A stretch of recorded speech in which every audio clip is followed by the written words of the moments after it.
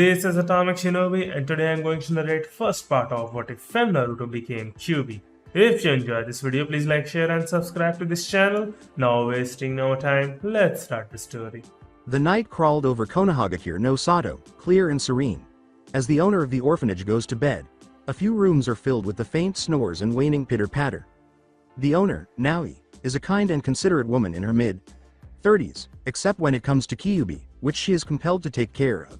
Keeping the other kids clean and uncontaminated, the Kyuubi kid sleeps contentedly in a separate room while Kyuubi keeps trying to break the seal he is trapped in. The Kyuubi roared, his voice deep and full of malice, "Damn you Yondaime and this cursed seal. Why will this blasted seal not break?" As he pounded his cage and fed chakra through the gaps in the hopes of either breaking the cage or controlling the mind of his container. However, the effect of the chakra is different from its original purpose. The Kyuubi had been feeding chakra to his container for a year. "It has been a year since I've been trapped in this cursed cage, and yet after all this time nothing has changed." The Kyuubi is unaware that the body of his container has not yet completely adapted to the dangerous chakra, which has been gradually killing and irreparably harming the child. A heartbeat that was once strong is now weak, slow, and soft, getting weaker with each beat.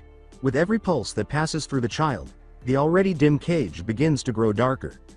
The Kyuubi asked the dimly lit room, "Now what? Don't tell me this brat is already meeting its end?" Kyuubi asked, wide-eyed, as he heard the thumping becoming softer.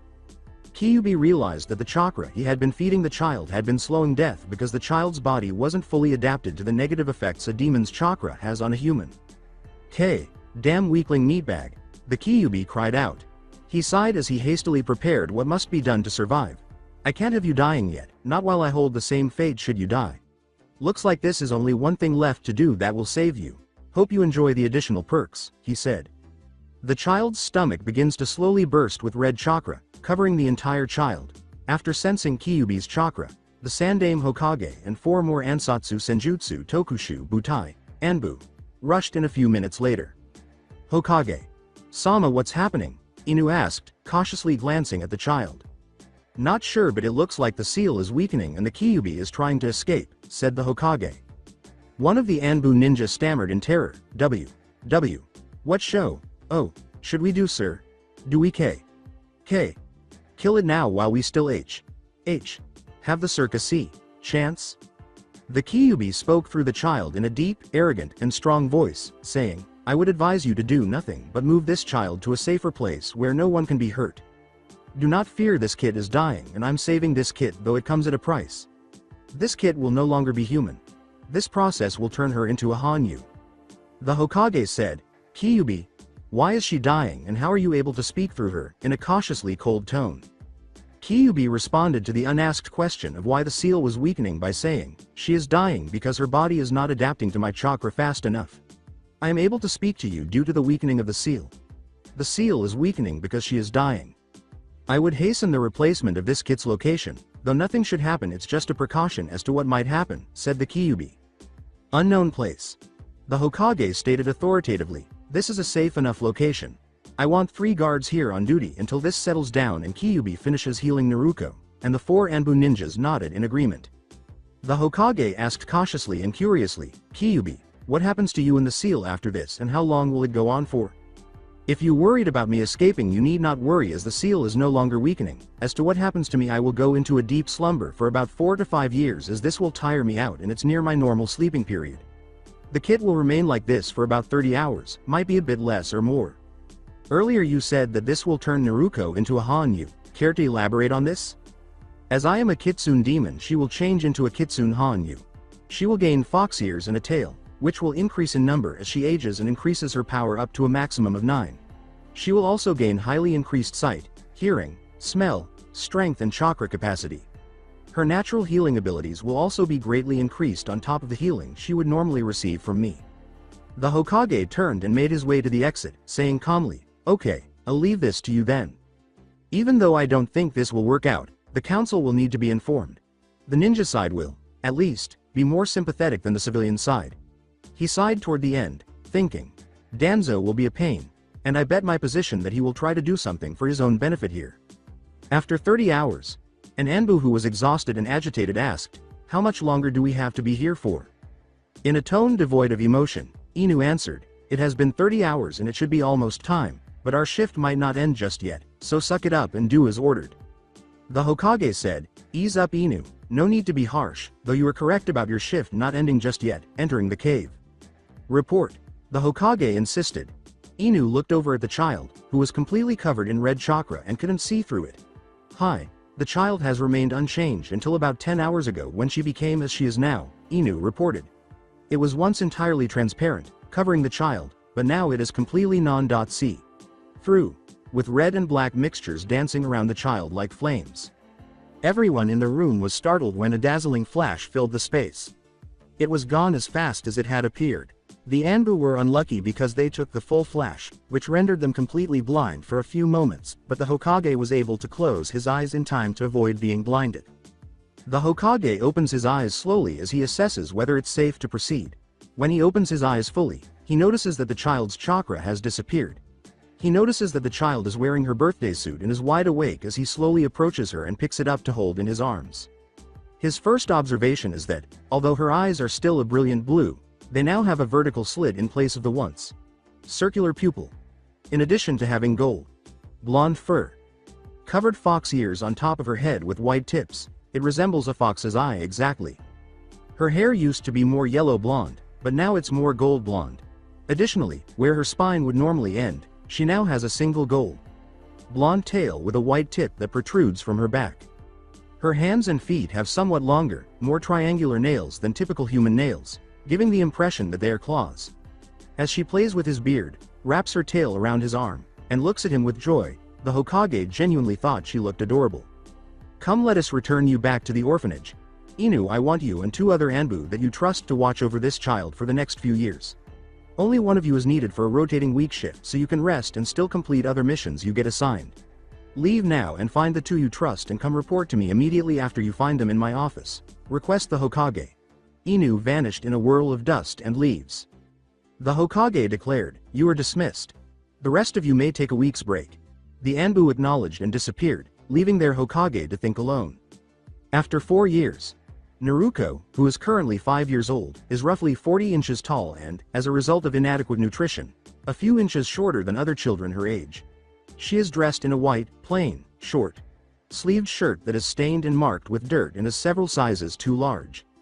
In order to finish off her ensemble, she is barefoot and wearing long, loose, dark orange pants that fall down to her ankles on the left and up to her mid-thigh on the right. To conceal her fox ears, her hair is tied in 2 pigtails that fall to the center of her shoulder blades. Each pigtail has a red bow tie ribbon. Her face is slender and heart-shaped, with 3 birthmarks on each cheek that resemble whiskers. Like her ears, she conceals her 2 tails, which are now wrapped around her waist beneath her shirt, because the villagers always make remarks about them when they see her. A few people are frantically running to escape the rain as it pours down in big, heavy drops. Head lowered, Naruto walked slowly down the rain-soaked road to her new apartment, which she had recently received from her grandfather, the Sandaime Hokage, while reflecting on the events of the previous few days. 6 months have passed since I was expelled from that terrible orphanage. At least I get to live in my own place, Naruto thought. She opened the door to her new apartment, which was in good condition despite being fairly old.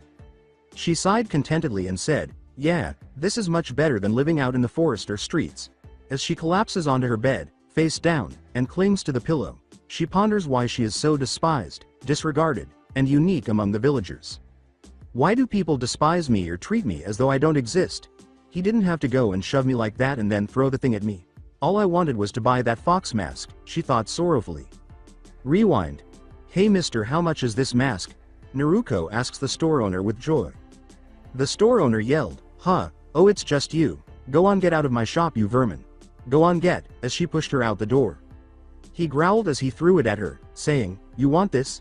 Here, take it and piss off." "Itai, hey, what was that for?" exclaimed Naruto, her eyes full of tears.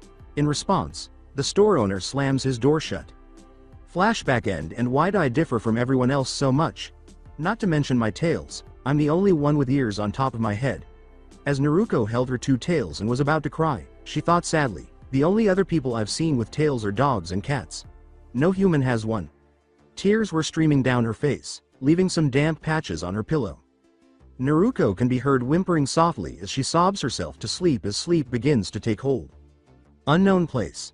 When Naruko awakens, she realizes right away that her surroundings have changed since she went to sleep.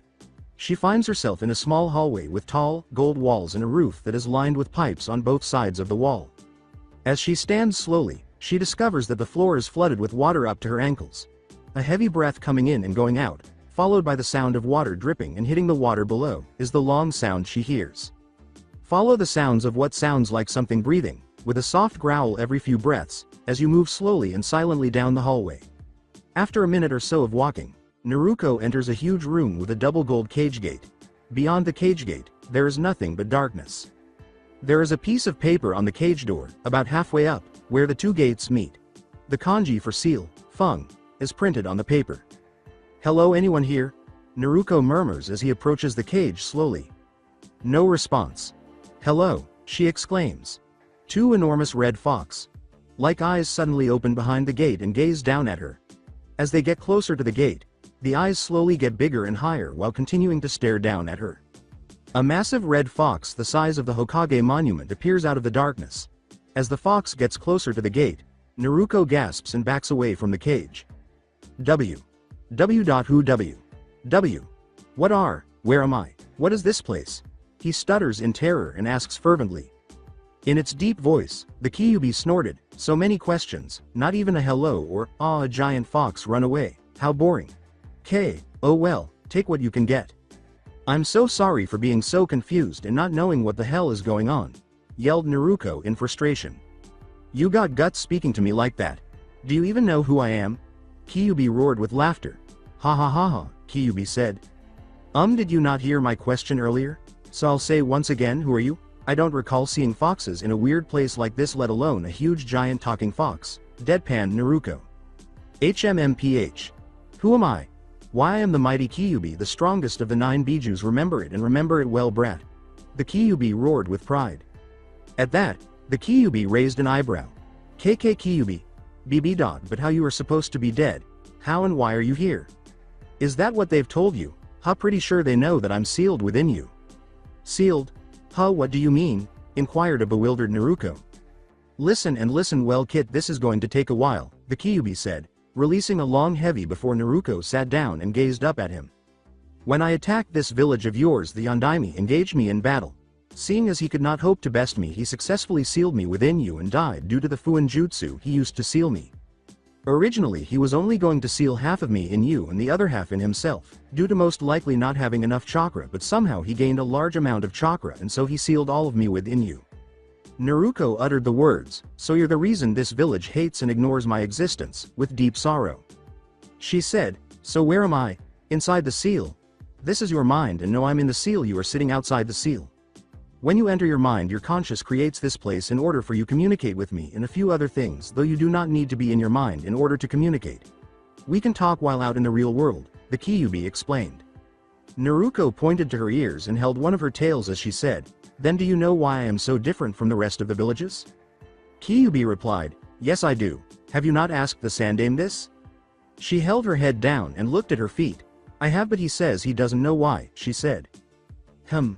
He does know why. As to why he hasn't told you, most likely trying to protect you. You will have to ask him yourself to get the correct reason.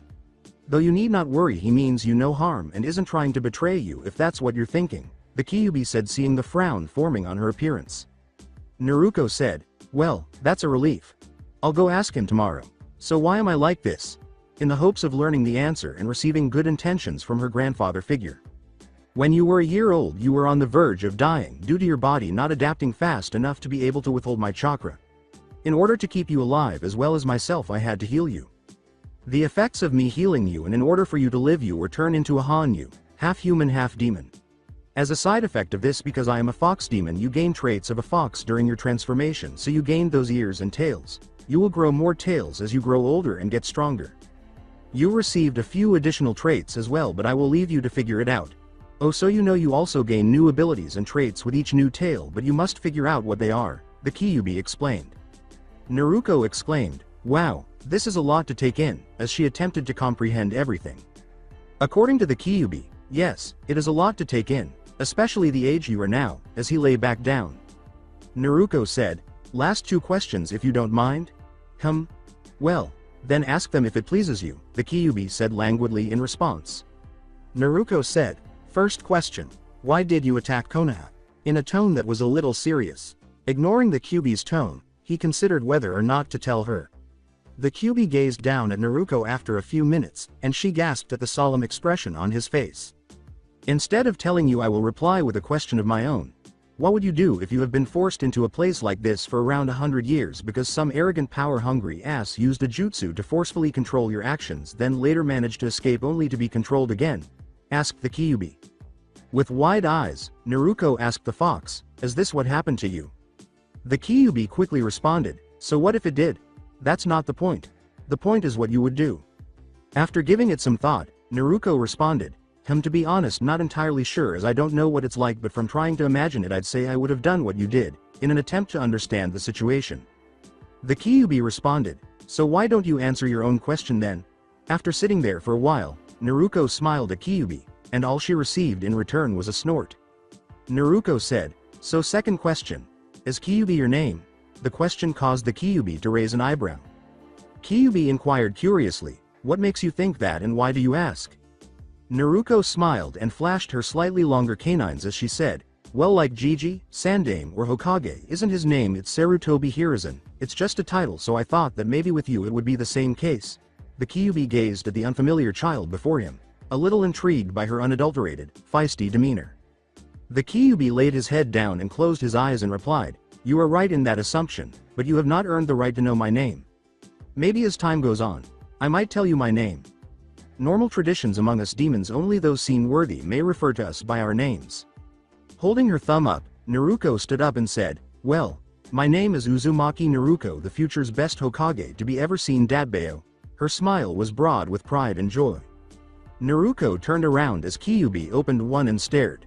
With a single tear streaming down her right eye, Naruko joyfully said, "Thank you, Kyuubi, you could have refused to say anything to me. At least I now know why I am so different from everyone in this village. I will have an easier life now that I know what I am, and I'm also very happy that I found myself my first friend." Kyuubi was left to ponder what she had just said after Naruko left the seal. "Friend?" the Kyuubi thought, "Interesting person. Let's see how long you can keep up that attitude," before he closed his eye and went to sleep. The following morning, Naruko felt much happier than normal. She hurriedly showered and changed into the same outfit from the previous day. "Kid, a few things I need to tell you," Kyuubi abruptly said. Naruko's scream caused her to stumble and fall, knocking the door open as she said, "Ah, damn it, Kyuubi, you scared the hell out of me. Going to have to get used to that." The Kyuubi laughed at Naruko's situation and remarked, "Ha ha ha ha ha, that was a good way to wake up in the morning." Naruko snarled, "Damn you, you damn fur ball," as she stood back up and secured her door. "Furball? Oi, you damn brat, I'm not a furball. Also, you don't need to talk out loud, just think what you want to say and I will hear it. You don't want people to think you insane, do you?" asked the Kyuubi with annoyance. Naruko thought sarcastically, "Well, maybe I do want people to think I'm insane," but Kyuubi simply rolled his eyes. "Anyway, as I wanted to say is that you are rather small for your age, and that ramen diet of yours doesn't exactly help," Kyuubi said seriously. Naruko retorted, "Hey, it's not like I can afford anything else, and Ichiraku Ramen is one of the few places that doesn't throw me out the moment I walk in. I have a solution to that. Now that you are a Hanyu, you are now able to eat raw meat as well as most foods that would normally kill a human, so when you finish your talk with the old man you should go hunting out in the forest for food. Not only will it keep you on a healthy diet, it will also allow you to train yourself a bit," Kyuubi ordered. With a hint of disgust in her voice, she said, "Raw meat? I don't like the sound of that, but if it will help then I guess." "Hokage Tower," a muffled voice said, "Enter," as Naruko approached the door leading to the Hokage's office and knocked. With a smile, Naruko said, "Hey Jiji," to the Hokage. "Naru-chan, what brings you here this morning? I trust all is well with your new apartment," replied the Hokage. His days are always made brighter by Naruko's visits. He always feels happier when he sees her smile, which is so sweet and innocent. "Yes, it's lovely, and again thank you for helping getting it and moving in," she responded. "Not at all, we can't have you sleeping in the streets or forest. So what can I help you with this morning, Naru-chan?" replied the Hokage. Naruko said in a somewhat apprehensive voice, "Well, Jiji, last night after I fell asleep I made contact with Kyuubi and he told me a few things like what happened when I was a year old. He said calmly, 'I see, so he told you why you are different from the other villages. but he was secretly hoping Naruto wouldn't take his deception about her behavior too personally. She looked down, concealing her face so that her expressions were impossible to read. Yes, he did, and he also told me about the additional abilities that come with it. He also told me that you knew about this, she replied.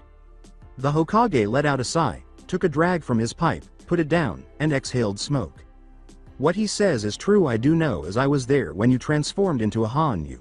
You must understand that I withheld this was to protect you from possible harming yourself and not doubt the villagers if they found out how you were turned. Life could have been a lot more difficult than you not knowing. I plan to tell you this when you graduate from the Ninja Academy, where I feel that you would be able to better handle this information when you were older and more mature. I am very sorry for having to lie to you about this, the Hokage said in the tone of his lecture. With an enormous smile on her face, Naruto gazed up at him and said, I understand. I'm just happy that it was the reason I was hoping to get. So Gigi, do you know who my parents were? With optimism. The Hokage gave her a sad smile, but Naruto quickly stopped smiling and turned back to the ground. When the Hokage saw this, he decided to tell her about it in the hopes that it would make her feel better. Naru-chan, I do know who your parents were, though I am sad to say that I can't tell yet, as they were both very powerful and famous people. I cannot tell you because your parents had more enemies than I dare to count, and if they found out they had a child they would go to great lengths to take revenge or attempt to kidnap the child. So Naru-chan, please understand this when I say I cannot tell you, though when you are promoted to Chunin I will happily tell you who your parents are, said the Hokage. Naruto joyfully exclaimed, well, then, Gigi, you better prepare to tell me because I will make Chunin in no time. When the Hokage said, I will hold you to that, Naru-chan, he smiled. Oh yay, Gigi, because I'm a Hanyu I'm able to eat foods that would normally make a human sick or kill them, raw meat being an example. So is it fine if I hunt in the forest? Replied Naruto. The Hokage said gravely, yes, you may, provided you are cautious and only take what you need. After saying, hi, I will, and thanks again, Gigi, Naruto hurried out of the office in search of a more promising and joyful future. Or did she? The sound of a bird chirping joyfully accompanied Naruto's slow awakening. She groaned, wiping sleep from her eyes. She dragged her feet to the window and said softly, in a weary voice, damn bird, do you always have to chirp from right outside my window? Stupid bird, and look, the sun is barely up yet, she sighed as she opened the window and waved her arms. No matter what I try I always wake up just before the sun comes up, Naruto complained. As she waits the 3 minutes for the ramen to cook, she taps her fingers impatiently on the table. I have to go hunting today because I'm out of meat. I must thank Kyuubi-chan for the hunting advice. While mentally thanking Kyuubi, Naruto reflected, not only do I get free food, but the pelts I get from my catches really do help to bring in some extra pocket money. You already thanked me 2.5 years ago when I taught you how to hunt, so there's no need to thank me, Kyuubi said, impressed by the idea of selling the pelts. You are the one who came up with the idea after seeing those hunters wearing animal pelts, he added. Good morning, Kyuubi-chan. Give thanks where credit is due, but that makes me realize that I still haven't thanked Inu-san. As Naruto was getting ready to take a shower, she recalled that he had offered to buy her clothes.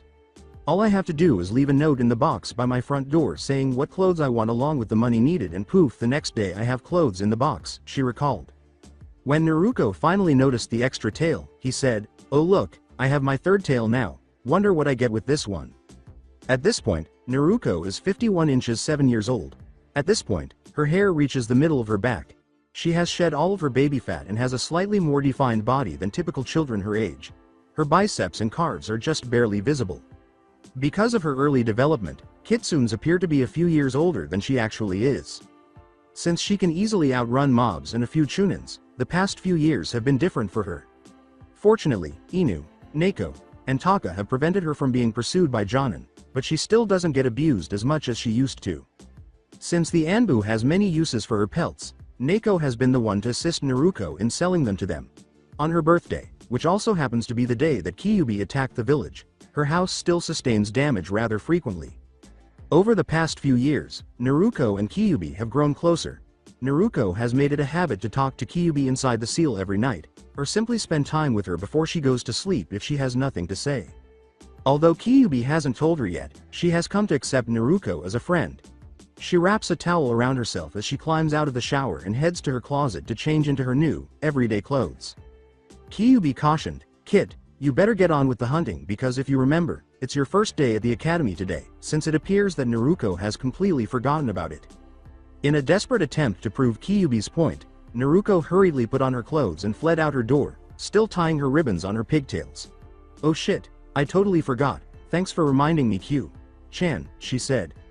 Her new outfit consists of long black skin, tight pants that fall to her ankles and a black long, sleeved tight shirt with an orange sleeveless jacket vest over it, similar to Yoruichi's from Bleach. Her black boots, which are slim and tight enough that the pants and boots appear to be one piece, reach her mid-calves, and her tails wrapped around her waist, creating the illusion of a belt. A few hours later, class doesn't start for another hour. In an attempt to envision her first day at the academy, Naruto thought, "I should still go and hang around school and see all who is starting with me this year. You should memorize the sense of all your classmates and teachers, you never know what might happen. Also, when your day is done, go to one of the training grounds, preferable one that is unoccupied, as now that you have your third tail I will teach you what ability that comes with it and how to use it," Kyuubi half warned and told. "Will do, but it sounds eerie the way you said that. What exactly are you going to teach me? I thought you mentioned that I needed to determine which skills each tail bestows. The only thing I've discovered is that the second tail significantly improved my flexibility and agility. I still don't know what other skills I possess, but I know that my strength and endurance increase severalfold with each tail," Naruto said. "So that he could go and get ready for this afternoon's training," Kyuubi said, "you will find out after school what I have in store," in a voice that made Naruto a little nervous. "And yes, I did tell you to figure it out, but this specific ability you might not figure out due to what they will be teaching you at the academy." Kyuubi said, "Go on, get. Class starts in about 20 minutes. "Interesting design, I'll admit," Naruto remarked as she entered the room and paused at the door, observing the classroom's layout.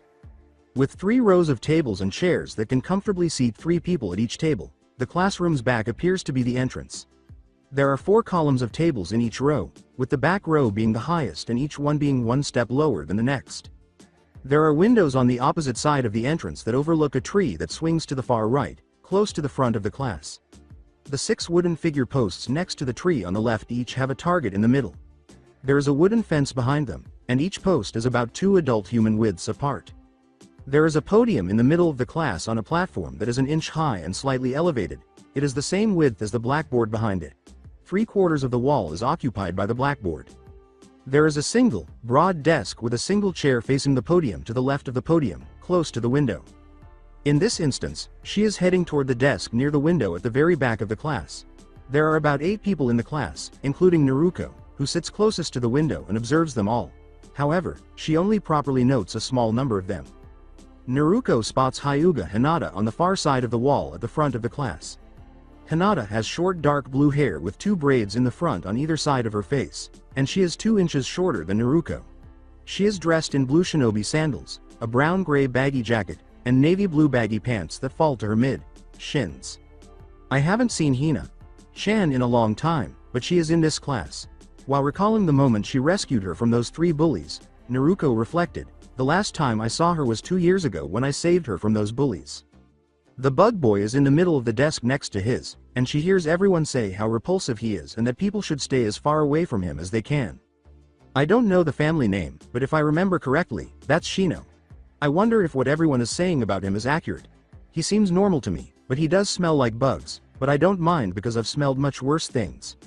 Naruto wondered why everyone was so upset about him.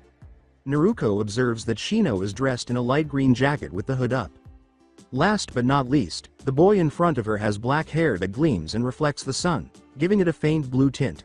From what Naruto can see, he is dressed in what appear to be white short pants and a short blue sleeved shirt with a lollipop-like symbol on the back. The top half of the shirt is red, while the bottom half is white. As Naruto wondered why the boy was so well-liked, Kyuubi growled, "So this is the Uchiha that I hear so much about. He seems good looking enough, but I'm not sure what the hype is about though. Is there anything about this boy that I should be aware of, Kyuubi?" After hearing Kyuubi growl quite aggressively, she asked. "No, maybe not yet, though do keep an eye on him. The Uchihas and I do not have a happy history. And no, I will not say any more," Kyuubi cautioned, responding to the forthcoming inquiry about the reason behind their unhappy past. 2 boys enter the room as Naruto is finishing her thoughts.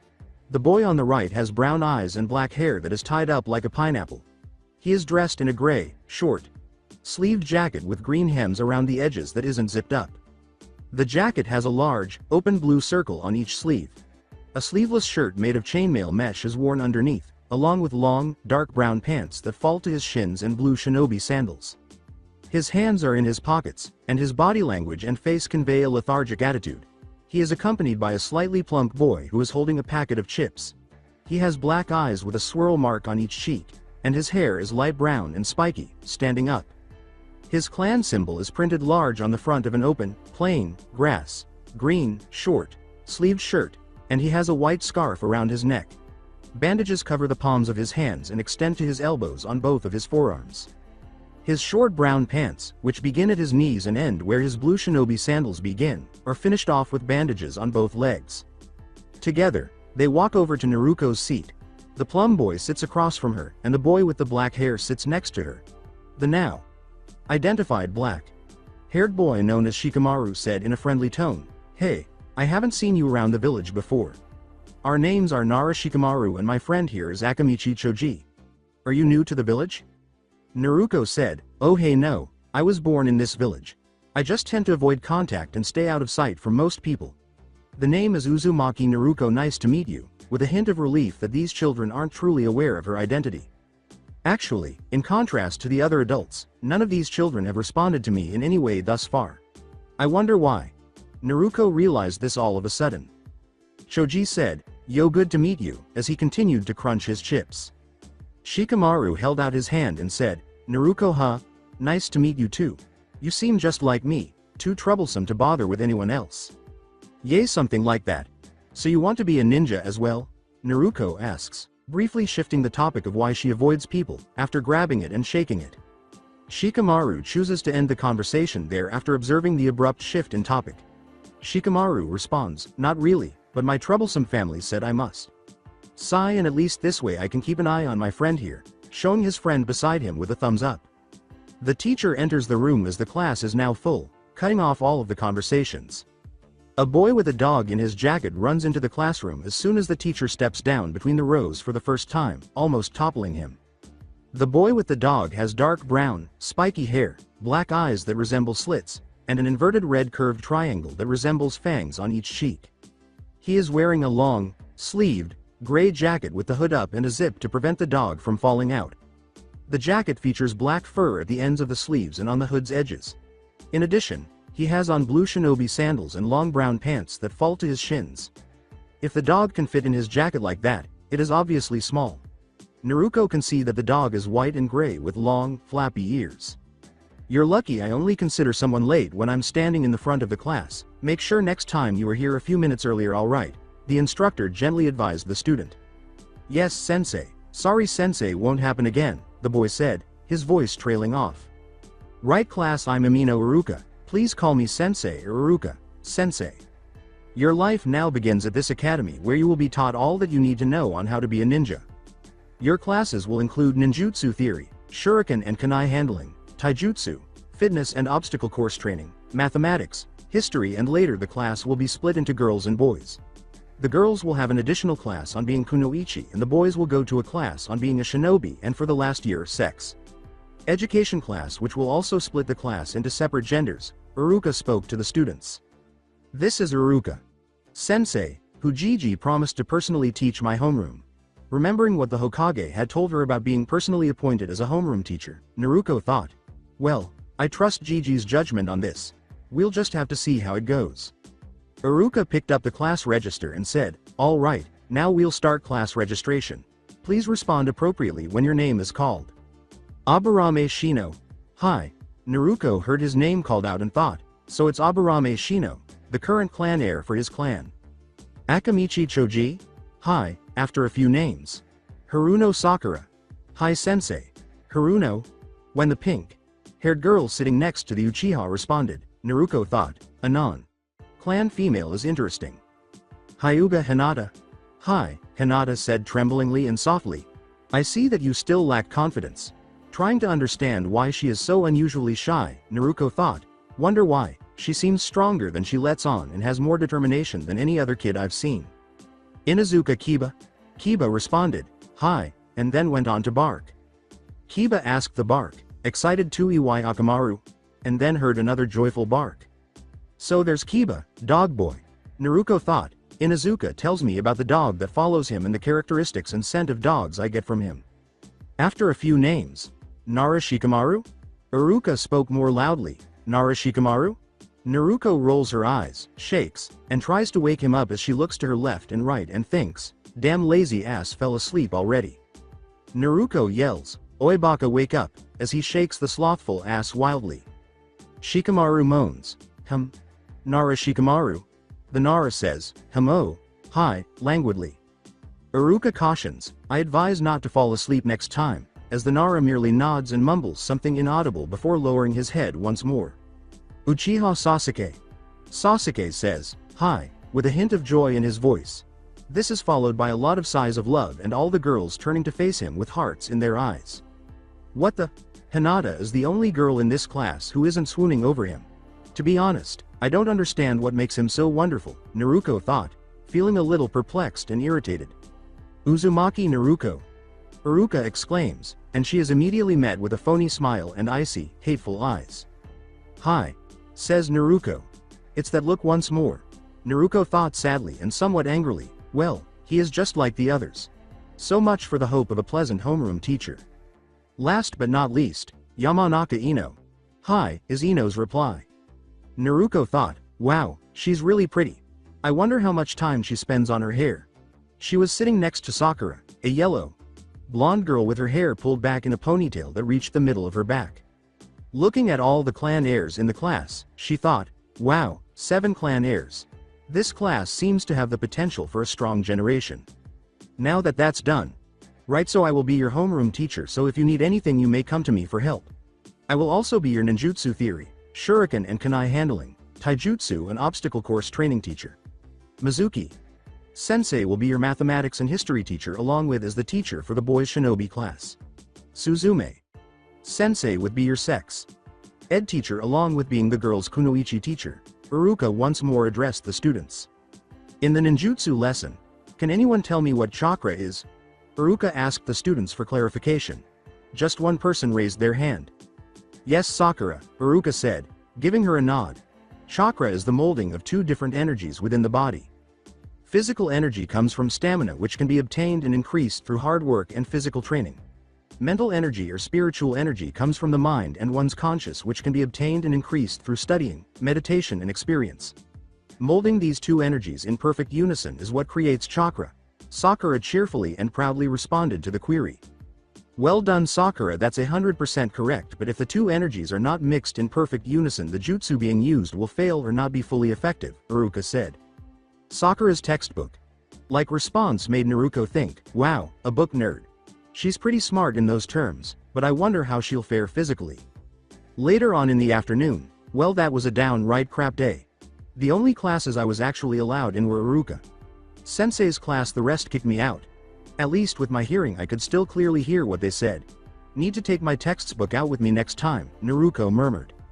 Although she was aware of the true reason, she had a terrible first day because she was dismissed from the classes before they had even started. She arrived at an empty training area, sat beneath a tree, and took a brief break from her daily routine of running as fast as she can through the village until she is unable to move anymore, after which she attempts to finish a lap. Naruto thought joyfully and pleased with her progress. Well, all this running is paying off. I can now run 3 times longer than I could when I first started, and I can now complete a lap around Konoha when I'm at my limit. Wonder if that's now my new limit. Kid, I told you running around will be worth it. Running like that only increases your stamina and helps define your muscles. You only gain minimal strength from it. Now that you have started going to the academy, you should start adding strength training to your schedule. Ask Inu to get you some weights for your legs, arms and chest, Kyuubi said to her, and don't think too much about you getting kicked out of class. There is not much you can do about it. You can go and speak with the old man, though I think it might make things worse. I can't wait to start my training regimen again, Yosha, Naruto thought excitedly. Naruto replied to Kyuubi with gratitude, and thanks Q-chan, if they carry on doing that for the rest of the week I will go speak with Gigi. What did you wish to teach me, then? Naruto inquired. Kyuubi responded with a tone of pride, I will be teaching the thing that makes us kitsunes stand out from the rest of the demons. Transformation, or better known as shape.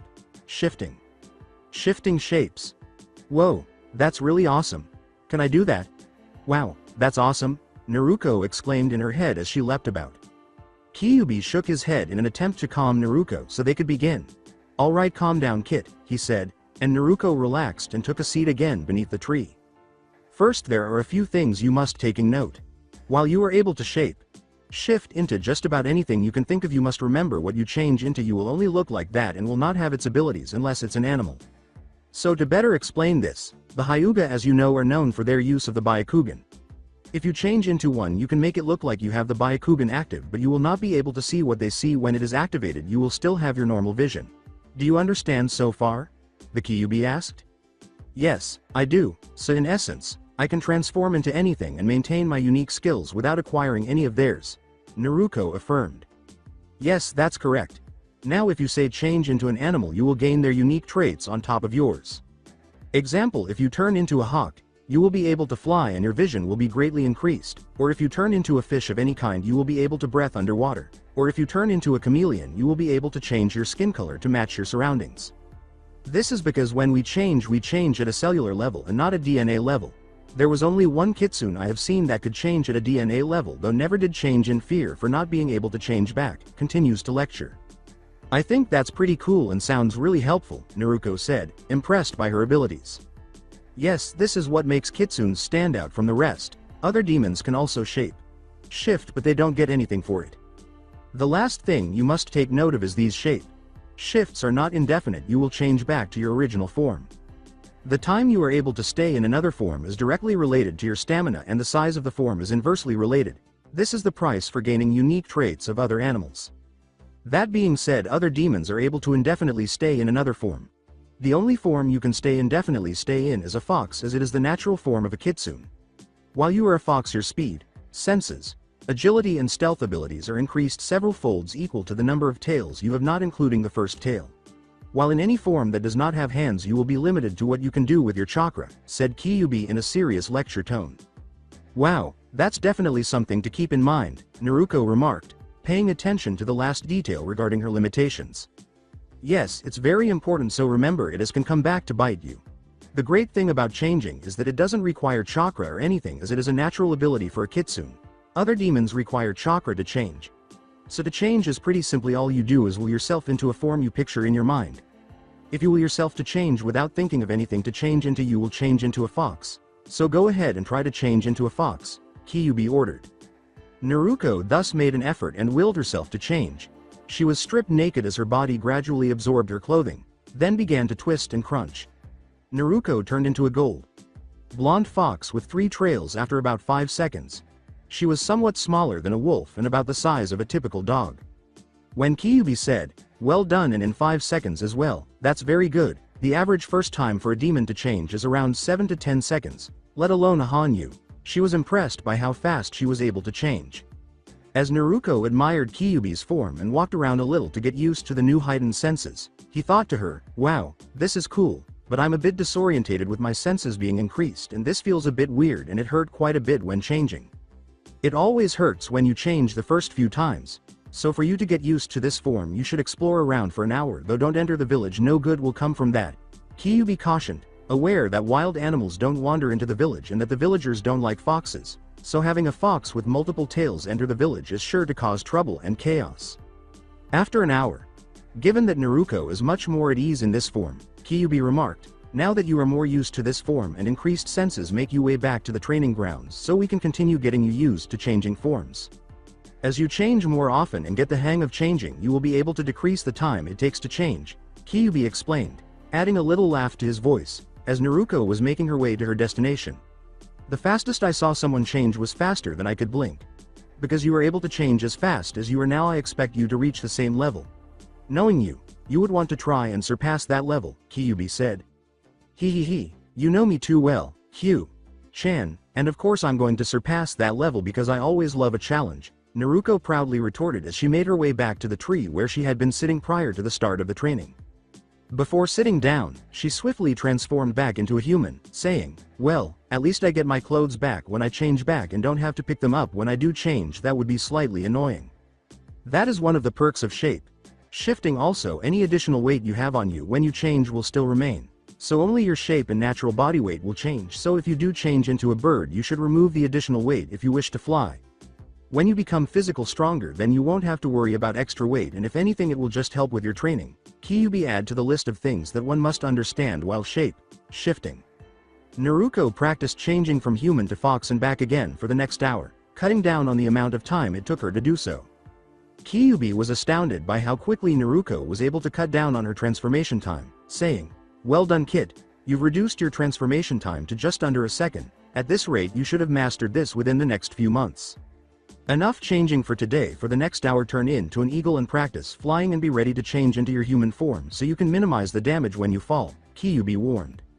As a result, Naruto spent the next hour flying around and crashing 5 or 6 times after takeoff. "This is the best ever," she exclaimed as she was soaring through the air, relishing the wind whipping past her face after she had finally managed to fly without tumbling like a tiny rocket. "It's exciting and thrilling to fly," Naruto exclaimed. The apartment of Naruto. She lands in front of her door, transforms back into a human, unlocks it, and enters. She writes a note to Inu and puts it in the box by her door as her first action. "Dear Inu-san, would you kindly get me a pair of wrist, ankle, and chest weights, ideally in the same color as my vest, when you have a moment. Since I don't know how much they will cost, just give me the receipt when you purchase them, and I'll reimburse you the difference. Regarding the weight, could you please let me know what you believe would be the ideal starting weight for me? Please remember that I am considerably stronger than the majority of people my age. In fact, if I had to guess, I would say that I am as strong as an adult. Since I recently developed a form that doubles, nearly triples, and maintains my strength for as long as I feel like it, could one pair please be twice as heavy as the first? Additionally, I want to sincerely thank you for the past few years and for all of the clothing and other necessities I have purchased. However, thank you in advance. I would prefer to thank you in person. Many thanks. Your favorite ninja from Kitsune." At the end, Naruto yawned joyfully as she undressed and wrapped her tails around herself before dozing off on top of her bed. "I hope Inu-san gets this soon. Really looking forward to adding to my training scheme," she thought. The following morning as Naruto approaches the door, she discovers that her delivery box is full. As she approaches it, she discovers that the weights she requested the previous evening, 2 notes, and a complete ninja weapon set with 2 pouches to store the weapons are all inside. When she noticed that there were 2 notes from Inu and Taki, she thought, "Wow, that was quick. I honestly didn't think it would be here already." Naruto opens the Taki note first. "Hi, Uzumaki-san. I hope the upcoming years at the academy bring you luck. As a gift for entering the academy, I have left you with all of the shinobi's equipment and pouches.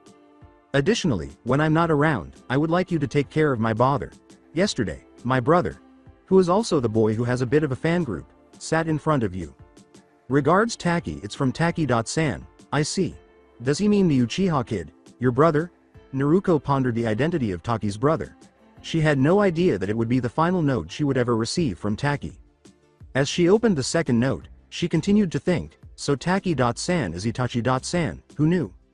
"Foxy-chan. I hope you like the weights that you requested. The fact that you are taking your training seriously makes me very happy. The vest is 25 kilograms, the wrist and ankle weights are 20 kilograms each, and the other pair is double the weight as you requested.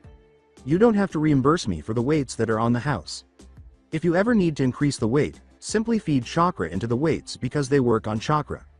Since I saw the fox and eagle yesterday during your training, I assume they're the new forms you were referring to. Don't worry, just me. Until you decide to tell them, Hokage and the other 2 Anbu will be aware of this.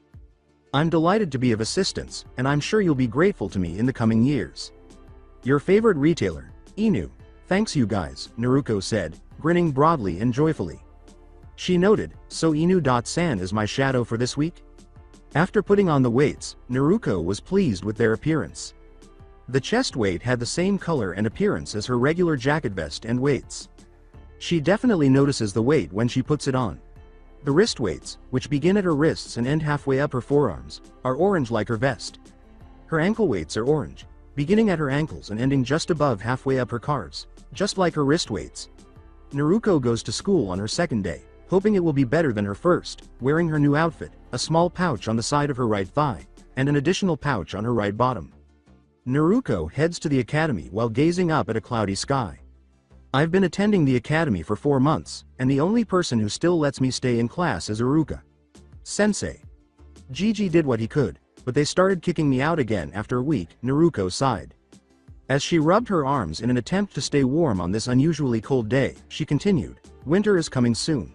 We need to get ready because it looks like this winter will be the coldest one we've had so far." Knowing how bad things get around her birthday, especially on the day itself, Kyuubi asked, "Kit, what are you going to do about your birthday that's in 2 months? You know how bad it gets during that time." "To be honest, Chan, I have no idea. It would be okay to live in the forest for a few weeks as usual, but now that winter is getting colder and I'm at the academy, I don't think it will work out too well this time." She responded, "I think I will go ask Gigi what I should do," after giving careful thought to what she could do this year to prevent the recurring mob attacks on her house and herself. "Don't forget to up the weights today, and I think you need a new pair. This pair is quite worn out. You should ask Inu for a new pair or if they can be repaired," Kyuubi informed. As he increased the weight, Naruko said, "Oh, I see. Thank you, Chan. I really like this set. I hope they can be repaired." Naruko has raised the weights 3 times in the last 4 months, including this increase. The wrist and ankle weights now weigh 35 kilograms, while the chest weight weighs 40 kilograms. She hunts in the morning, goes to school until about mid-afternoon, runs around the village, and does physical training that includes pull-ups, push-ups, and sit-ups. She practices flying, reducing her transformation time, and changing into different forms as fast as she can during her last training. In the academy, Naruko observes that Sasuke is earlier than normal and that he exudes a strong sense of melancholy and hatred as she enters the classroom. Naruko pondered, "I wonder why he is here so early and why he seems so different today. Aside from the body language, I can smell quite a bit of hatred." The conversation going on by the desk in front of Sasuke made Naruko's ears perk up. The boy whispered to his friend, "Hey, did you hear that the entire Uchiha clan was killed off and that this guy here is the only survivor? Really, that's awful. Wonder how the guy feels. Do you know what happened?" asked the companion. Naruko looks at the Uchiha with wide eyes and a little shudder, fading the conversation to her thoughts and saying, What, his clan was killed?" While Kyuubi kept his own more obnoxious thoughts to himself, Naruko reflected sorrowfully, "When was this? He seems fine. Yesterday must have happened last night." Later on in the afternoon, Naruko keeps her head down as she makes her way to her usual training area, reflecting on what transpired the night before. She learned a lot about what transpired during the day and on the drive to the training grounds. She found out that Uchiha Itachi had killed his whole clan, except for his younger brother. Although many were surprised that he succeeded, it should come as no surprise that he was the village's youngest Anbu captain, having joined the Anbu Corps 2 years prior at the age of 13. Naruko's biggest concern was that she found it hard to accept that he would act in such a manner. She never knew Taki-san well enough to know that he could do such a thing, but the main reason she doubted this was because Inu-san and Gigi trusted him to help and protect her. When she noticed Sasuke sitting on a wooden dock a few meters above a sizable lake, her thoughts came to an abrupt stop. She chooses to approach him slowly in an attempt to assist him. Sitting quietly next to Sasuke, he observes her but ignores her. Naruko asked, "So do you want to talk about it?" Sasuke simply gave her a cold, lifeless look, which made Naruko flinch a little before turning away. "You shouldn't keep this to yourself, you know. You don't need to tell me anything, but you should speak to someone," Naruko said with a smile. Moaned Sasuke. Naruko said a little louder, "You're not going anywhere with that attitude, which is why I said you should talk to someone." Sasuke shot back in a low voice, "What the hell do you know? Now if you don't have anything else to say, then piss off." "Yeah, you right, I don't know what it's like to lose someone or a family for the simple I've never either," she replied quietly. "What do you mean by that?" Sasuke asked, turning to face Naruko and raising an eyebrow. "I lost both my parents the day I was born to the Kyuubi attack, and because I was born on the day Kyuubi attacked, the village thinks I'm the Kyuubi reborn. They don't say it to write to me, but I can hear the comments they make about me. As a result, I'm hated or ignored by everyone in this village. So I may not know what it's like to lose a family or a clan, but on some level one can relate to the pain you feel," Naruko said quietly. When Kyuubi thought of the day he attacked, he kept to himself in silence. Sasuke was shocked to learn what this girl had gone through, even though he didn't express it. He looks at her for a few minutes before turning away from Naruko and silently reviewing the events of the previous 24 hours. "You don't have to believe me or listen to my words, you can honestly do them what you like, but at least think on them," Naruko says as she gets up and slowly leaves Sasuke's side. She then leaves to train. The following morning, Naruko observes that Sasuke is early today as well, but he appears more composed than he was yesterday. as they enter the classroom with Shikamaru and Choji. Choji offers Shikamaru and Naruto some chips as he walks over to the desk and sits down. As she eats some chips, Naruto silently ponders why Kyuubi hasn't spoken since yesterday morning and why she couldn't find her when she entered the seal. The silence yesterday was a little unsettling for Naruto, who is a little disturbed because Kyuubi usually says something, especially during training. Sasuke questioned, "So is it true?" Sasuke has been a little more moody since yesterday, which is to be expected given what transpired, but even before yesterday, the only times I've seen him speak were when he was being asked a question or during registration.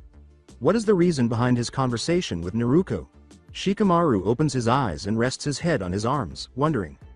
"Is what true?" asks Naruto. Sasuke, who was still seated and facing the front of the class, asked a little louder, "Is it true? Is what you said yesterday true?" I wonder what she said to get him to talk yesterday. As she continued to listen to the infrequent conversation between Naruto and Sasuke, the Nara pondered as she turned to face Naruto. "I said my piece and as I said it's up to you what to make of it," Naruto responds, lowering his gaze to Shikamaru. "That is for you to decide." "What was that about?" Shikamaru inquired without enthusiasm. She responds, "Not much, just some advice I gave about recent events," as she turns to face the window. Shikamaru closes his eyes and says, "Seems too bothersome, so I'll just leave it at that," realizing that he will not be able to extract any more from her. In the course of ninjutsu class, Iruka stood outside in front of the training posts and gave a lecture.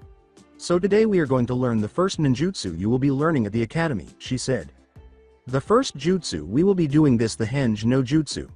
The Henge no Jutsu uses your chakra to coat your body and chances your appearance to what it is you want to transform into.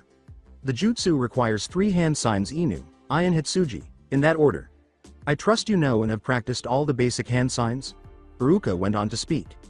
Iruka ran through the hand signs and said, "I will demonstrate once, then I want you to practice until class is finished." The current Hokage appeared with a puff of smoke, and Iruka gave the order in the Hokage's voice, "Right, now you guys try." Later on in the afternoon, Naruto abruptly detects 2 more scents while punching a training post. She takes several sniffs and recognizes the 2 scents while continuing to punch to give the impression that she hasn't noticed. That's Sasuke and Hinata. For what reason are they present? As Naruto continued his training, he thought, "I guess I'll have to put my shifting training on hold. They appear to be merely watching me. I understand Hinata, but why Sasuke?" She questioned why Sasuke was present. Naruto inferred that Hinata was admiring him, but Sasuke was unaware of this. "How often does Hina-chan watch me like that? This is the first time I have realized she is here. I hope she doesn't know about my shifting." Her eyes suddenly widened, and she began to panic. Naruto swiftly vanishes from view after Hinata smells that Sasuke has left, only to reappear in front of her, frightening her. With a gasp, Hinata staggers back and collapses. "So Hina-chan, how much have you seen and how much do you know?" Naruto asks, catching her before Hinata falls to the ground. Hinata blushes intensely and stammers out something as she looks up at Naruto. Naruto releases Hinata and they sit down together. "Sorry Hina-chan, I can't hear you," Naruto says. I said T, that I've only seen you change I into a fox and an eagle. As to what I know I it's next to N, nothing. Have only seen you train from afar W, with my Byakugan, this is the circus closest I've been to Y. You, Hinata murmured.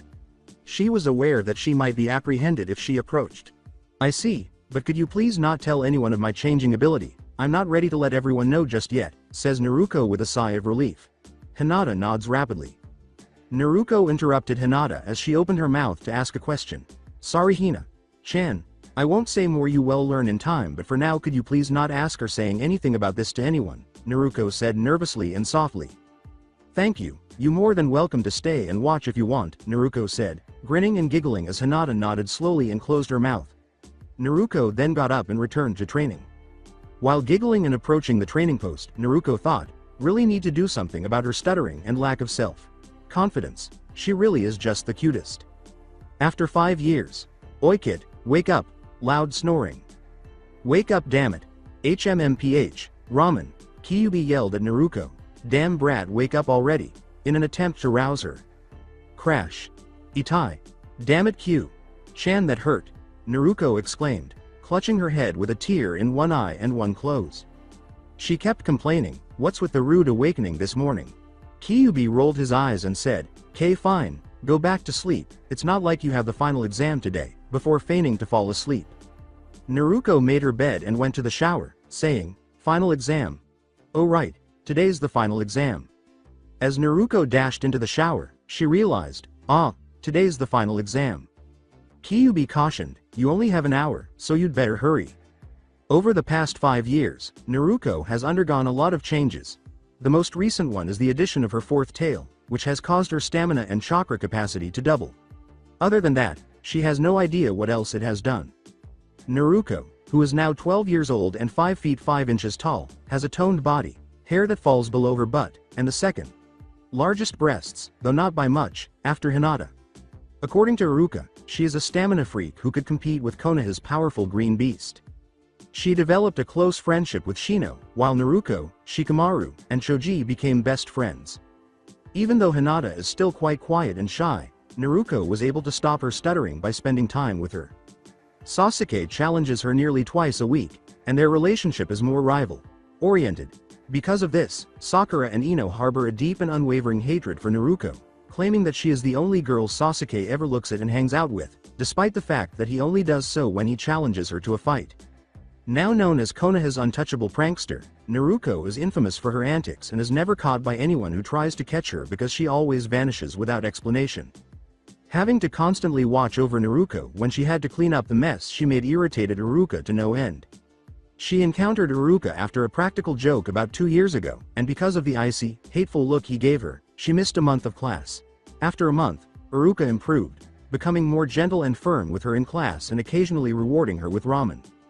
Having an adult outside of Ichiraku and the Hokage that she can trust and who views Iruka as her brother was a huge relief for Naruko. Inu.san no Inu.ni is also seen by Naruko as a brother. Since she couldn't do Bunshin or Jutsu no matter what she tried, Naruko reflected, "I'm very happy that I went to Gigi a week ago because without the help he gave me I don't think I would have been able to pass this exam." Rewind to a week ago. Naruko cheerfully said, "Hey Gigi," as he entered the Hokage's office.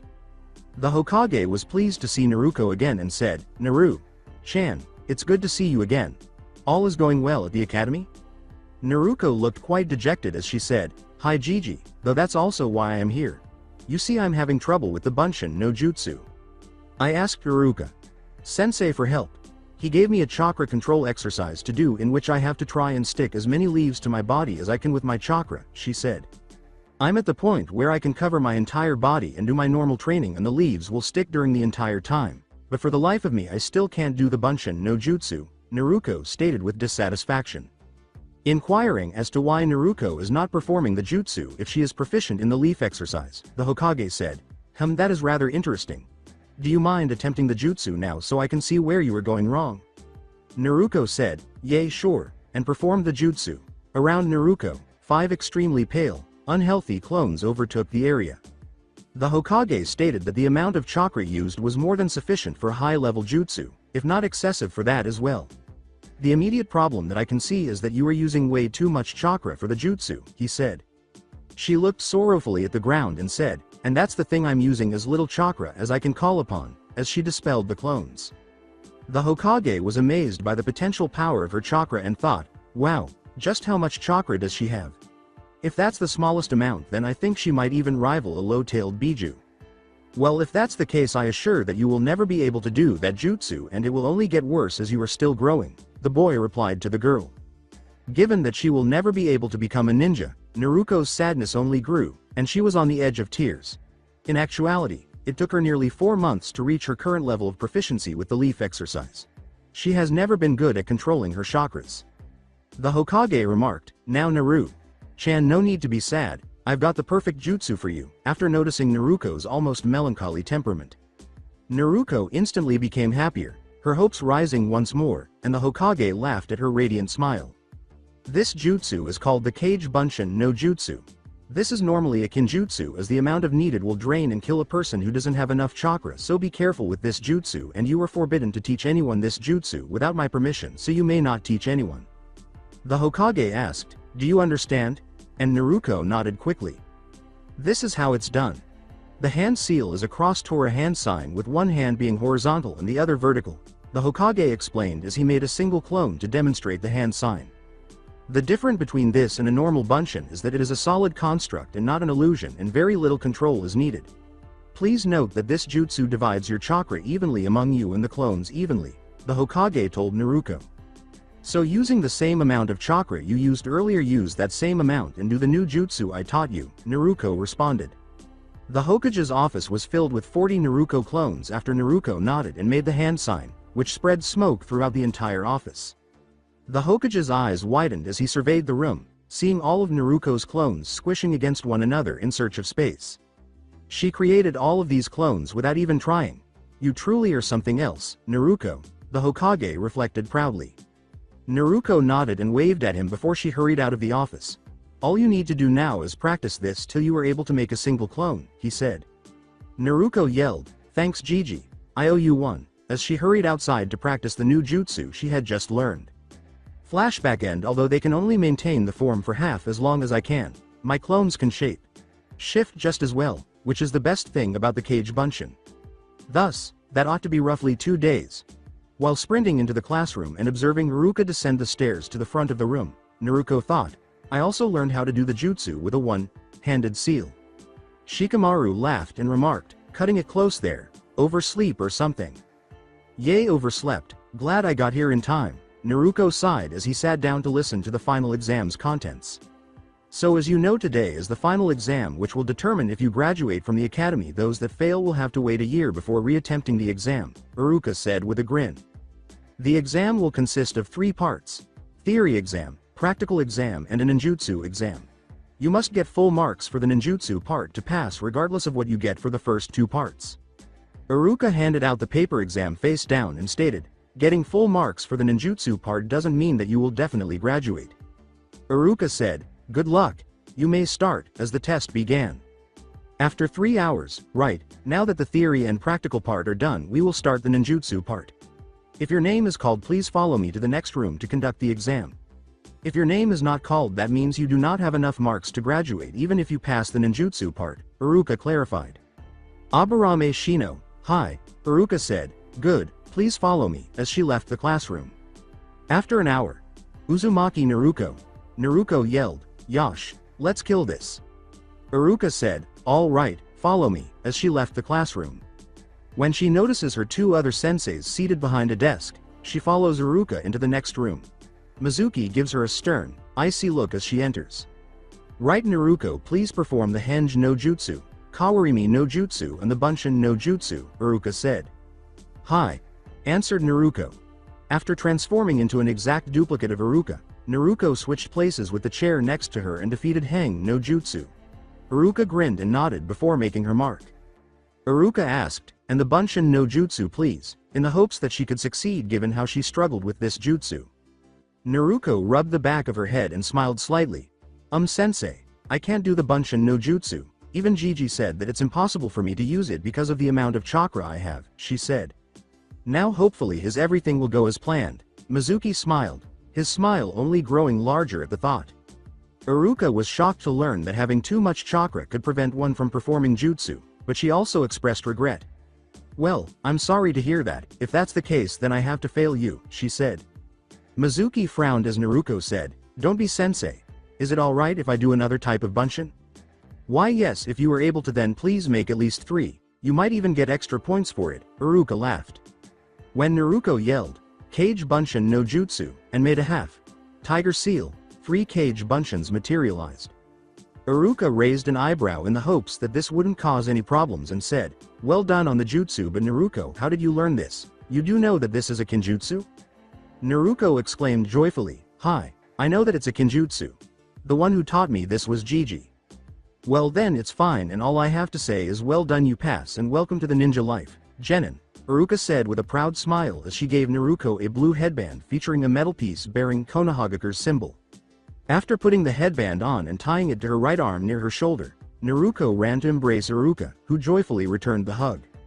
From Haruka's position, he could clearly hear Naruto shout, I am Uzumaki Naruto, remember it and remember it well, for I am Konoha's future's best Hokage Dabbeo. Iruka grinned and shook his head before leaving the room to collect the final student. A few minutes later, Iruka and a beaming Ino entered the classroom. I would like to say well done to everyone and that no one failed. I will be expecting this generation to do great things. For now you have a week's break before team placements will be announced. So please return next week to this classroom normal school time. Until then you are dismissed, Iruka said with a smile. Later that night, this is pant. The most I have done. Pant. In. Pant. One go, but then again, it is the most. Pant. Time I have in a day to train like. Pant. This. Naruko, heavily perspiring and breathing, sat beneath a tree after a challenging training day. It's going to be a hard week, she said to herself in between breaths. It's getting late, the sun is almost down, she remarked, observing the rapidly approaching darkness. Sniff. Sniff. Sniff. As Naruko sniffed the air and ran to the source, he thought, what the, that's blood. Sniff. Sniff. Naruko thought, that's Iruka. Sensei and Mizuki. Sensei, as she transformed into a fox and accelerated to her maximum speed. Clearing the old training ground, Naruko skids to a stop as he arrives in time to witness Iruka Sensei being pinned to a small, ancient building by multiple kunais. Iruka yelled in agony, Teme, what the hell do you think you are doing? With a smile, Mizuki said, why just delivering a special package to Orochimaru Sama, as she descended from a branch, carrying a Fuma shuriken, and approached Iruka slowly. As the real Naruko transforms into a kunai, Naruko swiftly executes a cage bunshin after noticing Mizuki pulling back his right hand to throw the enormous shuriken. Mizuki is stopped in his tracks when the clone throws the kunai, swerving it into space between his feet. The clone vanished as soon as it passed through the kunai. Mizuki looked toward the area where the kunai had come from, but she couldn't find anyone. What the, who's there? She asked. Iruka couldn't even tell who had used the weapon. Naruko used the distraction to change back into her human form and crouch in front of Mizuki. After training all afternoon, Naruko used all of her remaining strength to jump, raise her right knee, and knee Mizuki in the chin, sending him skyward. In order to finish, Naruko spun around completely before kicking Mizuki in the chest with her right foot, which caused him to crash into the tree behind him and topple it over on top of him. Naruko growled as he landed silently and then turned to check on Iruka. In an attempt to ascertain the situation, Naruko inquired, Iruka Sensei, are you okay? And what's going on here and why is Mizuka Teme attacking you? Naruko, I'm fine and Mizuki stole a forbidden scroll from the Hokage's office, explained Iruka, perplexed by Naruko's origin. Naruko picked up the scroll next to the unconscious Mizuki and asked, you mean this big thing? Iruka said, yes. What about that Teme underneath tree? He's just unconscious, though I did feel a few bones cracking when I kicked him earlier, Naruko said, removing the kunais from Iruka and placing him down. So Naruko, where did you come from and why didn't we sense you dispelling the henge? Good job on using the henge to disguise yourself as a kunai. Iruka was impressed. Naruko sheepishly rubbed the back of her head and said, well, earlier I smelled blood and followed it here where I saw you being attacked. The reason for not sensing me is because it's not a henge, it's my shape. Shifting ability. Shape. Shifting? Iruka asked, perplexed. Naruko reiterated, yay shape. Shifting, as she transformed into Iruka and then returned to her original form. Iruka simply stood there, gaping. Right, so do you want to get some ramen after we report to the Hokage? Iruka asked, quickly gathering his thoughts. As she jumped up and down on her way back to the village, Naruko joyfully replied, Yada, thank you Iruka. Sensei. Let's go then, what are you waiting for? He shook his head and laughed as he followed Naruko as he pulled a scroll and bound Mizuki. At the ramen Ichirukas in exchange for saving Iruka and returning the scroll and the trader, Naruko and Iruka received money for a B rank mission during their meeting with the Hokage. Naruko said, thanks Iruka Sensei, for the ramen. Iruka thanked her proudly as he paid for the ramen, saying, pleasure, but it should be me that needs to thank you. You saved my life back there, so thank you Naruko, you did really well. As they left the stage together, Iruka gave Naruko advice. Naruko, your life will only get harder and more difficult from now on, so make sure to train hard and keep your head about you, she said.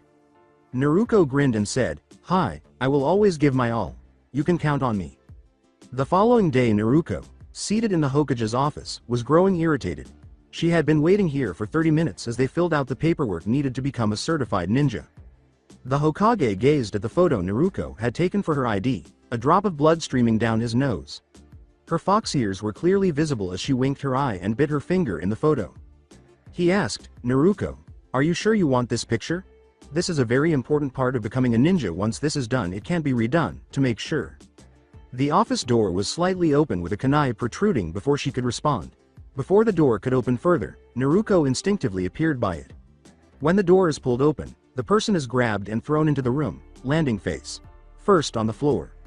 Naruko jumped on the attacker before they could move, pinning their head to the ground with one tail and binding their hands behind their back with the other.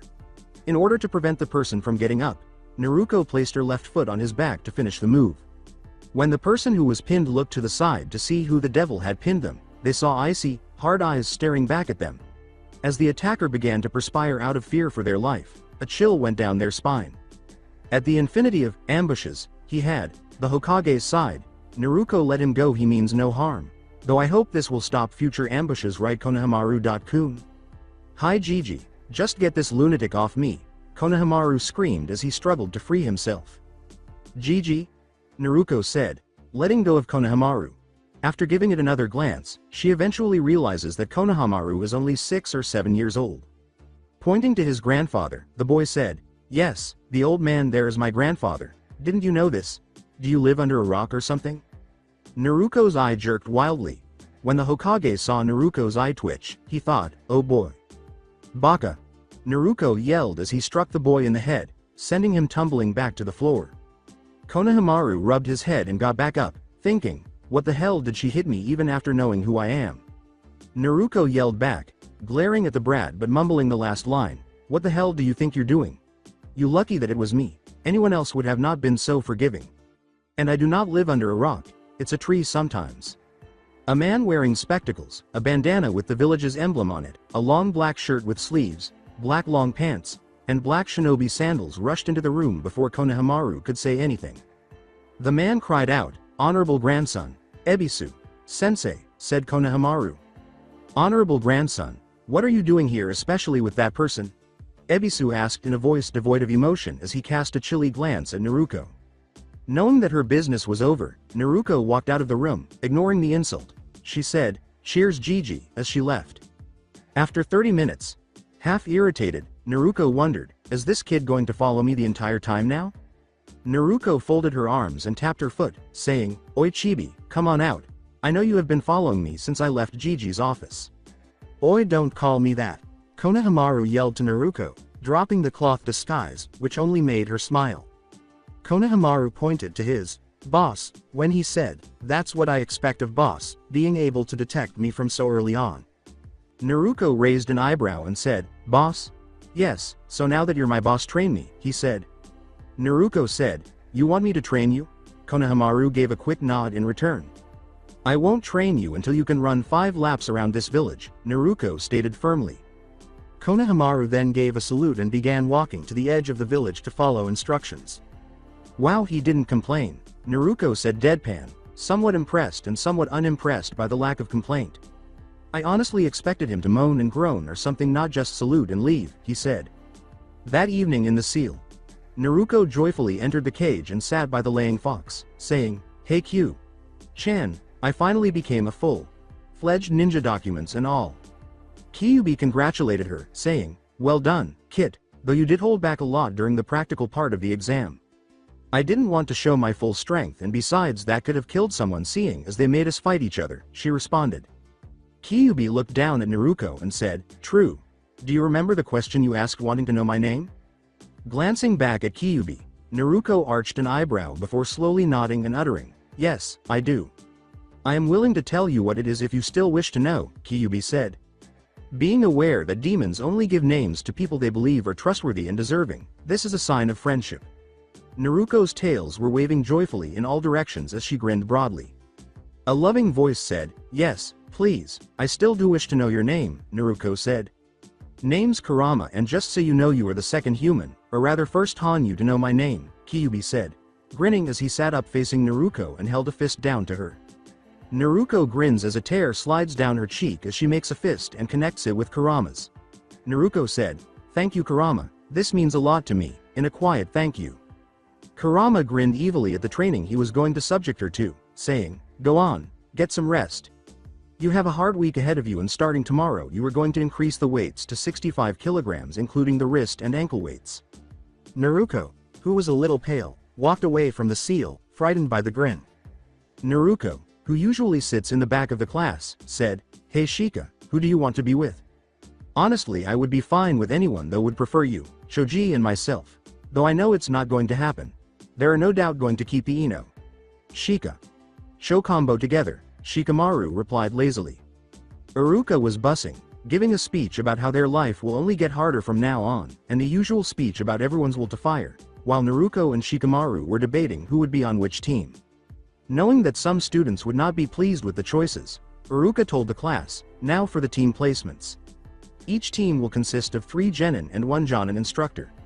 You cannot swap with others. The team you were put in is the team you will remain in." His remarks were primarily directed at the group fangirls who would not be paired with a particular Uchiha. Team 1, after a few teams. Team 7. Uzumaki Naruko, Haruno Sakura. With tears streaming down her cheeks, Naruko exclaimed, "Why'd I get the fan, girl?" Sakura spoke sorrowfully, lowering her head to the desk. "Great, I get the Uchiha's bitch," she said. "Oi, come say that to my face forehead. Slut." Naruko rushed back, putting one foot on the desk and standing. Sakura got up and faced Naruko, forcing Shikamaru to back off a little while complaining about unruly women. "Huh, what did you say?" she said. "Sit down, and keep quiet," Iruka yelled using his well-known big head jutsu before things got out of control. Sakura gave a furious nod, then remained silent and sat down, while Naruko simply scoffed and sat down again. "As I was saying, Team 7 consists of Uzumaki Naruko, Haruno Sakura and Uchiha Sasuke," Iruka went on to say. "Shanaru. Take that Ino. Buddha," she yelled, gesturing to the Ino seated beside her. "At least I don't get the Uchiha's bitch on my team forehead," Ino exclaimed after sobbing for a short while before turning back on Sakura. The verbal altercation caused Iruka to perspire. Dangerously, Naruko's eye twitched. Iruka announced the names of the next team after noticing that Naruko might be going to kill someone. Iruka said, "Team 8. Hyuga Hinata, Aburame Shino, and Inazuka Kiba," and was pleased that this helped to defuse the situation. Team 9 is still in circulation. Team 10. Yamanaka Ino, Nara Shikamaru, and Akamichi Choji, Iruka concluded as she called out the teams. Sakura tried to console Ino by telling her how correct she was, but the Uchiha on her team made up for it. Ino sobbed for the second time, complaining that life was unfair. Ino continued to cry. When Iruka said, "You are all dismissed till after lunch where you will meet your Jonin senseis," the class was dismissed. 3 hours following the end of lunch. "Gah! Where the hell is this guy?" exclaimed Naruko, who was pacing the room in annoyance. She was not a patient person. Sakura and Sasuke both agreed with Naruko, but they didn't express it. Taking the board duster, Naruko exclaimed, "That's it, he asked for this, instead." Naruko positioned it so that it would fall when the door opened. Sakura's inner self was beginning to like this girl when she asked, "Oi baka, what are you doing?" "What he deserves," shot back Naruko's sneer. Naruko was so irritated that she used the Henge no Jutsu to create a clone and transform it into a huge hammer. Sakura and Sasuke were both taken aback by this. Sakura asked in confusion, "Naruko, what is a clone going to do? It's not like it can do anything," not understanding what Naruko was doing. Naruko responded, "It's a cage bunshin, it's not the same as a normal bunshin," as he positioned the hammer parallel to the floor above the door. "There, this is going to be good," Naruko remarked, laughing viciously. "What is she doing? She must know that won't work on a Jonin of that caliber," Sasuke pondered. After a few minutes, the door opened. When a head emerged through the door, the hammer swung downward, striking the person in the face and causing him to stagger backwards after the board duster struck him on the head. It really did work. "I don't think so," Sasuke's eyes went wide as he thought. "Shaw, fantastic job, Naruko," Sakura's inner voice yelled. The man's eye twitched as he walked back into the classroom. He had been expecting the duster but not the hammer. Naruko was laughing so hard that she was rolling around on the floor, almost urinating.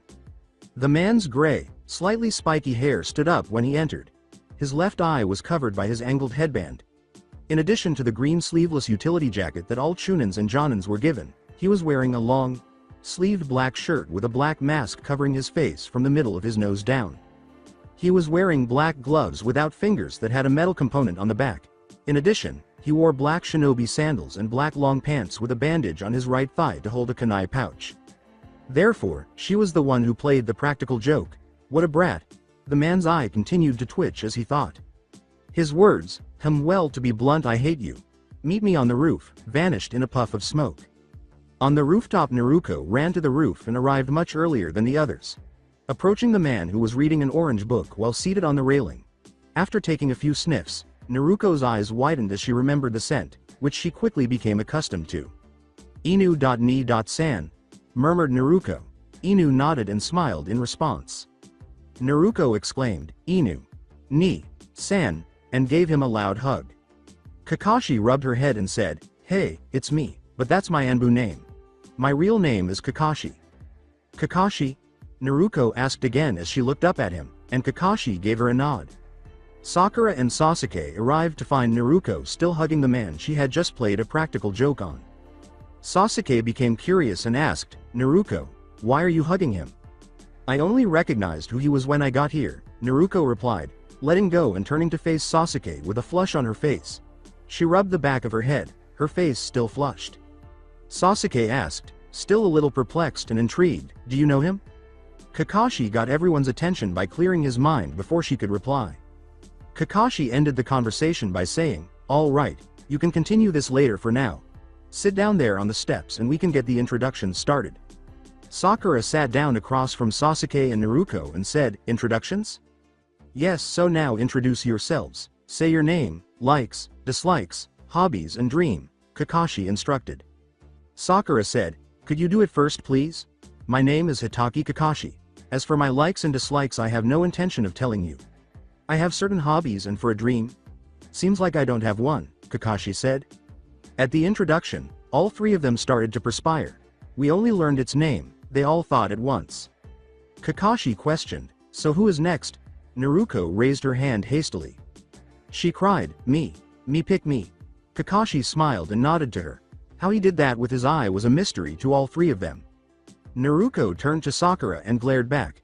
My name is Uzumaki Naruto. I like hunting, training, and ramen. I hate keeping secrets between friends and the 3 minutes it takes for the ramen to cook. I also hate fangirls, Naruto said. Kakashi thought, at least I won't have to worry about Naru-chan being a fan. Girl. Before I continue seeing, as we are going to be a team, I don't want to hide and keep secrets, so I have something to show you, Naruto said tremblingly, trying to gauge whether she was acting appropriately by looking at Kakashi. Kakashi gave her the all clear on one of the secrets, saying, Naruto, it's your choice whether or not to reveal your additional features. However, your other secret has to remain a secret until you have at least entered the Chunin exams once, so it will have to hold off till then. Sakura asked, secret? And Sasuke raised an eyebrow in agreement. Naruto looked at her feet and said softly, yay, so please don't freak out, though we'll understand if you wish to avoid me afterwards. She unwrapped her 4 tails from around her waist, allowing them to freely move from side to side, and pulled the ribbons to reveal her fox ears in her hair. Sakura merely scoffed, but Sasuke's eyes widened and he blushed a little.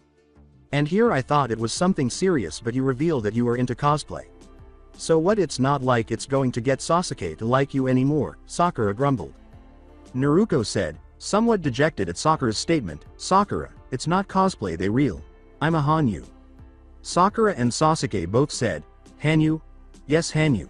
Half human, half demon, she said, concealing her face as she turned to face her feet. Sakura's remark didn't help Naruto, who was already struggling to disclose this out of concern for their reaction. Sakura's eyes widened as she glanced at Naruto and saw that the tails and ears were moving too naturally for a henge no jutsu or costume. Sakura glanced at Kakashi, who merely gave a nod. The harsh warning from Kakashi made Sakura and Sasuke perspire a little. Normally this is an S-class secret punishable by death. Only Naruto is allowed to reveal this, so you are not to say anything about this unless Naruto says so, he said. I'm sorry Naruto, I didn't know. It's just that it's not something you normally see every day, Sakura apologized. Naruto tied her hair in a ponytail and said softly, it's fine, Sakura, thank you. I guess because I'm so used to it that I forget that it's not a normal human thing to have. She asked, glancing at Sakura and Sasuke to gauge their reactions, so you guys don't hate me? No, it doesn't change anything. I actually think it's rather cute, Sakura said, blushing, and Naruko soon followed, blushing as well.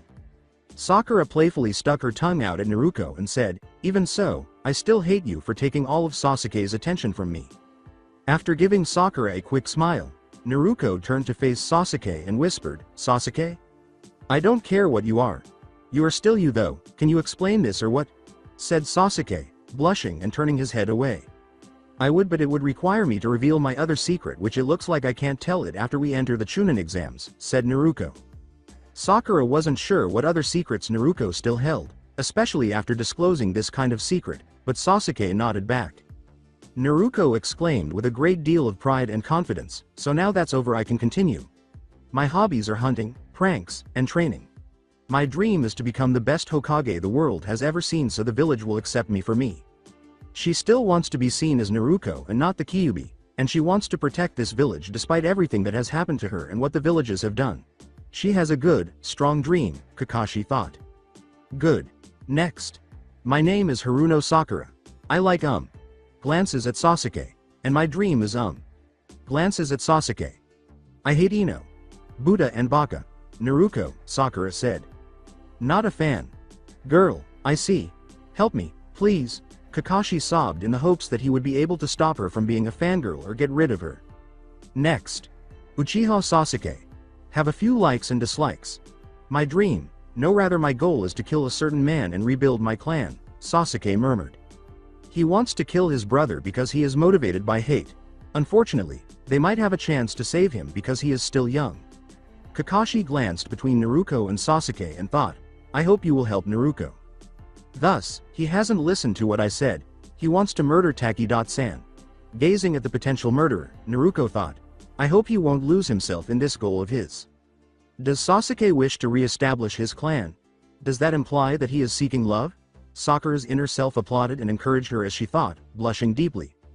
Tomorrow we start our survival training, so be at training ground 7 tomorrow at 0500 hours, Kakashi instructed.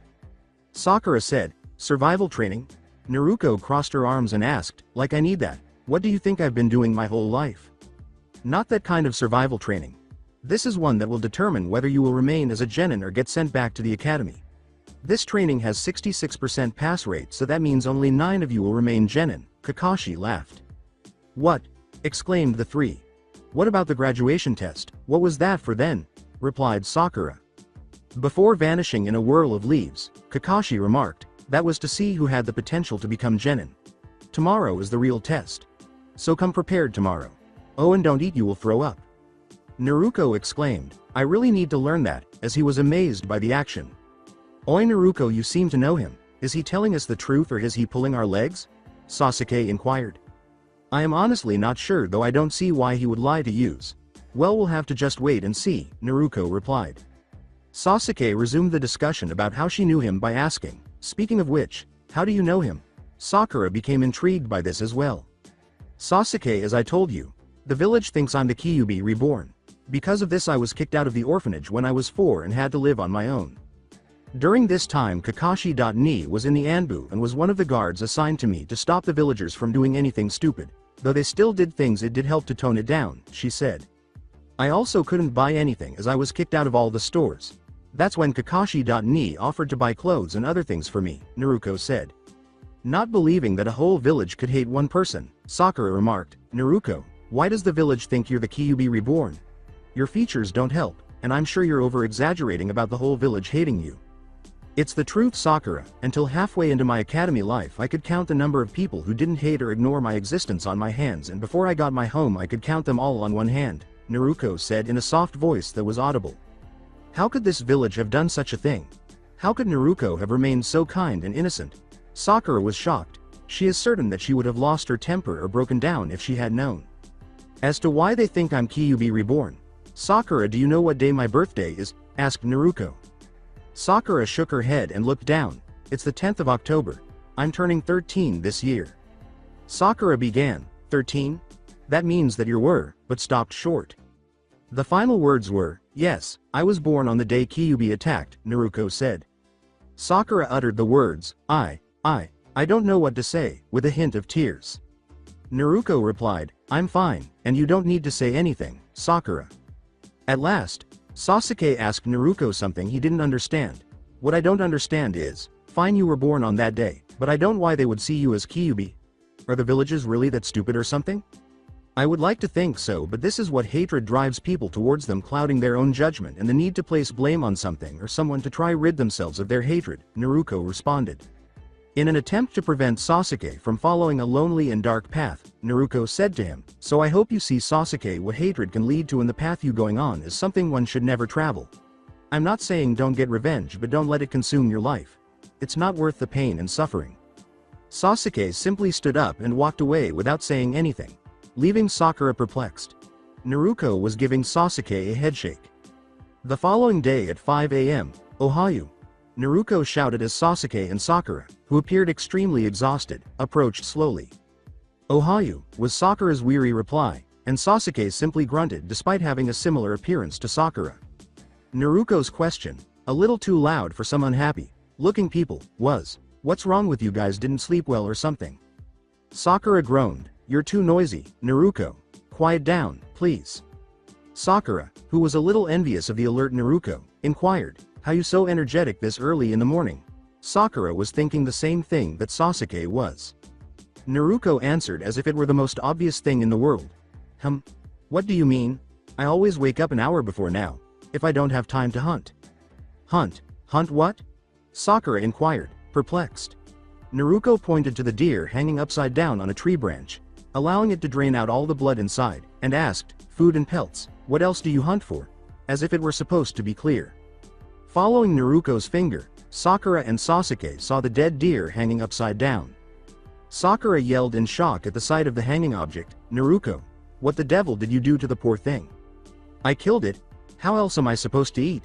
And it's like that so I don't ruin the pelt when I skin it, Naruto said, still not understanding. Disregarding the fact that Naruto lived alone, Sakura remarked, what you gonna eat it? I didn't know you could cook, impressed that Naruto could already cook. Cook? Why would I do that? That only wastes time and energy getting wood for a fire, she replied. Sakura asked in the hopes that Naruto wouldn't do what she believes she does. Well, how else do you eat it? You have to cook it first before you can eat it. Naruto said, no, I don't. I just eat it as is, and besides, it tastes better raw, in a serious manner. If Sakura had bothered to eat, she would have forfeited her breakfast and her super. Sakura tried not to gag as she said, Naruto, that's really gross. If you ever do that, well, I'm close, you're going to regret it. Hunting for your own food was a smart idea because it saves money and helps you train a little, but Sasuke was also troubled by this realization. Eating raw meat was not a good idea. Sasuke questioned, how can you eat like that? Isn't bad for you? Oh right, I forgot that humans can't eat the things I can. I can eat pretty much anything, including the things that would normally kill a human, Naruto remarked, disregarding her varying food allowance intake. Sakura and Sasuke were both unwilling to consider what Naruto might wolf down. After 3 hours. Please don't tell me that this is going to be a regular occurrence, because I'm going to get really annoyed if it is, moaned Naruto in exasperation.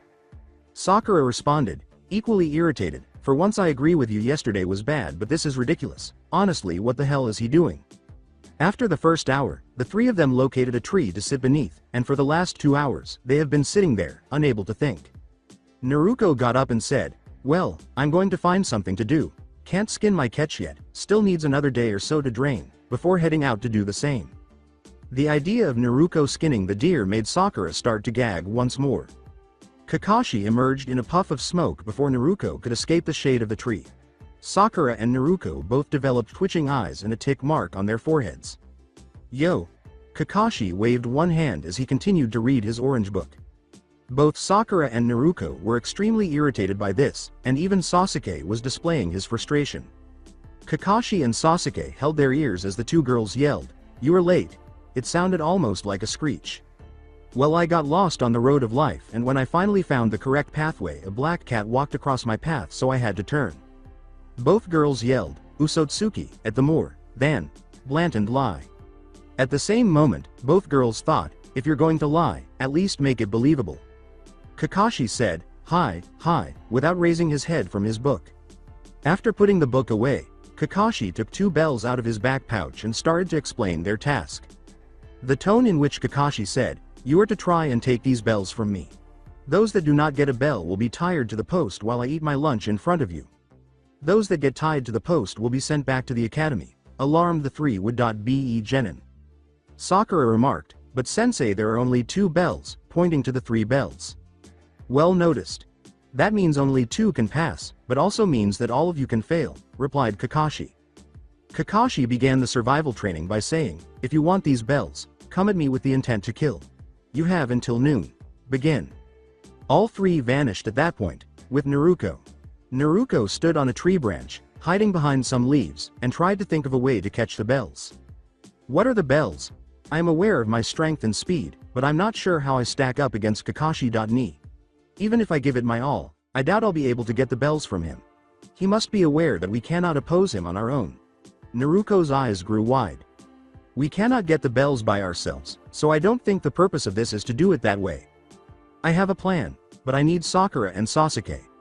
Hopefully, Sasuke can persuade Sakura to assist. I doubt she will listen to me," Naruto pondered as he devised a strategy. With Sasuke a few minutes later, Naruto yelled, "Sasuke, quietly.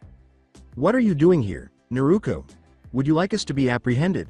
Sasuke inquired, irritated that his standing might be jeopardized. "No, pay attention, I need your assistance to get the bells." Naruto asked Sasuke, "I'm pretty sure I can't get them on my own." "You're so pathetic that you can't get them on your own. I don't need you," Sasuke responded with a jeer.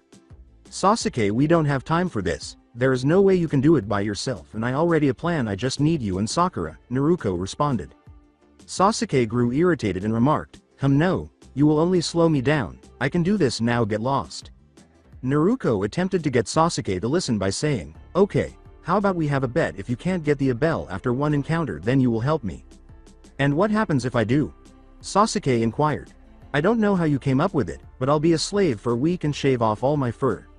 Rolling her eyes, Naruto retorted, "It's not really the point. The point is that you won't get the bell, even if you come close." Sasuke sneered, "HMMPH, fine, I will take your bet." When Sasuke saw Kakashi, he acted quickly, first hurling a handful of shuriken in an attempt to divert Kakashi's attention and gain an advantage. After Kakashi sidestepped the shurikens and threw a left punch that was a little too long, Sasuke was able to close the distance. Kakashi capitalized on this by shifting his head to the right and using his right hand to grab Sasuke's left hand by the wrist, immobilizing it. After rotating his entire body so that his feet were in the air, Sasuke kicked his right foot downward in a reverse axe move, and Kakashi used his left hand to catch the kick just inches from his head. Then, using his right hand, Sasuke reached for the bell. When his finger barely touched it, Kakashi leapt back, releasing Sasuke, and then kicked him in the chest with a Sparta kick, sending him flying in the direction of a tree. Sasuke positioned his body parallel to the ground, facing the sky, just before he hit the tree. He then spun around so that he was facing downward, and he then performed a somersault off the tree. When Kakashi realized that the final 6th hand seal was the Tora hand seal, his eyes widened. Sasuke had already run through 5 hand seals during the flip. Kakashi thought, no genin should have enough chakra for a Kaden jutsu, and then he quickly flipped through the hand seals required for a Kawarimi, making it appear as though his hands were still by his sides. Upon landing, Sasuke used his jutsu to launch a massive fireball, thinking, Kaden. Gokakyu no jutsu. He grinned, pleased that he had hit his target, and when the dust settled, all that was left was a crater the size of the fireball he had launched. Maybe Naruto was right, we might have to work together, Sasuke thought, frowning and growing irritated with himself as he looked around for Kakashi. As he finished thinking, he felt something grab his foot and looked down to see a hand. Kakashi jumped up and landed in front of him after being pulled into the ground before he could jump, and he grinned down at Sasuke. Doden. Shinju Zanshu no Jutsu, expressed Kakashi as he took his orange book out. Are you sure you could defeat me by yourself? Kakashi inquired. Sasuke snarled and glared up at Kakashi. The others will only slow me down, I'm nothing like them, he said. Yes, you are completely different from the other two. Sasuke grinned back at Kakashi, who said, you are by far superior to Sakura and you can even use a Kaden jutsu. In contrast, Naruto, you are not even close to her level, she could really compete with Guy and me. But she would still lose, and that is undoubtedly because of her severe lack of experience, Kakashi went on. Kakashi said, "You would slow her down, not the other way around," and then vanished in a whirlpool of leaves. Sasuke lost his smirk and grunted once more as he glared at Naruto, who had just dropped from her hiding place and was laughing heartily at him. Sasuke immediately questioned Naruto's strength as she lifted him up as if he were nothing. "See, I told you, now you have to help me," Naruto said, grabbing Sasuke's head and pulling him out of the ground. PUD. When Sasuke and Naruto turn to face the sound, they discover Sakura unconscious. "Sakura?" Naruto said, perplexed by Sakura's actions. Naruto said, "Well, at least I don't have to go and find her," as he approached her to greet her. "Now that you are awake, here is the plan, with Kakashi." Kakashi, who was standing back by the posts, began to question whether they would attack him at this point. Sakura was easily defeated by a genjutsu, and Sasuke was beaten while Naruto looked on. When he heard a series of whistling noises, he turned to see Sakura, of all people, standing in an after throwing stance and leaping back to avoid the shuriken. He wondered what Sakura was doing. Sensing that someone was using jutsu behind him, he turned to see Sasuke flying at him at a high speed, too fast for Sasuke to have done, and turned to see Naruto standing in a throwing position with a large smirk on her face. Kakashi reasoned that she must have an arm there because she used her strength to defeat Sasuke at that speed. Quickly reacting, Kakashi grabbed Sasuke's punching arm with both hands, but before he could spin around to throw him back, he released Sasuke because of the smirk on his face. Before Kakashi could blink and flee, Naruto suddenly materialized standing on Sasuke's arm. Kakashi's eyes widened as he saw that Sasuke's ninja headband was gone from his arm. "Damn, I forgot all about Naruto's strange ability to change, even though I've only seen her change into different animals rather than objects. What else is she capable of?" Kakashi wondered. Naruto used her tails to wrap one around his neck, one around his left arm, and one around his right arm. As she pulled her tails apart, she reached for and inserted a kunai. Kakashi followed the kunai as it cut the strings on the bells before he saw it shift and contort as he had seen Naruto do so many times when she changed form with that strange ability of hers. The kunai met its target. It cut the strings holding the bells to Kakashi's belt, and the Naruto that the kunai poofed out of existence. With Kakashi to her right, Naruto landed in a crouch, her right knee on the floor and her left knee pressed against her chest. With her right hand raised above her shoulder, Kakashi could see two strands of string extending into her fist. As she spun in a clockwise direction while extending her right foot, Naruto attempted to sweep Kakashi's feet out from under him. Kakashi leapt over her foot, but before he could land, Naruto used her momentum to continue spinning while also raising and extending her left foot, which allowed her to perform the splits. Still spinning, but now performing a handstand with her legs parallel to the ground while performing the splits, Naruto bent her arms and pushed herself off the ground after connecting into Kakashi's ribs and sending him flying to the side. She performed multiple backflips before silently landing on her feet in front of Sakura and Sasuke. "Remind me not to get hit by her again, she hits almost as hard as a certain gambling medic," Kakashi thought as he stood up and held his left side. Meanwhile, a gambling medic sneezed, wondering who was mentioning her. As Kakashi approached the trio, she noticed Naruto standing there grinning broadly, her right hand outstretched, and two bells bouncing back and forth beneath her fist. "Well done. That teamwork was excellent. And congratulations on your sneak attack, Naruto. It caught me completely off guard," Kakashi said with a proud smile on his face while remaining by his side. Kakashi wondered how that was possible as Naruto's smile widened even more. He turned to look at the other genin and noticed that they were all grinning.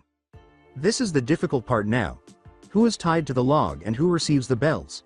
Even though Naruto was still grinning, Kakashi's question startled Sakura and Sasuke. "Kakashi, we all fail if one of us does." Sakura turned to face Naruto, taken aback by the statement, as Naruto spoke with pride. "Is that accurate?" Both nodded and said, "Yes," in response to his question. "Well then I have one thing left to say, you failed." The three of them were so stunned that they were unable to react. "You avoided the trap that all of the people I've tested in the past have fallen into. Congratulations, we are now officially known as Team 7. "Congratulations," Kakashi said proudly, "I'm honored to be your sensei." "What?" While the others were still unable to comprehend what was happening, Naruto's astute response was these words. "Well done, you passed the survival training, you are now official Konoha ninja," Kakashi said again. "All right. So tell me about the part about failing something earlier." Sakura finally came out of her daze and asked. What makes us Konoha Shinobi has been lost on everyone else. The core value of Konoha Shinobi is teamwork. There's a proverb. Mission abandoners are viewed as trash. However, those who desert their allies are worse than garbage, Kakashi remarked, recalling some unpleasant memories. All three were taken aback by this, but Naruko took it more seriously than the others and made a silent vow that she would never desert her friends. Not even death would stop her. Yada. We made it through. Rest smiled at Naruko as she said, bouncing up and down. The actual missions begin tomorrow. Don't be late, and report back here tomorrow at 7 o'clock, Kakashi commanded. You are the one who should speak. Sakura and Naruko both yelled at Kakashi for warning them not to be late. Kakashi vanished once more in a whirl of leaves, grinning. You're late. Sakura yells. Yay, so, I don't see the problem, sensei isn't even here yet, deadpanned Naruko. Naruko remarked, Sakura, you changed your look. You should keep it that way, makes you look prettier, after observing Sakura's new outfit. Now, Sakura is dressed in a form-fitting pink sleeveless jacket that ends just above her navel. Gloves without fingers that are black and extend to her forearm in the middle. Her typical blue shinobi sandals and black tight pants with the left end below her knee and the right above. With a single braid on each side of her face that extends just past her green eyes, her pink hair remains the same, reaching just below her shoulder blades. She wears her ninja headband as a ribbon to keep her hair up, revealing her forehead. Sakura blushed and said, oh, thank you, in gratitude.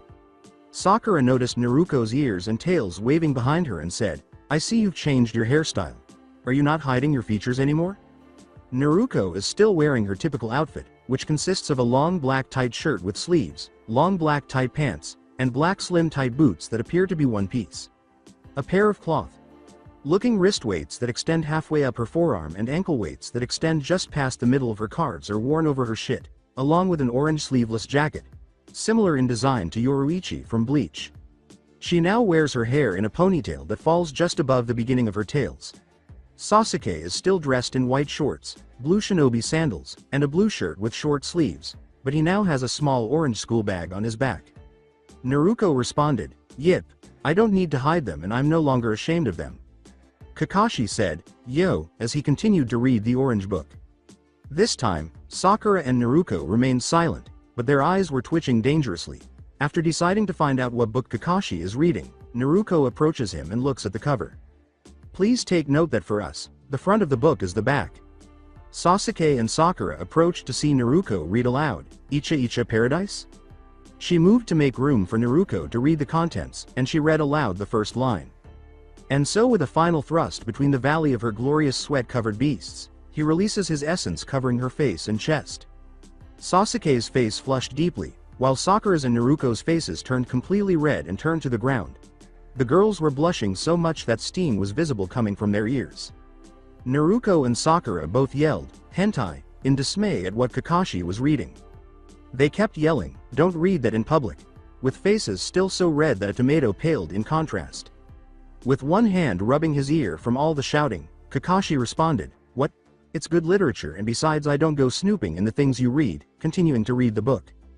Both girls' faces remained red as they fiddled with their shirts and avoided Kakashi, too ashamed to speak. This guy has good tastes, I'm starting to like this guy, Kurama was thinking. Naturally, Naruko heard this and her face turned even redder. Even though the girls were still flushed when they arrived for their first mission, Kakashi gave the order, right now we need to report to the Hokage for our first mission, and the three of them followed him. Team 7 endured the delightful experience of completing D-rank missions during the following month. These missions, which included a wide range of tasks to complete, remained in the village. Team 7 has performed a variety of tasks, including weeding farm fields, walking dogs, and babysitting at the orphanage. Their current mission, to capture the notorious cat Tora the runaway cat, is their lost count. After deciding she had had enough, Naruko transformed into a fox and made a full speed run for the cat. The cat had no idea what had happened. One moment she was running to get away from the kids who were after her, and the next she was in the grip of a furious fox. The cat was upside down, with one of Naruko's tails binding its four legs together. Naruko shifted back into her human form while still holding the cat. She gave it a deep, fierce growl, literally frightening the living daylights out of it because the cat left a trail of wet marks behind. With a final growl, Naruko approached her team and turned to Kakashi. Mission complete, she said in a frustrated tone. Naruko's face appeared as though a group of children had played tic-tac-toe on it during their most recent mission. Kakashi said, "Well done, but don't you think that was a bit much? In the hopes that the cat wouldn't be permanently traumatized?" "No, she will get over it, beside what she deserves, especially after the last time we did this mission," Naruko replied. Hokage's workspace. Naruko let the cat run free when Team 7 entered the office, and it immediately ran back to its owner, surprising everyone there but Team 7 because cats typically flee from their owners. Kakashi reported, "Mission completed. I don't think anyone will have to bother with this mission for quite some time," as the client paid for the mission and left the room. "Alright, now your next set of missions. Helping a woodcutter deliver his load, babysitting at the orphanage," Iruka began, but Naruko interrupted. Naruko shook her head and arms and said, "No, not a chance in hell. Not doing it, Gigi. Please give us something more, I don't know, more ninja-oriented." Whack. Sakura slapped Naruko on the head and reprimanded her, saying, "Naruko, show some respect. This is the Hokage you're speaking to." "The Hokage." Naruko looked up at Sakura and rubbed her head, asking, "Itai? Sakura, what was that for? Besides, aren't you tired of doing these missions?" "I did that because you need to respect the Hokage. I may be tired of these missions, but it isn't for us to decide," Sakura said. "She is right, you are still a rookie genin who needs experience. There is a system to follow here and it's there for a reason," Iruka said, echoing Sakura's assertion. "There are 4 ranks A, B, C and D rank missions. Jonins are legible to do A and B ranked missions. Chunins are legible for B and C ranked missions. Genin are legible for C and D ranked missions. Rookie genins are not yet ready for C ranked missions." Iruka explains how they operate. "But how are we supposed to get experience while we stuck doing these crappy missions?" Naruko said. Sasuke agreed with Naruko when he said, "I am for one with Naruko on this." "You are?" Naruko asked, taken aback by Sasuke's encouragement. "These missions are only holding us back, you don't know what we are capable of. We can handle a C-rank mission," Sasuke said. "So do you think they are ready, Kakashi?" the Hokage asked, turning to face Kakashi. "Hi, I think they are more than ready. I agree in that these missions are only holding them back," replied Kakashi. Sakura didn't appear overly thrilled about things beginning to level up a bit. Sasuke smirked, and Naruko turned to Kakashi with a broad smile. The Hokage said, "Well, then we'll give you a basic C-rank mission. Send him in, please." "Yada. So what do we have to do, escort someone like a prince or princess, or do we get to save them?" Naruko was thrilled to answer.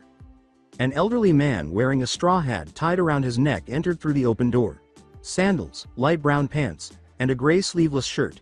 He had a bottle of sake in his hand. Naruko had to hold her nose to keep the strong alcohol odor from making her sick, and the old man's face was flushed. He expressed dissatisfaction with the protection he was receiving, saying, "Oi, these are just kids. They can't protect me, especially the cosplay chick over there." Twitch. Twitch. Twitch. Naruko slowly moved to kill the man, shouting, "I'll kill you. And it's not cosplay, they're real." Despite 3 individuals attempting to restrain her, she continued to approach the client until Kakashi, Sasuke, and Iruka intervened to stop her. To what extent is she strong? All 3 of us who were attempting to restrain her thought, "It's taking all 3 of us and we're just slowing her down." Kakashi cautioned, "Baka. You're not supposed to kill the client, it's counterproductive. Besides, you asked for a C-ranked mission," as Naruko crossed her arms and pouted. Kakashi stated bluntly, "Though sir, it's advised you don't piss off the people you're trying to hire," as he disliked the thought of customers disparaging his staff. "I assure you these 3 are no doubt the best of their age." Sakura got the highest mark along with Naruko among the females. Sasuke got the #1 rookie title, and Naruko, I'm sure, is very close to holding the strongest physical ninja title in our village, soon to rival Tsunade.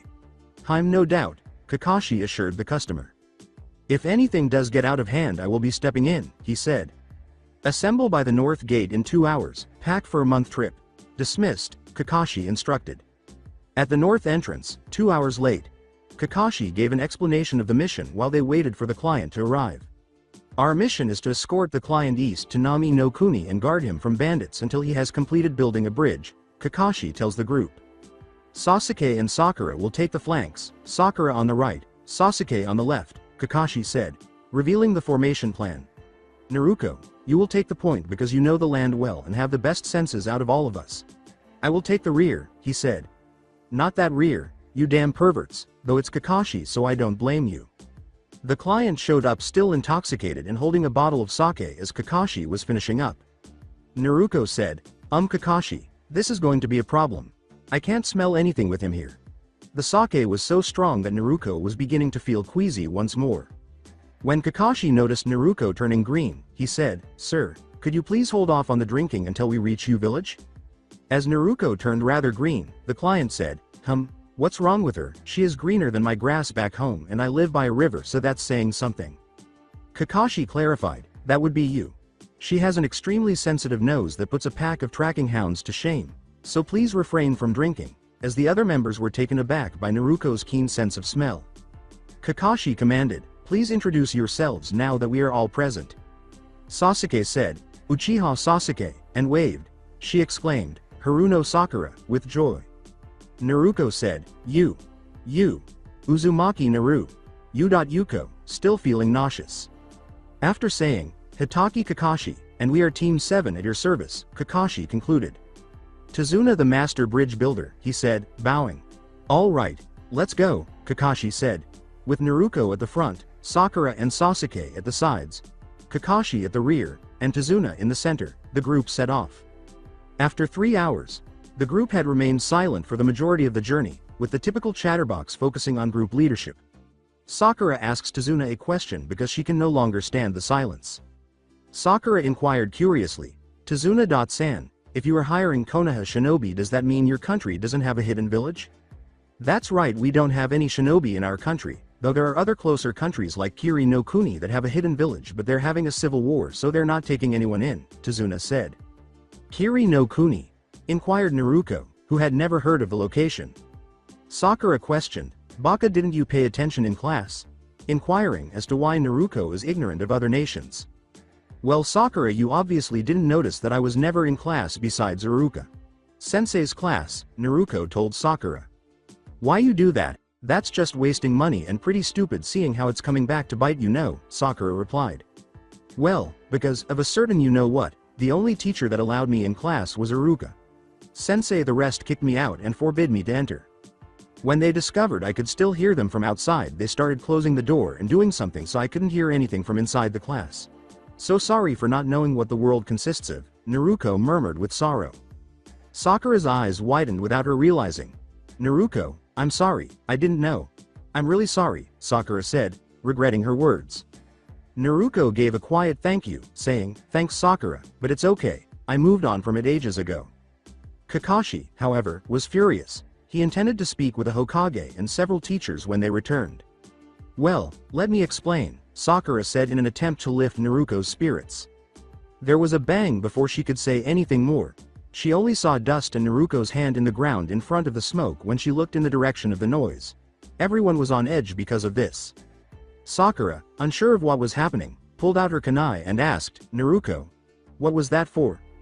Naruko said, we had company, without pausing. After the dust settled, everyone could see a 30-meter long, 2-meter wide crack where Naruko had punched. All eyes turned to the left when they heard a scream of pain. Sakura lost her breakfast and lunch when she realized what had caused the noise, and Sasuke nearly lost his. Very well done, Kakashi thought. A ninja with blood streaming from his shoulder and no right arm stood at the base of a tree to the left of everyone. He was twitching and screaming for a few seconds before they stopped. His irregular heartbeat ceased, and Naruko heard it. There was a groan to the right. All of the limbs of the second ninja, who resembled the first, were still in place, but the arm of the other ninja was still fastened to the chain that connected them at the end of his right hand.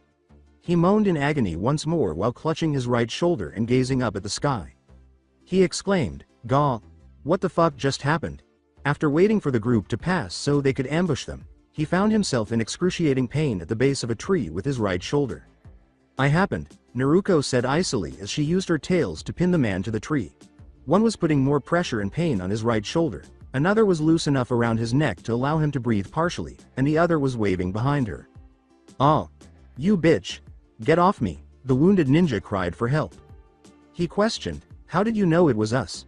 This isn't how this works, but this time I will be happy to indulge your final request, Naruko replied with a smile.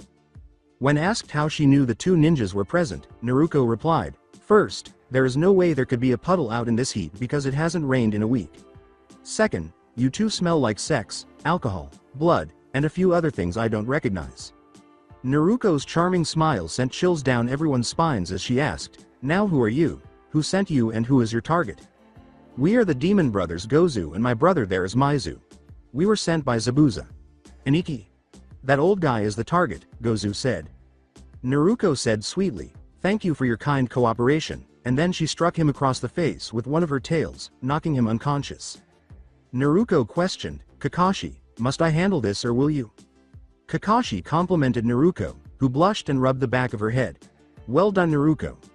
You successfully located and dealt with the enemy. That on its own is a good job, but extracting information, that's very well done," Kakashi said. As Kakashi walked to the ninja by Naruko, he said, "You deserve a bit of a rest. I will deal with the rest," while holding the one-armed ninja for support. With the two ninja following him, Kakashi said, "When we get back we are going to have a chat," turning to face Tazuna as they entered the woods. After a few minutes, upon his return, Kakashi threw two scrolls at Naruko. Kakashi clarified as Naruko looked perplexed. Kakashi assured Naruko, "I'm sure you will get a nifty amount from their bounties if you turn those in. Now Tazuna, your mission stated to protect you from bandits, not ninjas. If ninjas have been hired to kill you, then this would be an A-rank mission at least. So my question is, why did you withhold this information, and why would someone like Zabuza be after you?" Kakashi responded with anger. Tazuna murmured, "Our country is poor and we can't afford anything higher than a C-rank mission. As to why this Zabuza guy is after Mai is no doubt because Gato hired him." "Gato? The founder of Gato Company?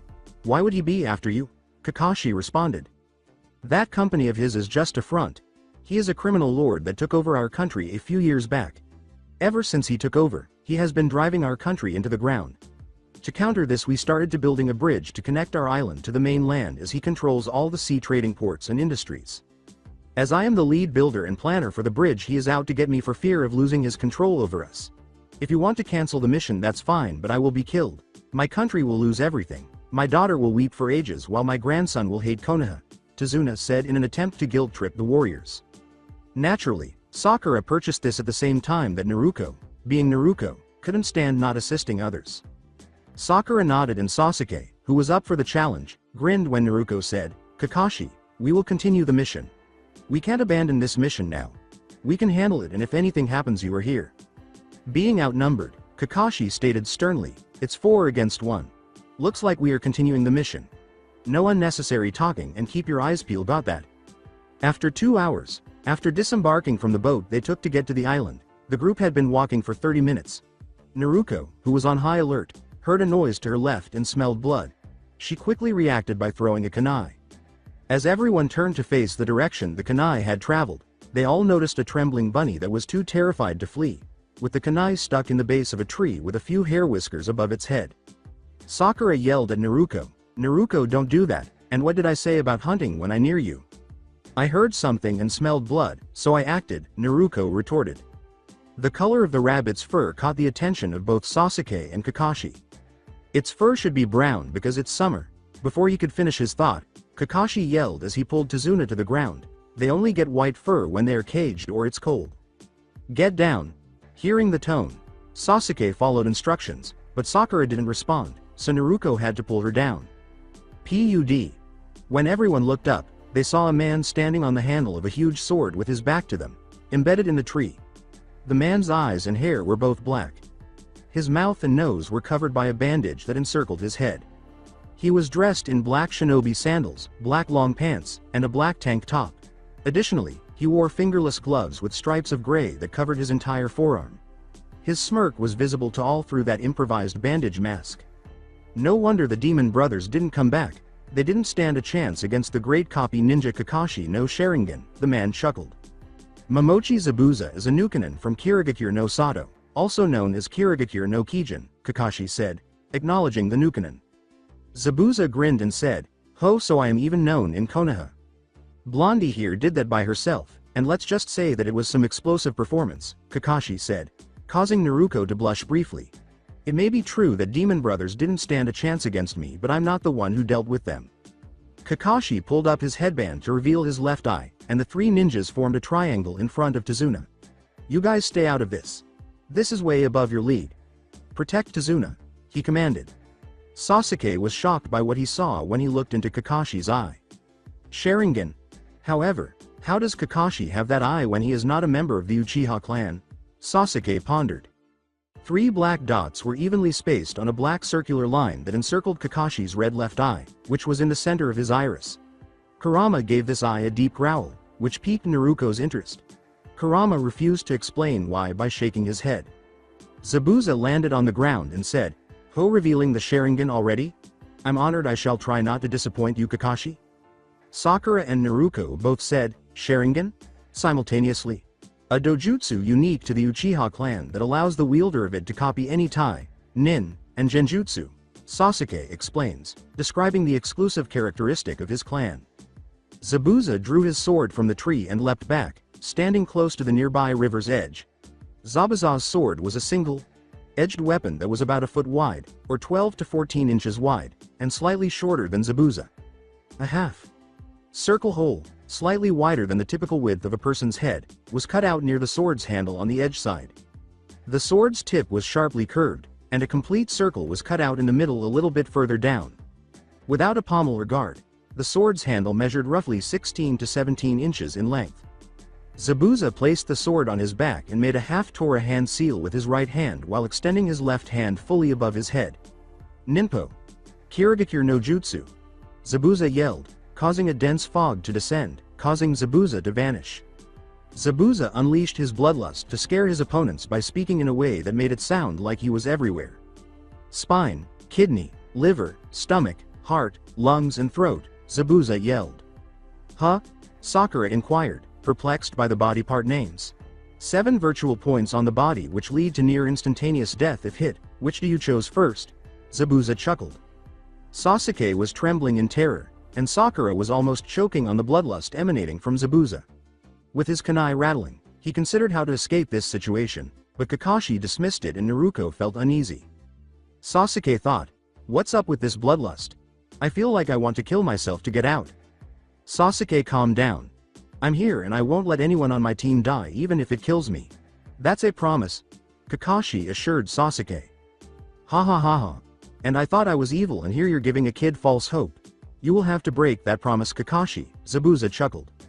Kakashi turned just in time to see Zabuza emerge in the midst of Naruto, Sasuke, Sakura, and Tazuna after suddenly realizing where he was going to appear. Quickly, Kakashi emerged behind Tazuna.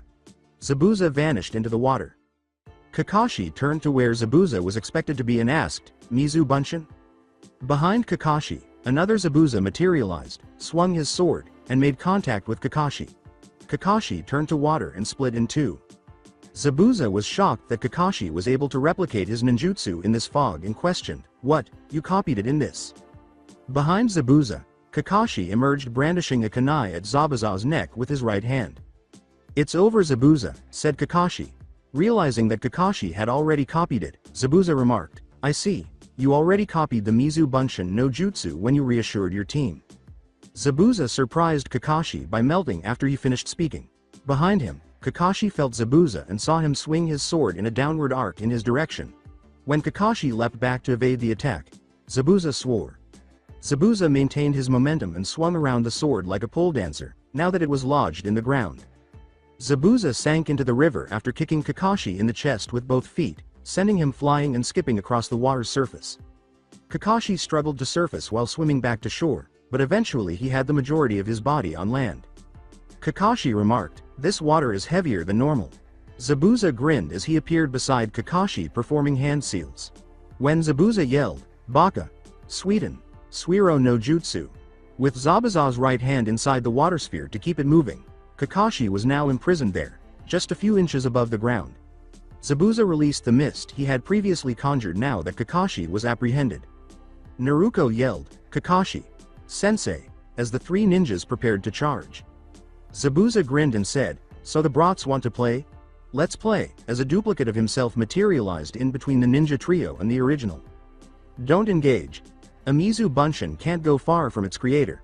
Take Tazuna and run. This was over the moment I got caught," Kakashi yelled from his water prison.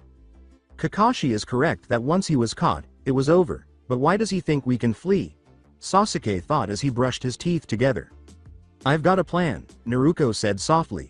Sasuke, put your hand in my shoulder. Naruto created a dozen clones as Sasuke placed his left hand on her shoulder, instantly dispelling 10 of them and filling the surrounding area with smoke. One clone transformed into an eagle and flew into the air to hover over Zabuza, while the final clone assumed the original's position in front of Sasuke. The original shape shifted into a Fuma Shuriken. Sasuke leapt to his feet and got ready to throw the Fuma Shuriken as soon as the smoke cleared, and the Naruto clone charged the Zabuza clone with a shout. With a sly smile, the Zabuza clone assumed a stance. The Zabuza clone sneered, "No matter how many of you attack, nothing will change." Naruto yelled, "We'll see about now, Sasuke," as he punched.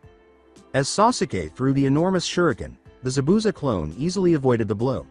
Sasuke let the shuriken sail past the Zabuza clone by guiding it in a broad arc.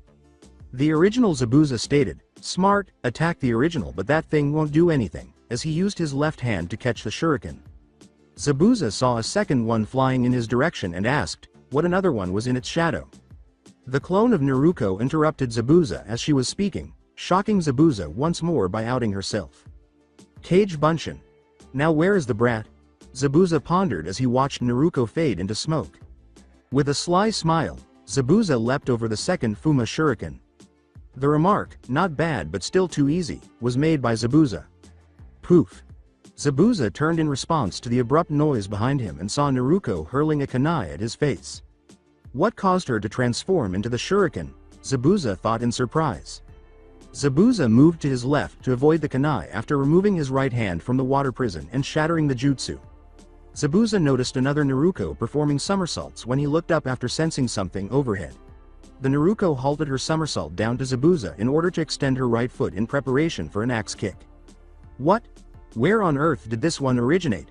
When Zabuza dropped the Fuma Shuriken in his left hand and reached for his sword with his right hand on his back, he was perplexed as to why he hadn't noticed her earlier.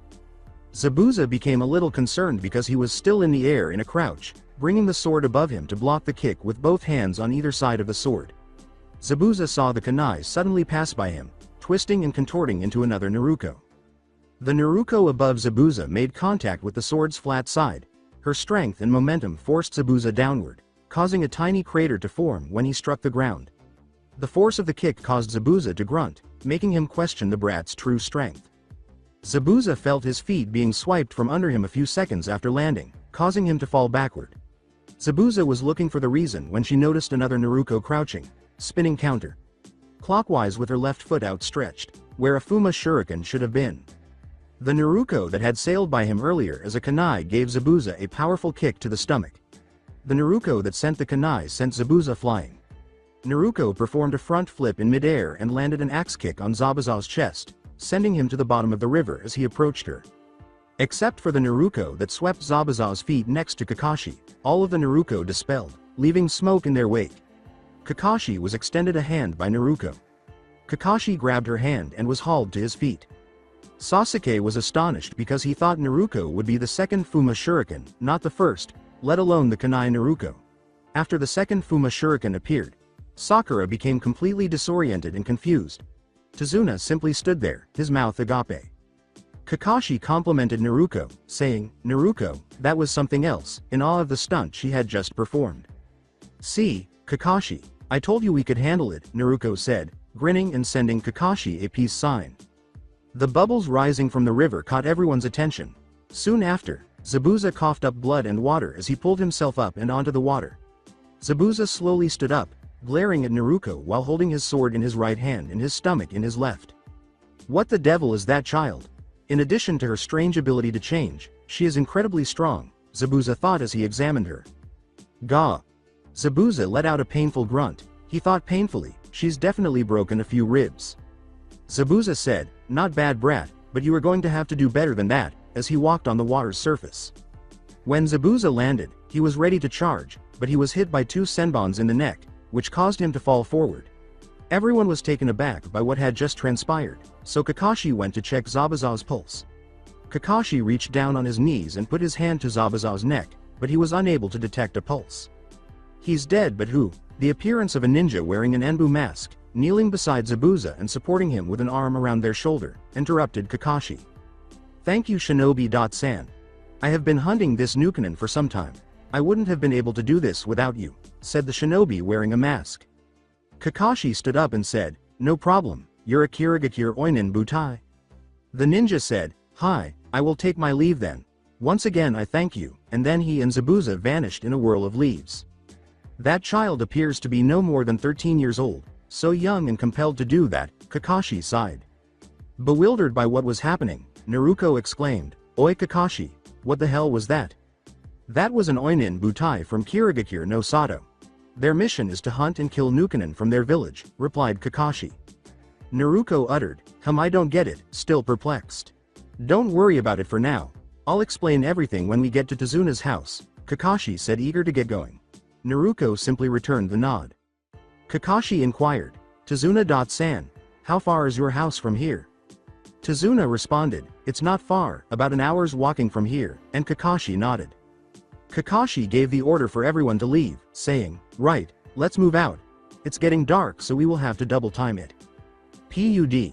Sakura yelled, Naruto, as she saw Naruto fall face first. When Kakashi turned to investigate the noise, he discovered Sakura kneeling beside Naruto as she lay on the ground. Sakura said, Kakashi. Sensei, Naruto just passed out, in a voice that was a little distressed. Kakashi picked up Naruto and said, I'll carry her, we will investigate when we get to Tazuna's house. In the hopes that nothing negative had happened with Naruto, the group hurried to Tazuna's house. Knock. Knock. Coming, was a voice that was muffled. The door opened. The door was opened by a young woman in her early 30s.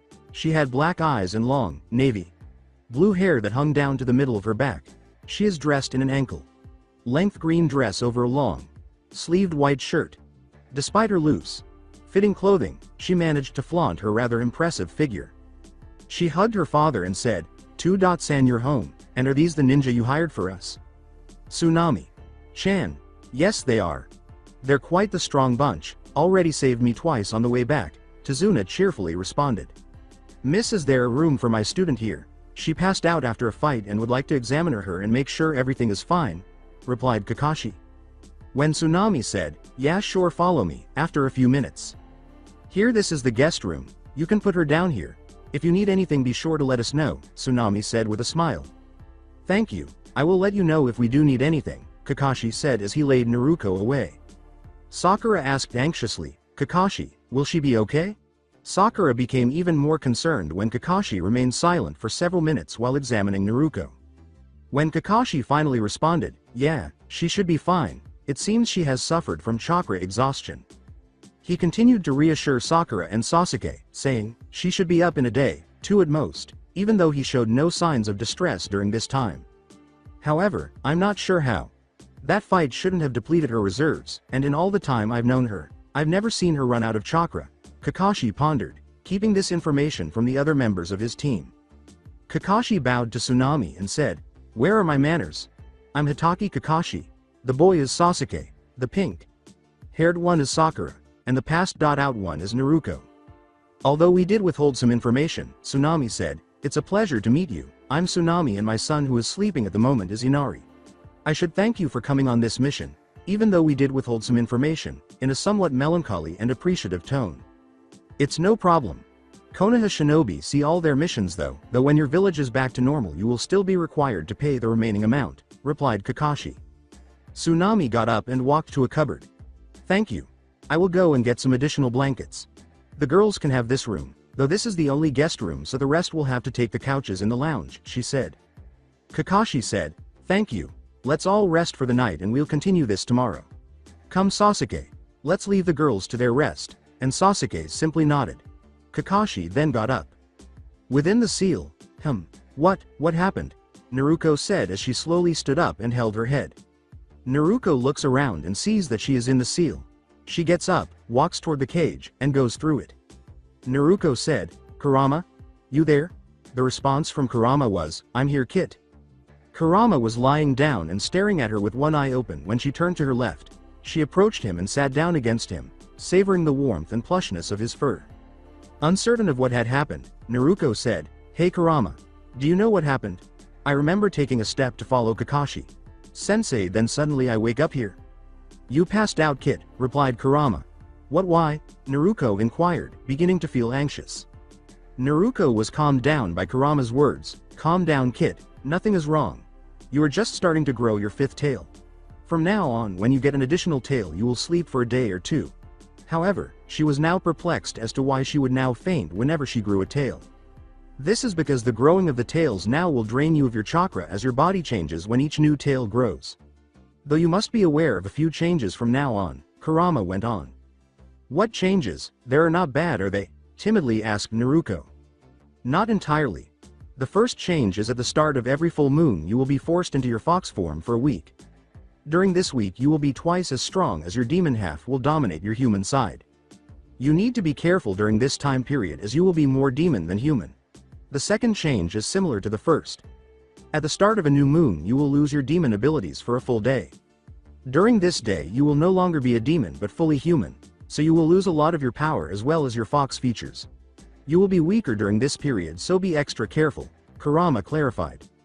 Naruko reacted to the new information by saying, that doesn't seem too bad, though I think I should avoid doing missions during a new moon. That would be advised. Though I will warn you, no, during a full moon, you must not kill anyone or anything. Do you understand me? You must not kill anyone or anything. So no hunting for a week, Kurama said with an air of seriousness. Naruko is becoming quite frightened. What will happen? She asked. I will be blunt. You will lose sight of yourself. You will be new to the emotions of a demon. Killing anything will cause you to drown in your emotions and you will act on pure instinct, Kurama told Naruko. Is there any way to let me control my emotions, because I'm sure there will come a time where I am forced to kill, Naruko softly replied. Naruko smiled when Kurama said, yes, through training.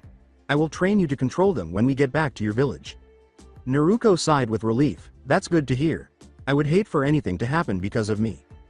Kurama attracted Naruko's attention by saying, one other thing, you should inform your team of this change as tomorrow is a full moon. It's only from noon, so you will still have time. While in fox form you won't be able to speak to your teammates until you get your 6th tail and learn how to speak, Kurama said to Naruko. With a yawn, Naruko said, I see. Thanks, Kurama, I think I will get some rest, before snuggling into Kurama and dozing off. Kurama grinned and curled his tails around Naruko before dozing off. The morning after the next day, Naruko stretched as she woke up, yawning loudly and slowly, and looked around the room. It was a plain room with a bed in the center that she and Sakura were using. There is a window on the right and a cupboard in the far left corner. The room's door was behind her. Naruko got out of bed slowly and opened the door to find a shower and prepare for the day. As she stepped outside and turned into the hallway, she noticed a child who was 7 or 8 years old and had a very dark flush. Naruko approached him and leaned down to place a hand on his forehead, saying, Hey kid, what's wrong? You look very flushed. I'm F. Fine thought, could you page P? Please page P. Put S. Some circa C. Clothes on, the child said, his face flushed red. Huh? Inquired a bewildered Naruko. She was completely nude when she looked down at herself. Naruko grinned at this. The child, who noticed the smirk, began to perspire hysterically because they didn't like the direction this was taking. Naruko said in a sensual voice, Era. Why, don't you like what you see? You can see more if you like, as she stood in a pose, biting her finger and allowing her tails to brush over her skin. She then moved to gently stroke the child's face. When Kakashi turned the hallway to check on Naruko, he saw her assuming a sensual pose and heard her speak in a voice that would instantly turn any man cold. The child passed out with smoke coming out of his ears because he couldn't handle the embarrassing situation. Kakashi was now able to witness Naruko in all her splendor. Long, slender, firm legs with her leg muscles slightly visible, well-endowed, firm breasts, and a flat, well-toned stomach where a six-pack could be seen forming. There were no white or pale spots on her body. She was obviously suntanning naked whenever she could. Kakashi suffered a severe nosebleed after witnessing this, her tail stroking her body, her fox ears protruding, and her hair falling down. Kakashi was launched into the air and struck the wall behind him. As Naruko looked up to investigate the noise, he saw a very pale Kakashi, who had fainted, twitching against the wall, with a pool of blood by his feet and the biggest smile visible through his mask. Naruko chuckled as she made her way back to her room to change. After 2 hours, Kakashi cleaned the bloodstain on the floor after everyone had changed and taken a shower. Everyone from Team 7 gathered in the guest room. Kakashi, Pleased to see Naruto doing well, said, Naruto, I see you're better now. You lost a lot of chakra yesterday, do you know why? Telling her team, yes, I do, and I have something I need to tell you three because it has to do with me passing out, Naruto said. Didn't you just use too much chakra from your fight yesterday? Sakura inquired. Nope, after a fight like that I would normally still be on a full tank of chakra, said Naruto. Sakura asked in surprise, what really, how much chakra do you have? Sasuke was also interested but kept it to himself. When asked, I would have to guess around a low-tailed Biju, which is around double, if not more than what the Sandaime has, Kakashi, speaking on Naruto's behalf, responded. Sasuke and Sakura both widened their eyes at this. Sasuke wondered how in the world Naruto had so much chakra. He assumed it was because she was partially demon. Kakashi questioned, so what is it you need to tell us? You see, Naruto said, spreading out her tails to reveal all five, my passing out was due to me getting my fifth tail. In additional to my senses, strength and chakra capacity increasing, I get additional abilities from them. One that I have discovered is my ability to shift, said Naruto. Sakura and Sasuke both asked in confusion, shift? Naruto transformed into Sasuke and then turned back, explaining, yeah, it allows me to change into anything I can think of without the use of chakra. Sasuke commented, so that's what you did yesterday with the shuriken and kunai, after he realized what she had done. Naruto giggled and rubbed the back of her head. Yip, he, she said. Kakashi questioned, so what does your passing out have to do with it? From now on when I grow a tail I will sleep for a day or two while it grows, replied Naruto.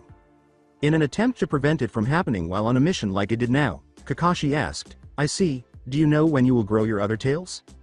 Naruto's serious tone caused her teammates to raise an eyebrow. No, sorry, I can't. It seems to happen randomly. There is one last thing you need to know, she said. Kakashi hoped it wasn't something negative and asked, and what would that be? During a full moon for a week I will be forced to remain in my fox form and I will be more demon than human. During a new moon for a full day I will become fully human, so I will lose a lot of my strength and my fox features, said Naruto. I see, so we will have to avoid missions during your new moon phase. While a fox you will be unable to speak, replied Kakashi. Naruto acknowledged, yes, I will not be able to speak until I get my sixth tail. Kakashi stated, well, this could be interesting and the full moon should be in the next 2 to 3 hours, noting the date of the subsequent full moon. Kakashi said, now on to what I have to say, shifting the topic. I fear that Zabuza is still alive, Kakashi revealed gravely. What? Exclaimed all three. Sasuke questioned, but I thought you confirmed that he was dead. Kakashi said, I did. Tell me what you know about Oinins. There are ninjas that hunt and kill ninjas that have abandoned their village, Sasuke responded. As he considered what Oinins do, Kakashi remarked, correct. When an Oinin kills their target they dispose of the Nukanin's body so their village secrets don't get into the hands of other villages. If needed normally the head is enough. Seeing where Kakashi was heading, Sasuke's eyes widened as he realized this. That Oinin left with Zabuza, don't they normal dispose the body right there? He asked. Kakashi confirmed, that's correct Sasuke, so that means that the possibility of Zabuza being alive is high, after noticing that Sasuke had the same thought. After learning what an Oinin is, Naruto remarked, okay, I get it now. So Oinin hunt Nukanin and get rid of their bodies on the spot and take the head back as proof. Correct. Oinin know the human body very well, so being able to put someone in a false state of death is very easy, and senbons are used for acupuncture. For this week you will be training and preparing for Zabuza's return, Kakashi told the group. The rest of Team 7 got up after Kakashi, who stated, first we need to inform Tazuna and his family about Zabuza and Naruto's incoming change. While eating breakfast, Team 7 spent the next 2 hours explaining Zabuza and Naruto.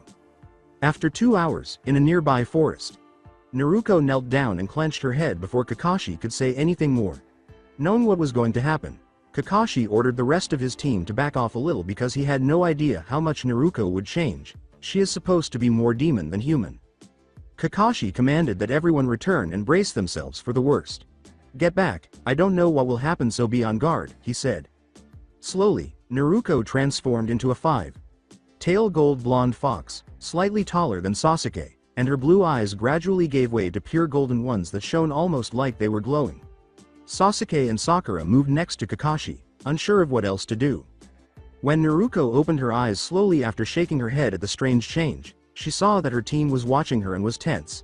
Since they were unsure of what to expect, Naruko sat on her hind legs and joyfully wagged her tails behind her. When Kakashi saw the fox smiling, he calmed down, and so did Sasuke and Sakura. The two genin approached Naruko slowly, and when she saw that she was doing nothing, Sakura placed her hand on her head and began to pat her. Naruko then began to purr in a sound that sounded like a deep growl. Sakura laughed at this and kept patting the Naruko fox, which Sasuke found to be rather large and somewhat taller than both Sakura and himself. Although he would never acknowledge it, Sasuke found this to be a little intimidating. "Can you still understand us even though you can't talk like this?" Now standing beside the rather large fox, Kakashi asked. Kakashi, pleased that Naruko still seemed like her and could still understand them, asked another question to find out if he could continue this training session after Naruko stopped purring and turned to face him before nodding her head. "Can you still use chakra, Naruko?" Kakashi inquired, and Naruko gave another nod. He asked another question while glancing at her paws. Kakashi said, "Given your paws, I assume you're incapable of performing hand seals," and Naruko nodded once more. "All right, let's begin training now that is resolved. You will be learning how to climb trees for this training," Kakashi stated, outlining the specifics of the instruction. "Climbing trees? But sensei, we can already do that," Sakura inquired, perplexed. Kakashi goes on to say, "Ah yes, but this time you are not allowed to use your hands." To the genin's surprise, Kakashi approached the tree and began climbing it as though he were still walking normally on land, pausing on the bottom side of the branch and staring down at his team, who were clinging to the tree like glue. To accomplish this, concentrate on your chakra and gather it at the base of your feet. You can adhere the tree's surface in this way. The hardest part of the body to collect chakra is the bottom of your feet. Gaining mastery of this will enable you to use jutsu more skillfully, stop wasting chakra, and significantly improve your chakra control. Since you need to send chakra to your 4 feet, Naruko, this will work twice as well for you, Kakashi said. After that, Sakura and Sasuke each landed one of Kakashi's 2 kunais. Normally, Naruko, you also get a kunai, but since you have claws, use them. I doubt you would need one in that form. Kakashi explained the purpose of the kunais by saying, "Mark your height when you reach your maximum and try to best it the next time you try." Though he believed Naruko could run up on momentum alone, Kakashi advised, "It's best if you give yourselves a running start, though Naruko, because you are a fox, I think a running start would defeat the purpose of this, so try climbing up without the run up." Sakura was the next to try, and she surprised her team by easily making it to the first branch on her first attempt. Sasuke was the first to try, running up the trip, but he slipped halfway to the first branch, marking his point. "Well done, Sakura. Your chakra control is superb. This time, I want you to try it without the run up," Kakashi said. Now, it was Naruko's turn.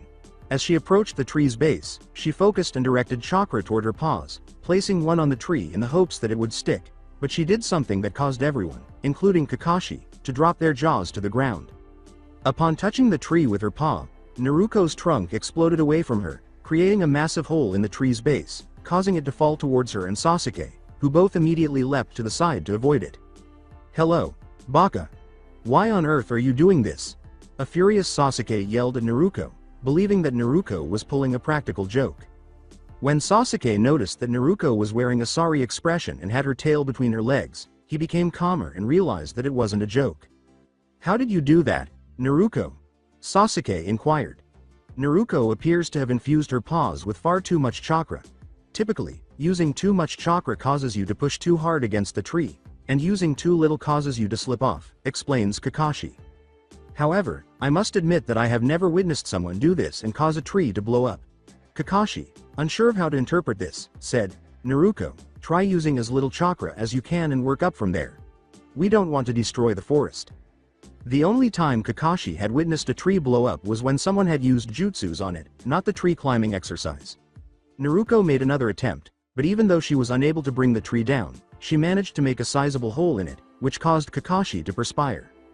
I'm still unsure of this girl's chakra levels, so Kakashi wondered, how much does she have? The amount of chakra needed to make a tree explode like that would make quite the dent in my own reveres. After a few more attempts, Naruko was only able to create a hole the size of a fist. Desperate for assistance, Naruko approached a weary Sakura, who caved a question into the tree with her claw before tapping Naruko with her tail and pointing to the question. When Sakura felt a tap on her shoulder, she looked up to see Naruko pointing to the tree with her claw.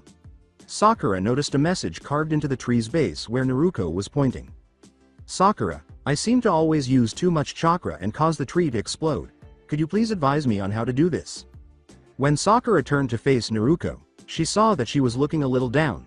Sakura got up and gave her a pat in an attempt to lift her spirits. Yes, Naruto. Sakura advised. The key to this is to be calm and relaxed. Don't strain, stress, or tense yourself. Before returning to the tree and trying again, Naruto gave Sakura a gentle nudge as a thank you. After gradually calming down, Naruto directed as little chakra as she could onto her paws, and when she placed her paw on the tree, she was thrilled to see that she hadn't punctured it.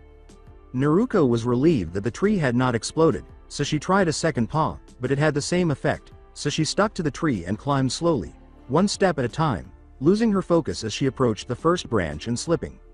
Sakura had been watching the entire thing while Sasuke was too busy running up and down the tree, but Naruto quickly made a mark, flipped, and landed on the ground without making a sound. Naruto, good job. How did you land so silently, though? Sakura gave kudos before inquiring as to why Naruto was so quiet about landing. Naruto wrote Sakura another message with her claw. Strength, agility, and flexibility. I'll go into more detail when I'm able to speak again.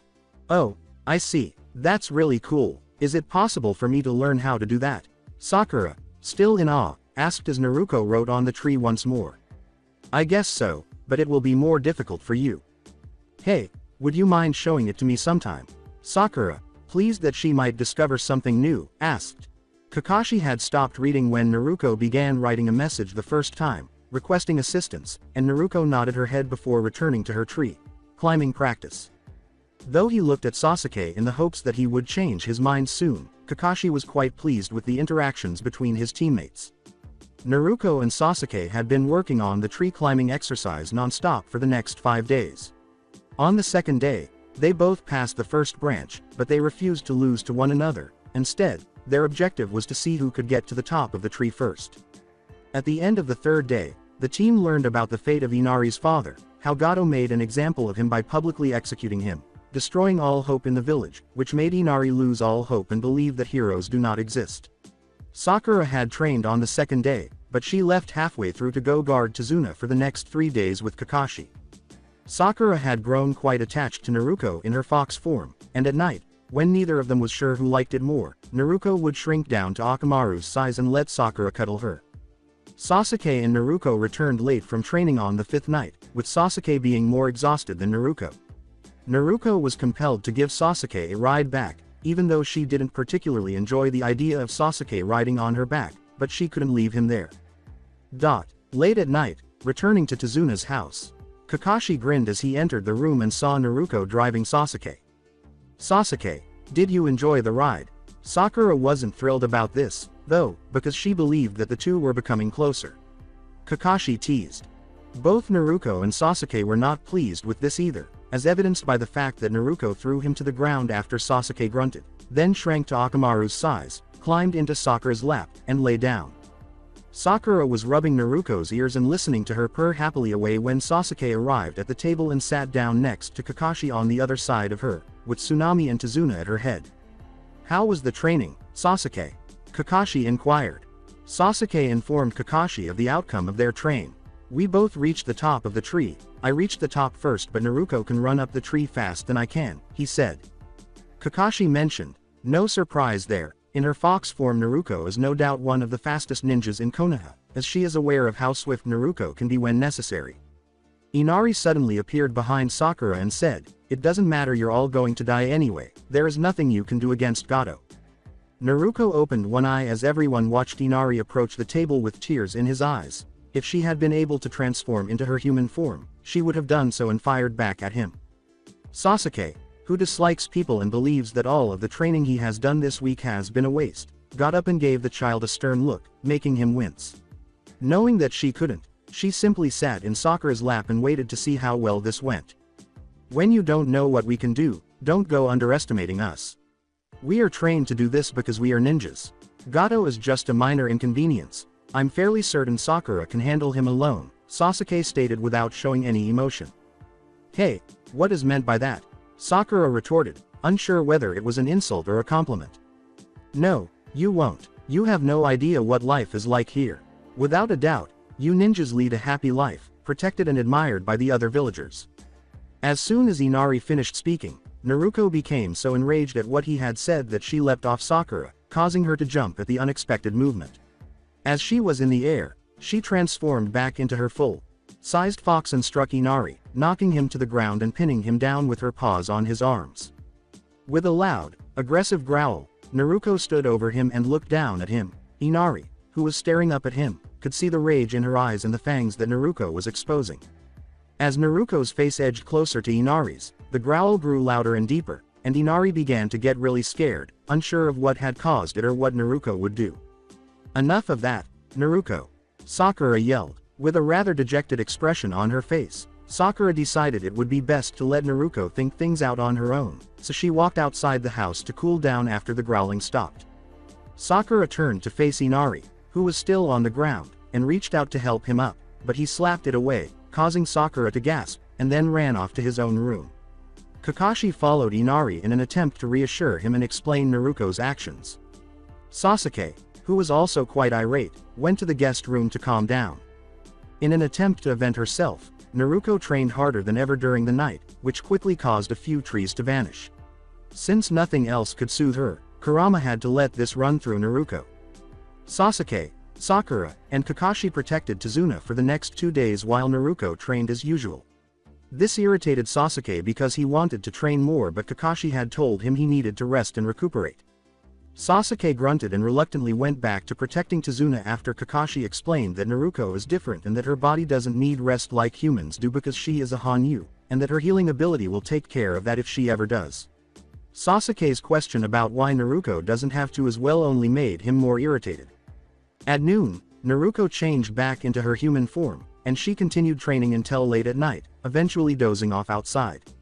Today is finally the day that Naruko can return to her human form. The following day in the woodland, Naruko slowly opened her eyes after sensing a pleasant sensation near her ears. She saw a girl-like figure rubbing her ears while grinning at her with one of the most beautiful smiles she had ever seen. "Oh, you're awake. I apologize for disturbing your sleep," the person said, hoping the odd humanoid fox wouldn't get upset. Looking more closely, Naruko saw that the person had long brown hair and eyes, was about her age, and was wearing a pink kimono with flower patterns on it. Naruko thought the person looked really cute, but she wasn't sure if they were a boy or a girl. "No, it's good. Quite the pleasant way to wake up actually," Naruko said joyfully as she rubbed her eyes to get rid of the sleep. "Oh, that's good. I was about to say that you will get a cold sleeping out her, but then I saw the ears and tails, so I wasn't sure if they were real or if you getting a cold was possible," the individual replied with a smile. Naruko tried to recall whether she had ever been ill before. "Oh, that's kind of you, but yes, they're real and I haven't been sick yet, so getting a cold might be impossible for me," she said. "What are you doing outside, then? Are you a resident?" the individual inquired. Naruko answered, "No, I was training her yesterday and ended up passing out." "Practicing? For what purpose are you training?" the individual inquired. "Oi, I'm a kunoichi and I'm training so I can get stronger," Naruko declared. "But you look strong enough already." Naruko rubbed the back of her head and said, "It may seem that way, but there are stronger people out there who also have something to prove to someone. To demonstrate something. Thus, you are strengthening yourself for the benefit of another person. Have you got a special someone?" The person's lovely voice led Naruko to believe that she was a girl. "What?" A little perplexed, Naruko inquired. "Do you have a loved one? Because your true strength comes out when you have someone to protect," the person grinned. "What? Yes, I understand what you mean," Naruko grinned. The individual turned around and glanced at Naruko as they got up and left. Haku waved and said, "By the way, my name is Haku and I'm a boy," before heading out. Although Haku did smell like a man, Naruko was taken aback by this. Haku is male in this story. Wow, he is cuter than Sakura. Is he really a boy? Naruko thought. He did smell like one. In order to express gratitude for the hospitality and to make amends for her outburst a few days ago, Naruko got up and went food hunting. She returned late at night because she had to travel a considerable distance to find food. At Tazuna's house later that night, Naruko stopped as she approached the door, and the 2 deer carcasses behind her did too. Naruko showed her catch and said, "Tsunami-san, I got some food as a thanks for your hospitality and to apologize for my outburst a few days ago. Tsunami said sweetly, oh thank you Uzumaki-san, and there is no need to apologize, my son was out of line. There is no need for formalities, Naruko or Naru is fine. Where should I put this, then? According to Naruko, she wasn't the type to participate in such formalities and rituals. Tsunami showed Naruko where to put the deer and said, you can put them in the outhouse around the back, and dinner is ready so feel free to join if you're hungry. Naruko said, thanks, I'll be there now, as she made her way to the outhouse. The following morning, crack, thud, cry. After waking up to the sound of a scream, Naruko hurried downstairs to find Inari running out the door in the living room in a complete mess. 2 men were holding Tsunami by the throat with their swords, and 10 or so other men were standing behind them, all with their swords drawn. Acting without hesitation, Naruko charged the 2 thugs with Tsunami. Naruko then reappeared by Inari with Tsunami in bridal style. After setting down the Tsunami, Naruko approached the 2 thugs slowly. Naruko approached the 2 thugs and slowly released a lot of chakra with the intention of killing them, causing them to freeze. You will die if you touch her once more. Go now or so, and may heaven or hell assist you, Naruko said icily. They attacked her as soon as she approached them out of fear, and in a reflexive move, Naruko thrust her tail into their chests, causing them to instantly die. After Naruko released her tails from the 2 thugs, her fur on her head and tails became wilder and began to stand up a little, and her teeth and nails began to grow longer. The rest of the thugs froze in horror as she walked to the remaining ones, slowly licking her lips and flashing her longer, then, normal fangs in a grin that looked incredibly evil. Naruko continued to walk slowly toward them, her eyes turning gold and her smile widening as she sang in a voice so too sweet it sent chills down everyone's spine. Let's play. Some of the thugs had already wet themselves, and their fear grew with each step Naruko took. Fearful and trembling, the thug nearest Naruko dropped his weapon. The last trigger was a blur of yellow flying past him, causing him to drop to his knees. He could clearly hear the crunching of bones, the screams of pain, and the sound of flesh being pierced. Even worse, there was a lapse in time between each one, long enough to reveal the precise details. It ended just as swiftly as it had started. Except for him, all 9 of his friends were dead, too terrified to breathe, to move, or even to think. He heard footsteps approaching him and sat on his knees, tears beginning to fall down his cheeks. He turned around with force and saw his friends' remains. He noticed that his friends were either disfigured or had only a blood stain on the deck. Naruko lovingly and gently stroked the thug's face with one of her tails, causing a smear of blood to spread across his face. After circling him several times, Naruko knelt down and faced him. Before gradually applying pressure, a tail positioned itself where the thug's heart was. The thug felt the tail slowly pierce his chest, and he let out a silent scream. He collapsed to the ground before Naruko's tail could fully pierce his body due to the strain of too much pain and fear. Naruko slowly stood up, her eyes gradually turning from gold to their typical blue color. Naruko shook her head and blinked multiple times before looking down to see a dead thug with a hole in his chest. Naruko said shakily, what happened? Did I do this? Naruko fell to her knees as she turned around, a few tears streaming down her cheeks. Naruko threw up into the river below as she turned and stumbled. Naruko noticed that the once brown deck leading to Tezuna's house, which was above water, was now covered in body parts and blood. Naruko noticed that she was covered in blood when she got a clear view of her reflection in the water. Naruko began to cry and shake in terror of what she had done or might have become, gasping and holding her mouth.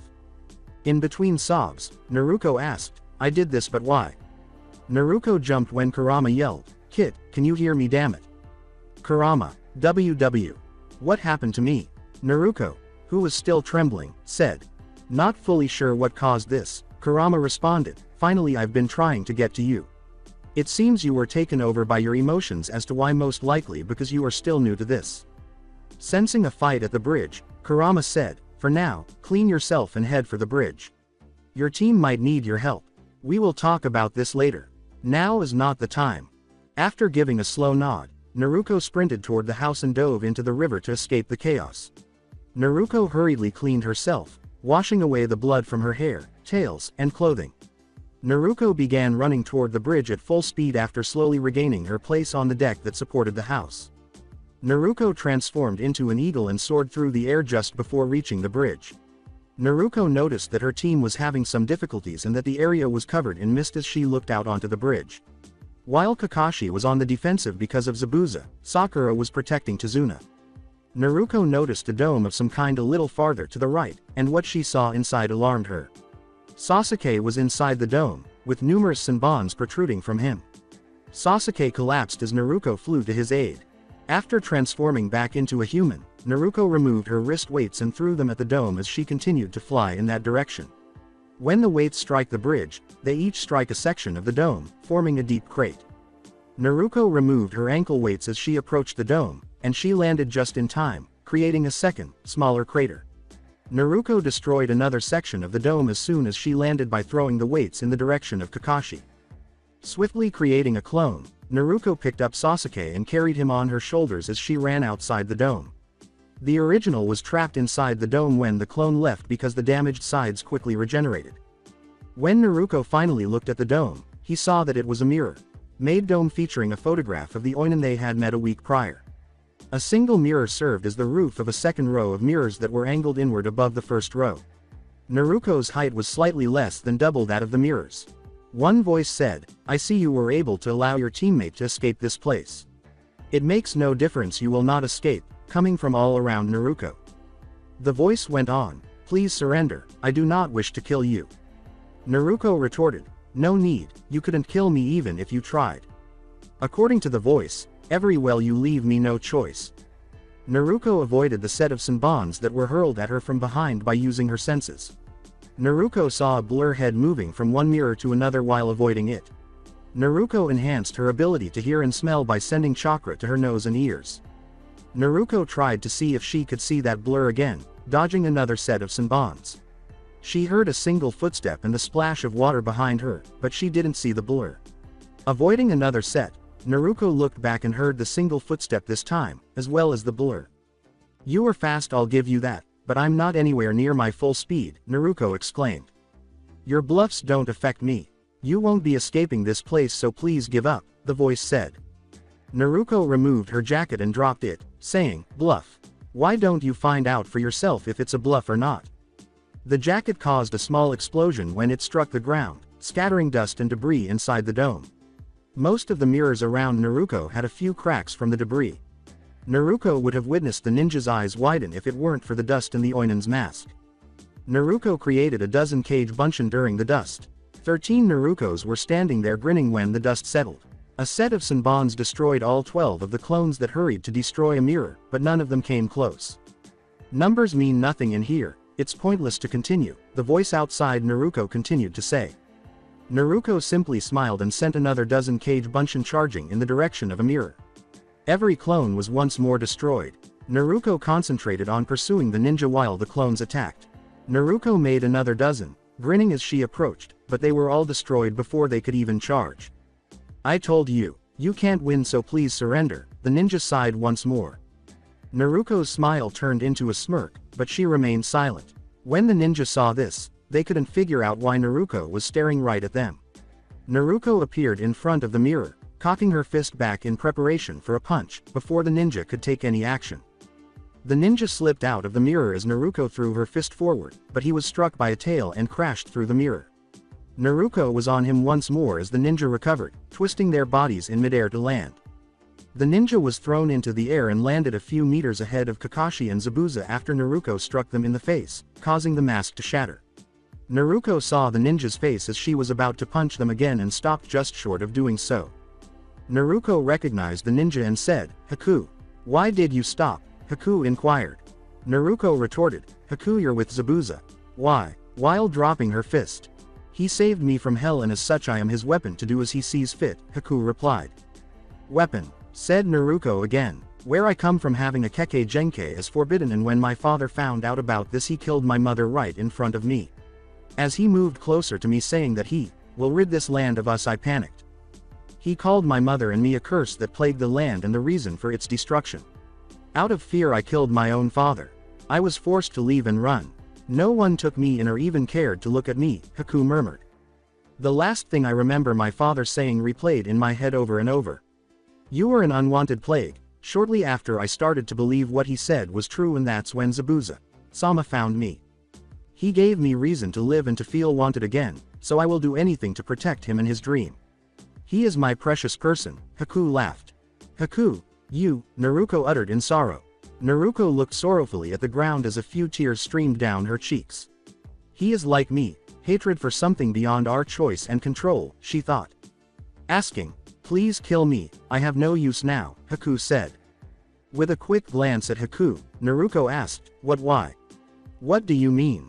I am Zabuza-sama's weapon. Now that I have been defeated, I am useless. Zabuza-sama has no need for weak tools. So please kill me, I have nothing left to live for, Haku murmured. Naruto yelled at Haku, that's bullshit. You are no tool, I will not kill you. Without mercy. A chirping sound was heard by both Haku and Naruto before he could speak. They both turned to see the blue lightning glimmering around Kakashi's hand. Haku saw Kakashi charging with his handlights extended and Zabuza trapped and restrained by a group of dogs. Haku made a mirror instantly and then slipped into it. Haku intercepted Kakashi by flying out the mirror. When Naruto noticed what Haku was doing, he pursued her. It was already too late as Naruto approached. Naruto placed another mirror in front of Zabuza and watched in slow motion as Haku appeared in Kakashi's path and took a blow to the heart.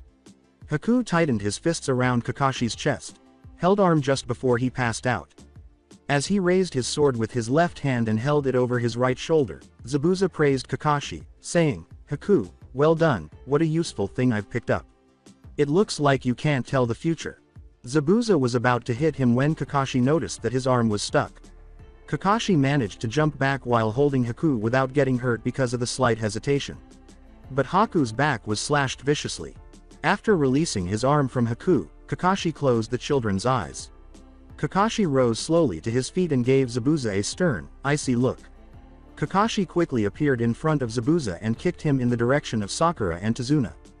Naruto had taken Sasuke and put him by Sakura while Kakashi was beating Zabuza.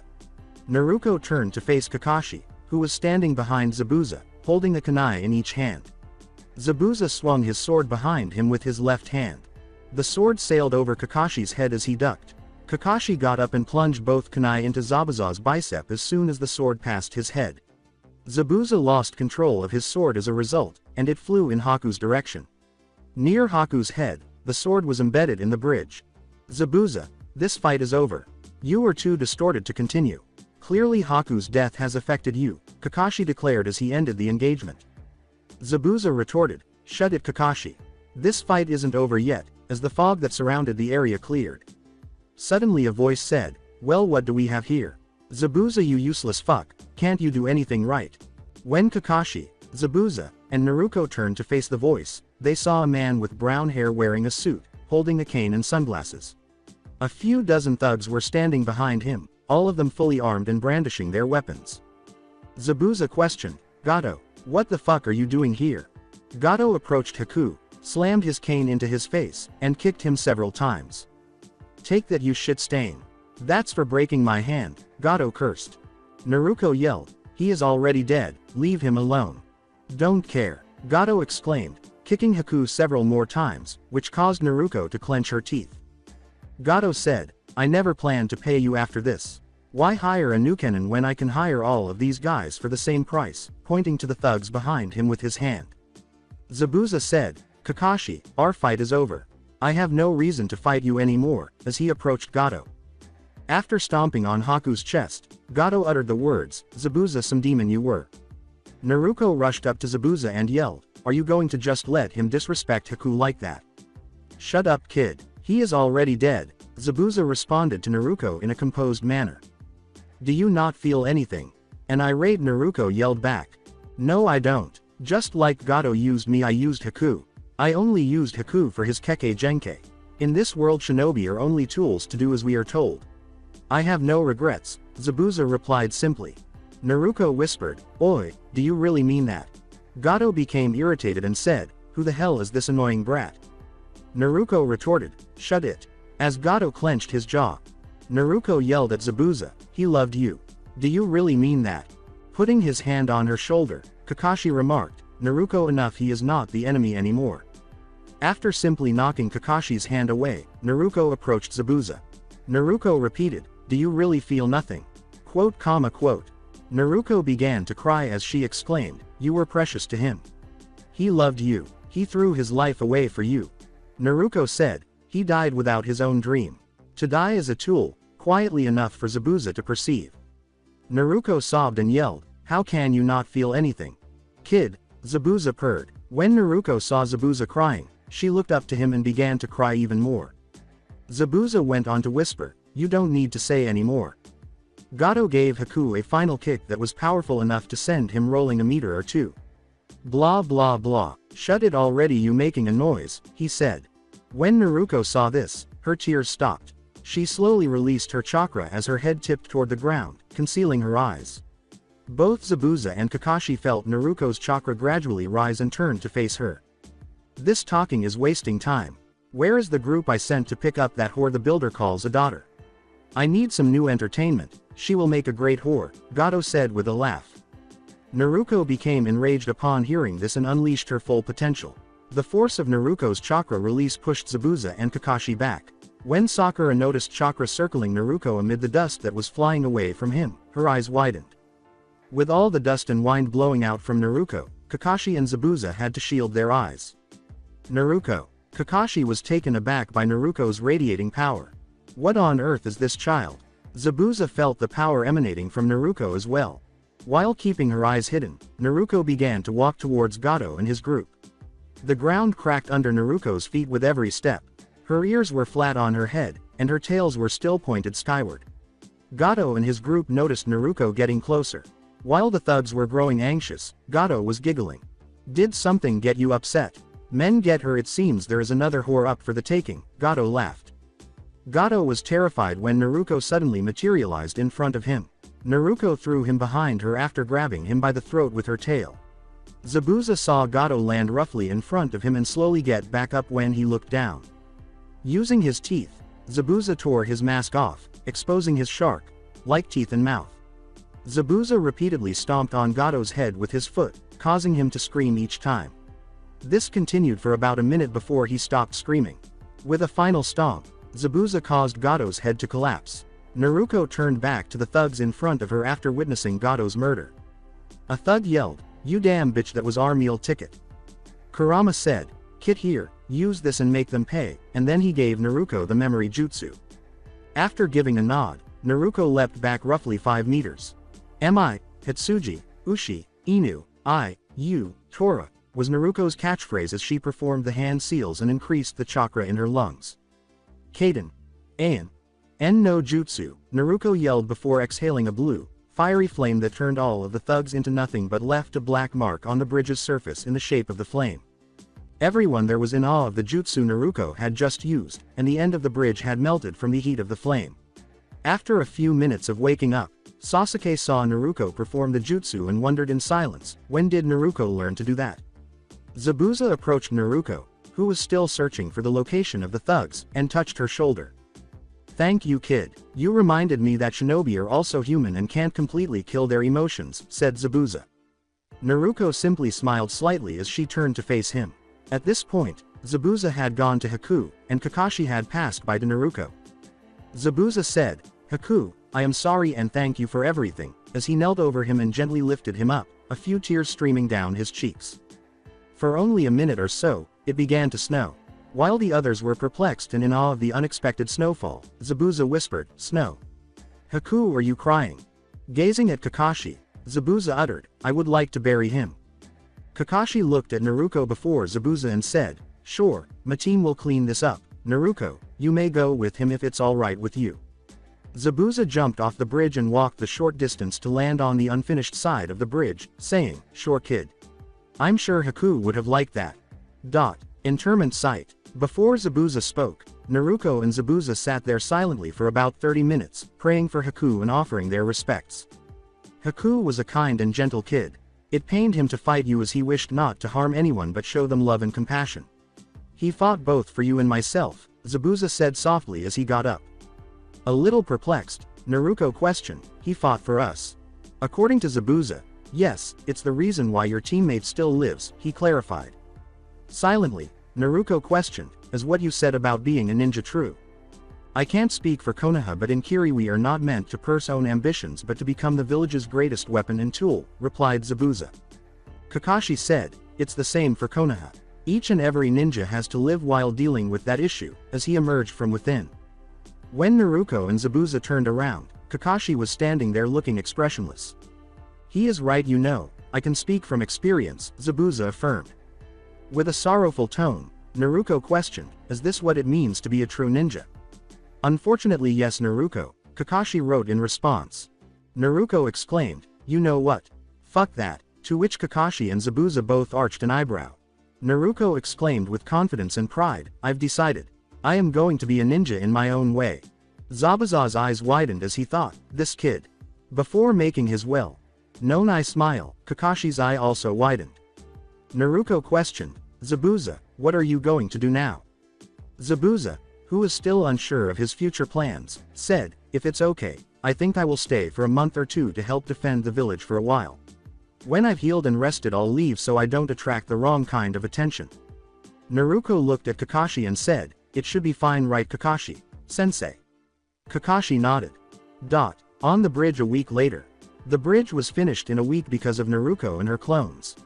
Once, a band of bandits who wanted retribution for what had happened to Gato had attacked them. Zabuza had been protecting at the time of the attack, so the group had been unlucky. Nobody was spared.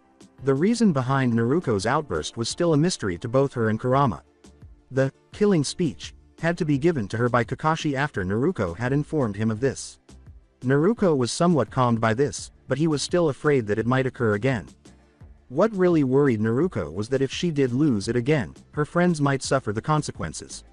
Her team had assured her that they would be alright because they would always be there and that she wouldn't harm any of her friends regardless of what happened to Naruto.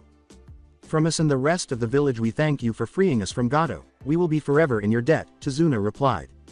Kakashi's response, no need, we were just doing our job. If you need more help, Konoha will be more than happy to help, made Tazuna and his team smile.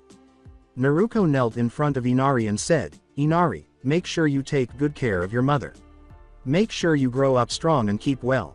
Naruto then pulled Inari into an embrace and received a nod in return. Naruto got up and moved to stand beside her team, turning back to Inari. Naruto said in a sensual voice, if you ever want to see all of me again, you're more than welcome to, before blowing a kiss and stroking her body with her tails. After his face flushed completely, Inari fled behind his mother, too ashamed to be seen. Naturally, this piqued Tsunami's interest, and he gave Inari a questioning glance, to which Inari simply replied by covering his face with his hat. You would have noticed a drop of blood dripping from Kakashi's nose if it weren't for his mask. Sakura and Sasuke couldn't understand what Naruto had meant. Sakura quickly realized and began to flush when she saw Naruto stroking her body with her tails. Sakura turned to face the villagers and said, Naruto you hentayaro, as she crossed her arms and continued to blush intensely. Sakura said in a dejected tone, Kakashi. Sensei, I blame you, this is your fault, as Kakashi rubbed the back of his head and laughed uncomfortably. Team 7 returned to Konoha after saying their final goodbyes and waves. Team 7 noticed Zabuza leaning against one of the support pillars as they arrived at the end of the bridge. Naruto, pleased to see Zabuza, said, Zabuza come to see us off. Zabuza's statement, yeah I am. There is something I must tell you though, really caught Team 7's attention. With a hint of rage in his voice, Zabuza informed them, I visited Haku's grave a few days ago and discovered that it had been disturbed. I discovered that his grave was empty. The Genin trio exclaimed, what? As Naruto's fists clenched. Zabuza stood up and crossed his arms, saying, don't worry about this, I will investigate this myself and will keep in touch. The statement, if you need anything, be sure to let us know, also infuriated Kakashi. Zabuza returned the nod and vanished in a whirl of water and dust. Team 7 resumed their walk back to Konoha after witnessing Zabuza depart. After a few hours, the Hokage's office. The return trip went smoothly, and Team 7 arrived back in Konoha in a few hours at standard ninja speed. The Hokage was now reading the report while Team 7 stood silently in front of him. I must say well done to you and your team. This will be recorded as an A-rank mission and you will be paid accordingly, the Hokage said. Thank you sir, I would like to speak to you in private. Naruto you may stay if you wish, the rest you are dismissed for now. Normal meeting time tomorrow at ground 7, Kakashi stated before turning to his teammates. Naruko said, "You can tell me tomorrow what this was about," before she and her team left. Naruko said to her team, "I'll see you guys tomorrow then," and then she left by herself. Sakura was about to follow her when Sasuke put a hand on her shoulder and stopped her. When Sakura turned to object, Sasuke shook his head. Sasuke calmly interrupted Sakura by saying, "She just needs to be alone for a short while. If you are really concerned you can talk to her tomorrow, but for now she needs this." After giving a nod, Sakura and Sasuke departed. They went their separate ways after leaving the Hokage building. Training Ground 7 the following day. Sakura said, "Hey guys," as she noticed Naruko and Sasuke seated near the log posts. "Sakura-chan," Naruko smiled and greeted her. Taking a seat beside Naruko, Sakura asked, "Are you feeling better? Everything alright?" In response, Naruko said, "Yeah, I'm fine, thanks, feeling better." "Thanks Sakura-chan." When Chan was added to Sakura's name, she blushed a little. Sakura put a comforting hand on Naruko's shoulder and squeezed it. Sakura turned to Naruko, who returned the slight smile. Kakashi said, "Yo," as he appeared out of nowhere while still reading his book. When they saw the book again, Sakura and Naruko flushed intensely, while Sasuke blushed slightly. Sakura, still flushed, questioned, "Do you really have to read that while you're with us Kakashi-sensei?" Following Kakashi's response, "Hey, a good read is a good read," Sakura muttered something about perverted teachers being poor role models. "Are you really Kakashi-sensei? You were here on time." Not believing this, Naruko asked. They were fairly certain that no one else could do that, so Kakashi simply returned the smile with an eye, clearing all doubt. Naruko inquired, "Kakashi-sensei, what did you discuss with Gigi?" "Not much, just about the lack of education the academy is failing to give to certain people," Kakashi countered, continuing to read his book. When Naruko said, "Sensei, you really didn't have to do that," she was very appreciative. "No, I did, but don't worry, I gave certain teachers a kind and polite talk," Kakashi said, sending chills down the spines of the genin. Naruko thanked Kakashi in his mind. Normally after an A-ranked mission a genin team is given a week of rest and healing, but we have already had that, Kakashi said. Uncertain of Kakashi's intentions, Naruko inquired, "So are we still going to do missions?" In a tone that made the genin gulp, Kakashi clarified, "No, you are unable to do missions for a week, but that doesn't mean we are going to sit doing nothing. For the next month you will be training every day till you pass out." While Sakura was beginning to have second thoughts about this, Sasuke and Naruko were ecstatic that they would be forced to the ground during training. Sakura, a little afraid of what was about to happen, said, "You surely don't mean till we pass out, right?" Kakashi's smiling smile truly frightened Sakura. "Nope, you will train till you pass out. I have half a mind of making you train while still unconscious," he said. Naruko started to run away but was stopped by Kakashi. "All right, Naruko, you go do your normal fitness and strength training, once done return back here," Kakashi said. Kakashi said, "Oh Naruko, I forgot. Double all you weights," in a kind manner. Naruko complained a little, "But sensei, they are already at 85 kilograms apiece," she said. Sakura and Sasuke were shocked because they were aware of Naruko's weights but were unaware of their own. With a, well, add 5 kilograms then double it," Kakashi answered. "But, add 10 kilograms instead, then double it," Kakashi interrupted Naruko. This time, Naruko remained silent and followed Kakashi's instructions before fleeing. The other members of Team 7 performed comparable, albeit less intense, weighted training to Naruko's usual strength and fitness regimen. Naruko was exhausted when she got back. 85 kilograms was a bit much for her, but 190 kilograms each was absurd. Prior to Kurama's prohibition, she intended to train in fox form. Sakura and Sasuke were both lying on the ground, breathing heavily, and covered in dirt and sweat from head to toe when Naruko returned to the training area.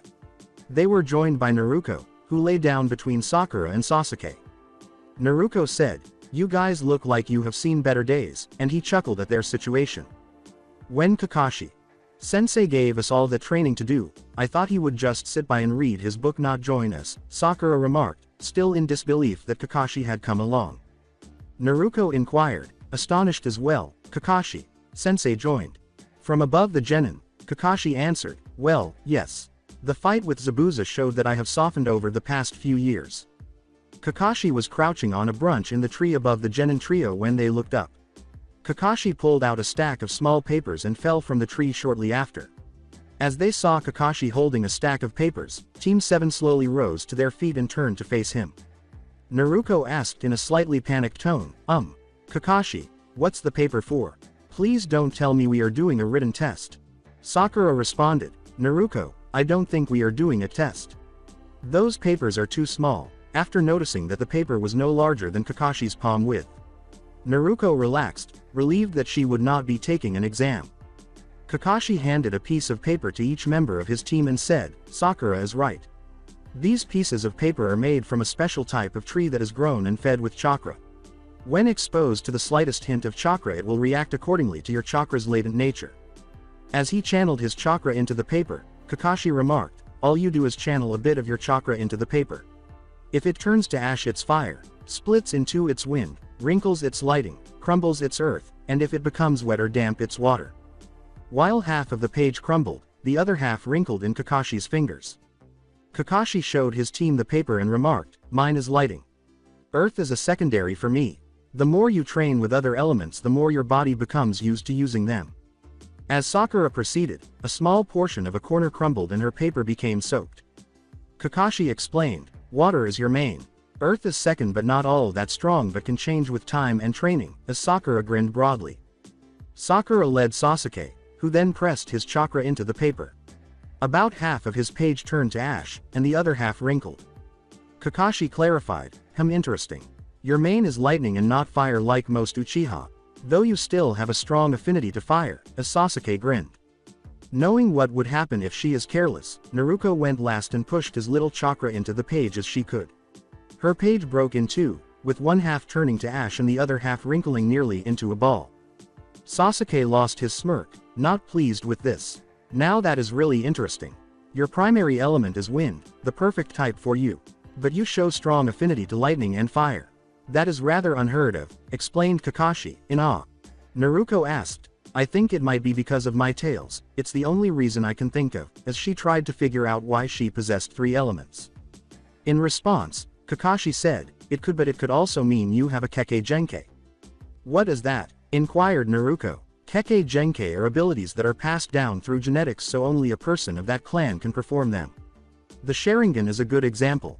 Kekkei Genkai can be jutsu-based, or body enhancement-based, explained Kakashi. Kakashi went on to say, Haku had Kekkei Genkai. He can create ice by mixing water with wind. Knowing what a Kekkei Genkai is, Naruto nodded. Naruto questioned, so I could have one, how would I find out? Not wanting to get ahead of himself, Kakashi said, I will tell you when you get the hang of using your elements. So for now just focus on that. Naruto nodded in response.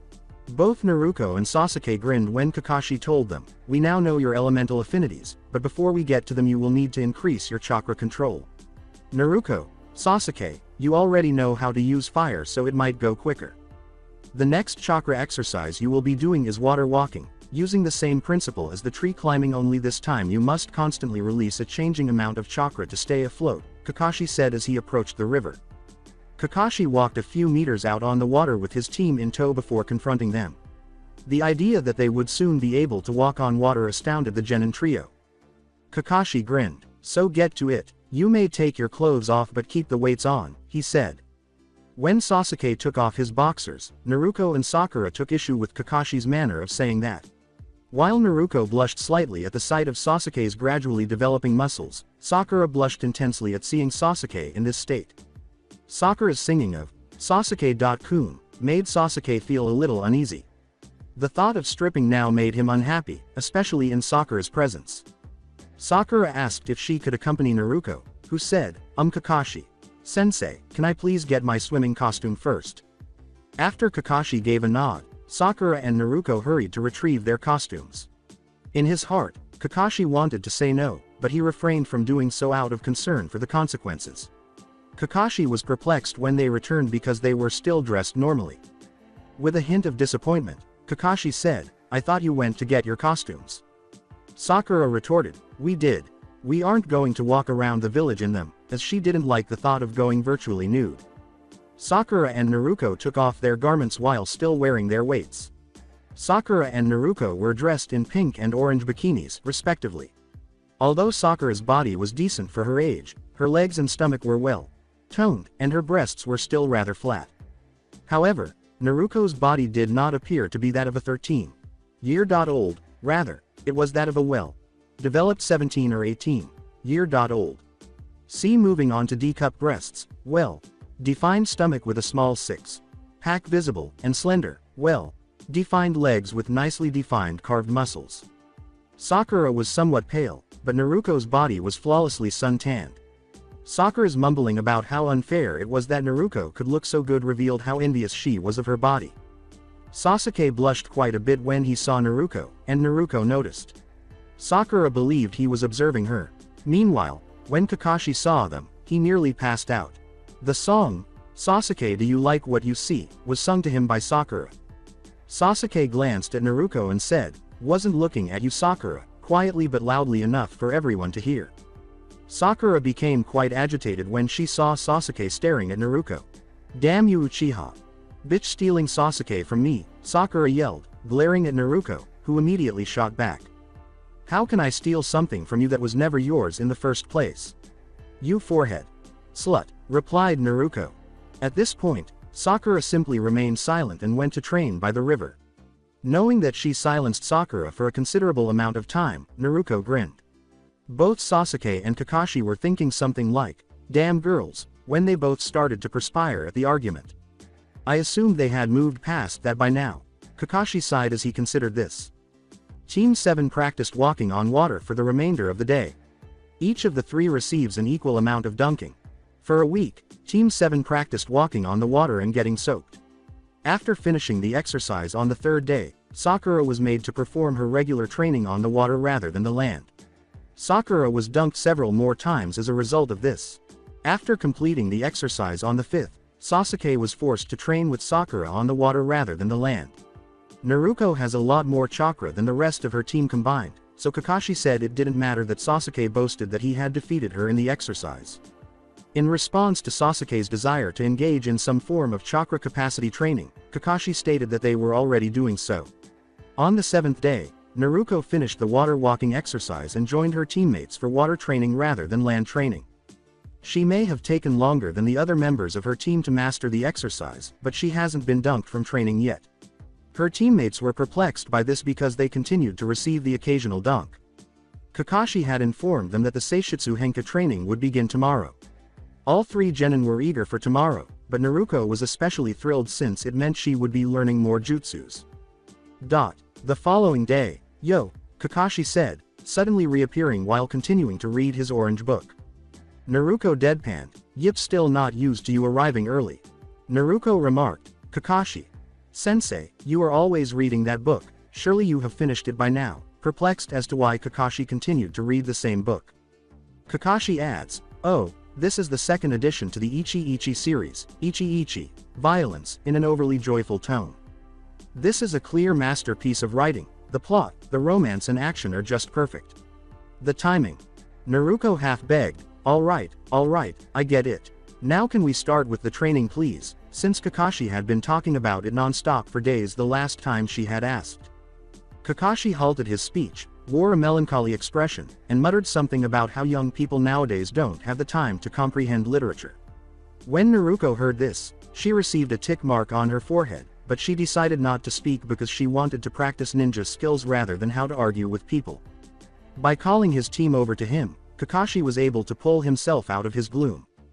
The main thing you must take note is that each element is stronger against one element and weaker to another. The order goes as follows. Fire is stronger wind, wind is stronger than lightning, lightning is stronger than earth, earth is stronger than water and water is stronger than fire, Kakashi stated. So if someone uses a Kaiden Jutsu, use a Suiten Jutsu to counter it or use a Futon Jutsu to make the Kaiden Jutsu stronger, Kakashi goes on to explain. You should train yourself so that the only weakness you have as a team or ninja is the lack of imagination. Learning to use Seishutsu Henka opens up many ways to do things, so get creative, Kakashi said. You will be learning how to use your primary element first. But first you three go and do your normal fitness and strength training. Naruto, increase your weights to 200 kilograms, Sasuke, Sakura, increase yours to 30 kilograms and 25 kilograms respectively. Kakashi informed them and they left to go and comply with his instructions. After 2 hours, after their rigorous training, all three genin moved slowly in the direction of a tree to rest beneath. Sakura and Sasuke both questioned Naruto's endurance because she didn't appear to be as exhausted as they were. The genin noticed Kakashi coming back with someone else. This individual was dressed in the standard jonin attire, but his shirt and pants were gray rather than the customary blue or black. But he had a strange metal helmet on his head that only had the Konoha symbol on the top and sides of his face. He had black eyes and a short, wild brown hair. The reason this other guy was here baffled the three of them. Although Naruto recognized his scent, he was unable to recall where or why. Kakashi introduced the man next to him, saying, "He used to be on my Anbu team." Tenzo met Sasuke, Sakura, and Naruto. Kakashi. Senpai, you know it's Yamato when I'm outside from my Anbu post, Tenzo remarked, sighing slightly. All three nodded when Yamato said, "Nice to meet you, though could you please call me Yamato," to the genin. Naruto, who was still attempting to identify himself, said, "Anbu. I think that's why I recognize your scent but still can't place you. Well, maybe you will know me as Tora. I replaced Taki after he left Anbu," Yamato explains. Naruto recollected, Tora-san. "Oh, I remember now, though you never showed yourself like rest, but oh well. So why are you here? You going to help us with our training?" replied Naruto. Kakashi responded, "I'll explain now once I've had told Sasuke and Sakura what they have to do, before turning to face them. Sasuke, go get some leaves and try to make the leaf wrinkle so it becomes a ball. Sakura, do the same but instead try to get the entire leaf covered with water. Go train somewhere else around here, return if you need help or have completed the task," Kakashi instructed. After Naruto and the two had left, Kakashi took a seat, followed by Yamato and Naruto. Kakashi's statement, "Now before I explain why Yamato is here I need to explain the Kage Bunshin no Jutsu," left Naruto somewhat perplexed. "I will tell you straight. The technique was created by the Nadaime Hokage, Senju Tobirama. It was originally used to scout out positions. When a Kage Bunshin dispels, everything that it has learnt will transfer to the original and any other active Bunshins," Kakashi explains. When Naruto considered all the things she could now do with the Kage Bunshin, her eyes widened. Naruto's eyes widened, and then Kakashi noticed a smile. Kakashi could see the wheels turning in her brain. Kakashi remarked, "By that reaction I see you can see the implications for this. Yes, you can use this to train and to learn," as Naruto's smile widened. Now for the reason as to why Yamato is here. Using this training method requires a lot of chakra, which you have plenty of. The concern though is that when you run low on chakra, Kyuubis may start to leak from you and you may lose control of yourself, Kakashi explains to Naruto. The firm voice of Naruto said, "Wait, Chan wouldn't do that. What Kakashi says is true, but seeing as we are close to each other, my chakra may still leak but you will remain as yourself. I have no need or desire to control you anymore. My chakra releasing will if anything helps you in your training as you will have more chakra to use," Kurama stated to Naruto. "Kurama, thank you. Thanks for the assistance, you are my closest friend," Naruto said to Kurama in his mind. Kakashi and Yamato both asked in confusion, "Chan?"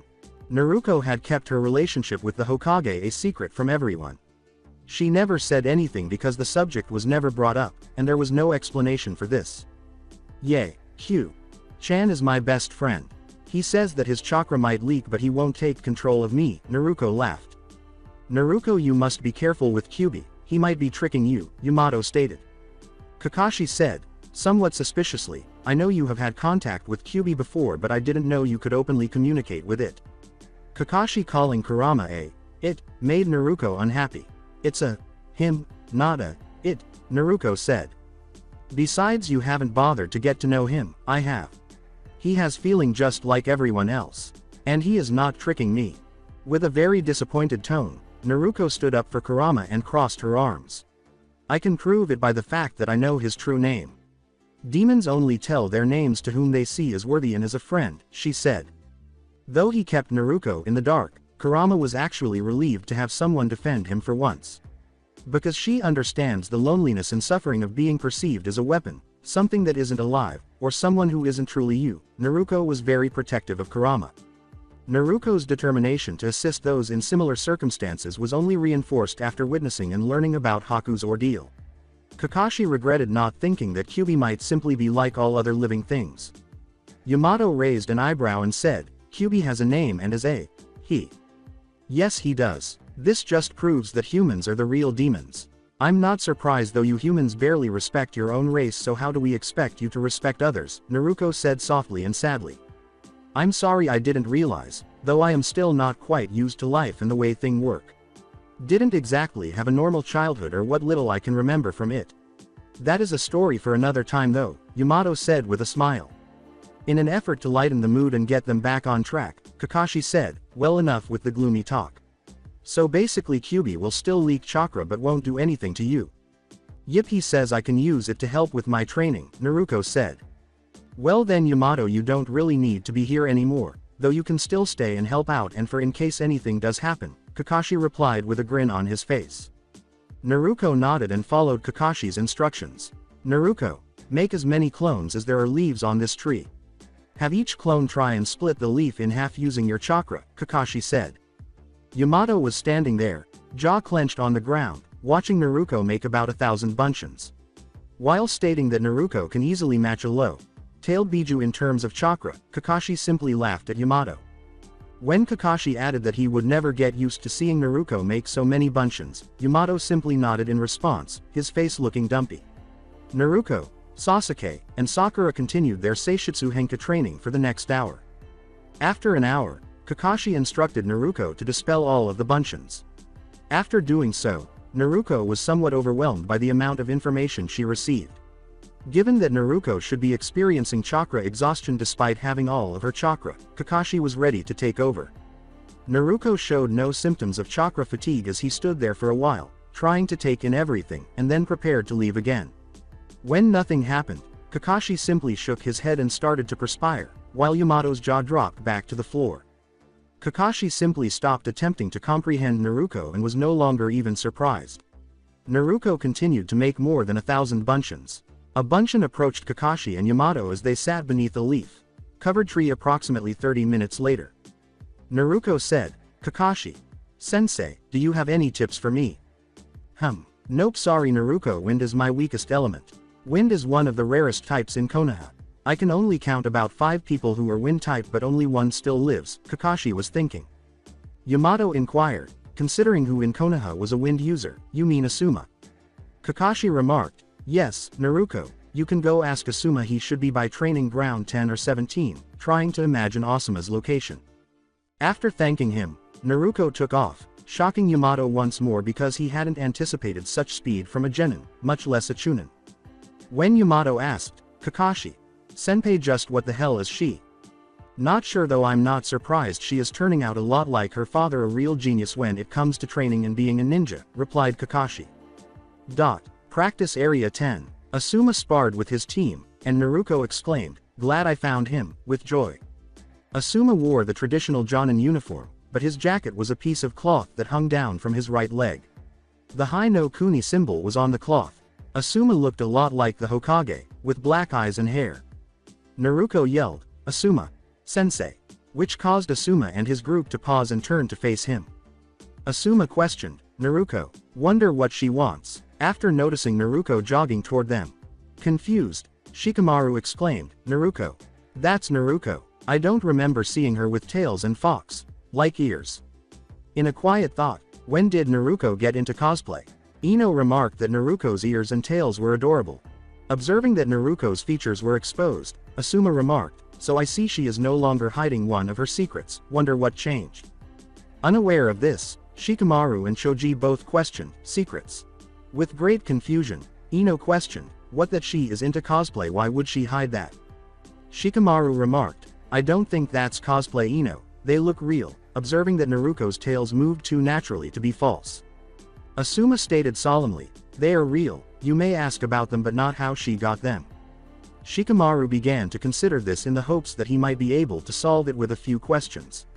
However, Ino was genuinely perplexed and unsure. Although Choji was intrigued as well, he let Shikamaru solve the puzzle. Naruto was about to ask a question when she arrived, but Ino interrupted her.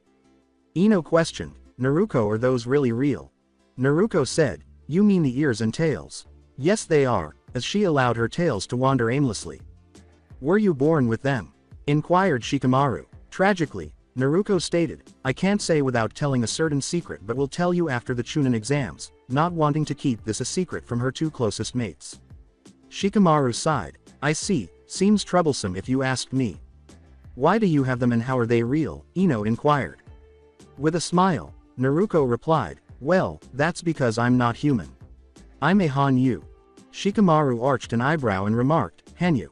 Half demon half human. See why you said you kept to yourself? Shikamaru would ask Asuma or Naruko later, but he believed he had the answer. Then Ino said sweetly, can I touch them please?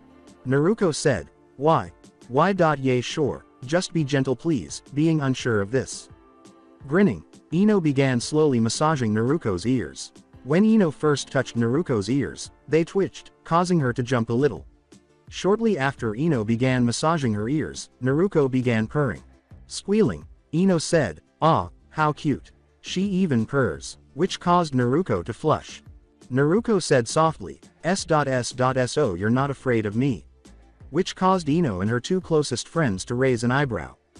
With a hint of jealousy, Ino said, no why would I be? I think it's terrible cute kind of wish I had them, which caused Naruko to flush quite a bit.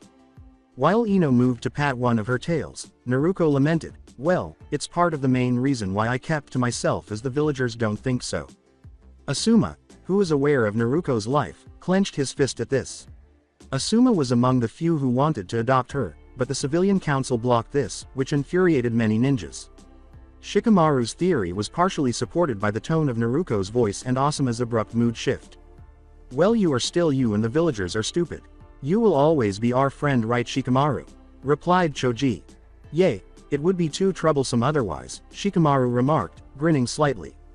Naruko grinned broadly at this, and Asuma grinned too, pleased that his students are accepting. Ino patted a different tail and grinned too. The words, thank you Choji, Shikamaru, and Ino, it means a lot to me, were spoken quietly by Naruko. Asuma wanted to know why she was here, so she said, so Naruko, why did you come here? I doubt it's to reveal your true self. Naruko recalled her reason for being here and remarked, oh right. I came to ask tips on using my wind element as Kakashi said you were the only other person who is a wind user. Happy to see another wind user, Asuma asked, oh so you are a wind type?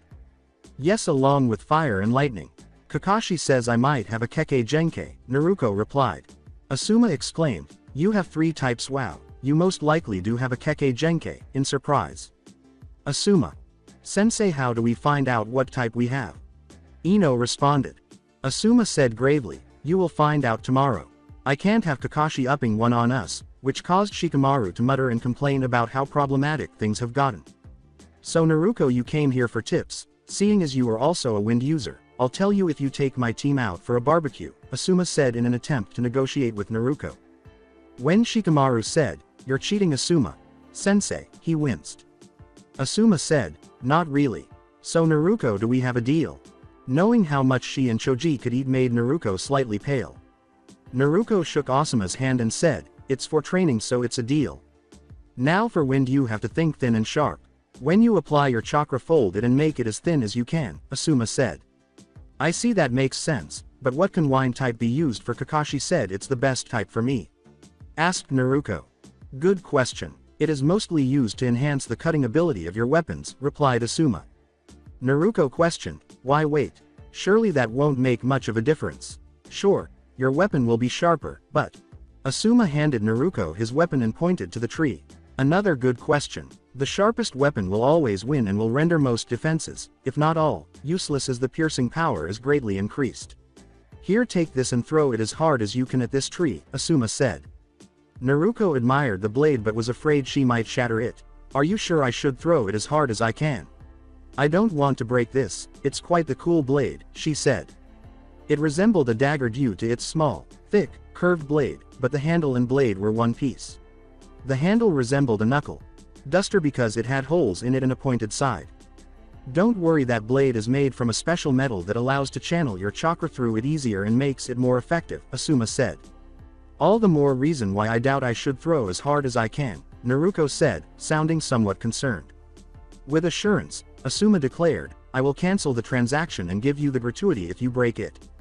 If you say so, Naruko said, remaining doubtful. After cocking her arm back, Naruko threw it forcefully at the tree. Team 10's jaws were on the ground after what transpired next, including Shikamaru's. The blade went straight through the tree and the three behind it when Naruko slashed it, then lodged itself in the fourth tree's handle. Naruko exclaimed, wow, that's quite the awesome blade, sensei. In awe of the blade's range. Naruko's other blades, like that, could only go through one tree and wouldn't even penetrate the second. This one went all the way through three and into the fourth. Asuma said, right, that wasn't supposed to happen, incredulously. Bewildered, believing she had done something incorrectly, Naruko questioned, what was supposed to happen?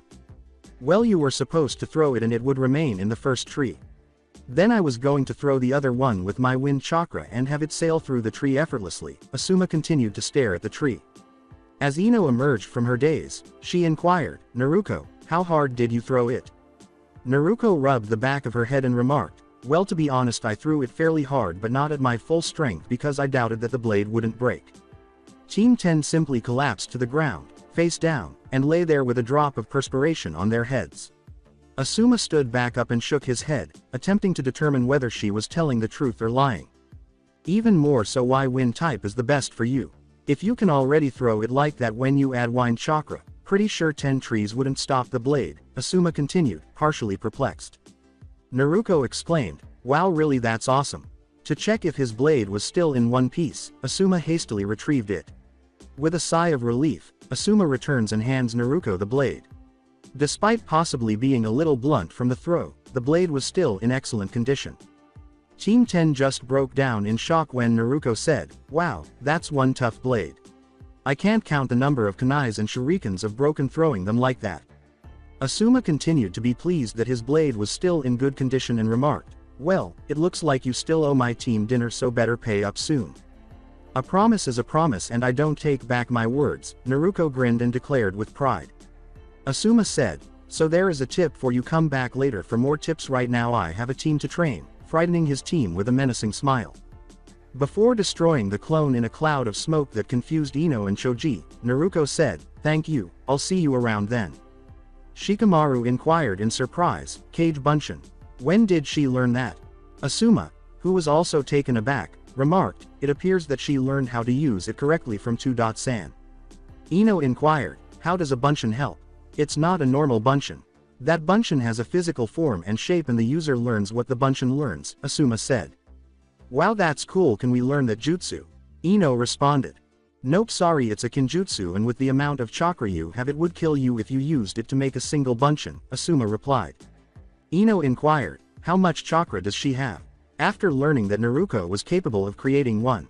No idea, and from what I hear from Kakashi, Naruko can make 1,000 of them effortlessly, Asuma remarked, finding this hard to believe. Shikamaru and Choji were less shocked by this than the other two genin, who are more accustomed to Naruko's endurance.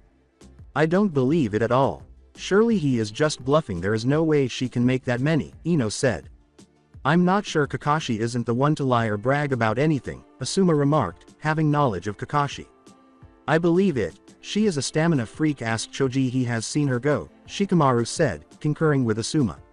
Choji nodded to Ino, confirming the veracity of Shikamaru's statement. Since Shikamaru also doesn't lie about these things, Ino wasn't sure if she believed this. Practice Area 7. Before a smile appeared on their faces and they resumed their work, all of the Narukos halted their activities when the bunshin popped. It appears that Naruko is making the most of the Kage Bunshin. She will pick up knowledge like this at a startling rate. Seeing all the Naruko receive the tip from Asuma, Kakashi thought, we might just have another Kiroi Senko. Team 7 put in a lot of training over the following week. Strength and fitness training would take place in the morning. After that, they would practice chakra control for an hour, but in more stressful scenarios, such as avoiding Kakashi's shurikens or being chased by dogs, where they would be chewed on if they stopped. They would then concentrate on Seishitsu Henka training for the remainder of the day. Seeing the hundreds and hundreds of Narukos, Sakura and Sasuke stumbled when they finally arrived for tips. Kakashi gave them an explanation of Naruko's training regimen. Being Sasuke, he asked if he could learn the Kage Bunshin, but in a more demanding manner. According to Kakashi, He would, but he could only use 2 or 3 bunchins at most because it would exhaust him. Sasuke could only manage 2 bunchins for the Seishutsu Henka training, but he was still able to make a dozen and still function normally. Despite his displeasure, Sasuke managed to get by with what he had. This also caused him to seriously doubt Naruto's chakra levels. In response to his question about how Naruto could have so much, Kakashi said that it was partially because she was a Hanyu. When Sasuke inquired about the other segment, he was informed that he would have to wait until after the Chunin examinations. Sasuke nodded, aware that it was a sensitive topic and that he should not delve any deeper. Sasuke was getting close and should finish the training within the next week, but Naruto finished it on the 6th day using her bunchins. Sakura was also getting close, but she said it would take another 2 weeks. Although Sakura lacked the Kage Bunchin, her mastery of chakra greatly aided her. On the 7th day, Naruto was forced to attempt cutting the leaf as fast as she could. With the exception of Kakashi, Yamato surprised Team 7 the following day by creating a waterfall. As Yamato constructed a wooden beam for Naruto to stand on, the genin discovered that he was capable of using Mokuden jutsus. Kakashi had instructed Naruto to now make a horizontal cut in half of the waterfall. When asked if Yamato could widen the waterfall, he replied that he would do so in a few days because it takes a lot of energy, even though Naruto had already made roughly 100 bunchins. Following orders, Naruto continued to attempt to cut the waterfall. Naruto was almost done cutting the waterfall at the end of the week, but he acknowledged that it would take more time. After finishing his training, Sasuke was instructed to form a unique chakra resistance paper into a ball. Sasuke realized right away that it was much more difficult to direct his chakra through the paper, much less form it into a ball. Sakura had asked Yamato for advice because she didn't want to fall behind. Sakura was able to learn how to try to cover the entire leaf with water more quickly thanks to these tips. Sasuke and Sakura's weights on Team 7 were raised to 40 kilograms for the past week, while Naruto's weight was raised to 215 kilograms.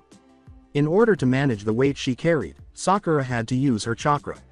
Though not as much as Sakura, Sasuke also had to. In order to be sure, Naruto cut the waterfall in half halfway through the week and repeated the process several times. Naruto was then informed by Kakashi that she had perfected Wind Seishutsu Henka. Naruto then began using Fire Seishutsu Henka, but instead of turning the leaf to ash the first few times, she cut it. Naruto gradually began turning the leaf to ash, but each time he cut it a little more. Naruto became irritated and sought assistance from Kakashi. As Kakashi attempted to turn the leaf into ash, he noticed Naruto approaching him. Naruto asked, a little irritated, "Kakashi Sensei, why do I keep on cutting the leaf while I try and turn it to ash?" "Here, do it again so I can see," Kakashi said as he gave Naruto another leaf. Naruto took the leaf, held it in her palms, and briefly directed her chakra into it. She noticed that the top half of the leaf had a cut almost through it, while the bottom half was made of ash when she took off the hand on top. Kakashi handed Naruto 2 leaves this time and said, "Here, place each leaf in each hand and do it again." With a shrug, Naruto picked up the leaves and held one in each hand. When Naruto directed her chakra toward both leaves, she was taken aback by the results. While the leaf in her left hand was sliced into numerous pieces, essentially shredding it apart, the leaf in her right hand turned entirely to ash. "As I thought, the first thing is that you were channeling chakra through both your hands like you would with wind. With fire you only need one hand. The second thing confirms my theory, you have Kekkei Genkei. You were able to combine both fire and wind," explained Kakashi. Recalling the tales of Pakura and the trail of mummies she left behind, Kakashi went on, "There was one person I knew who could combine these two.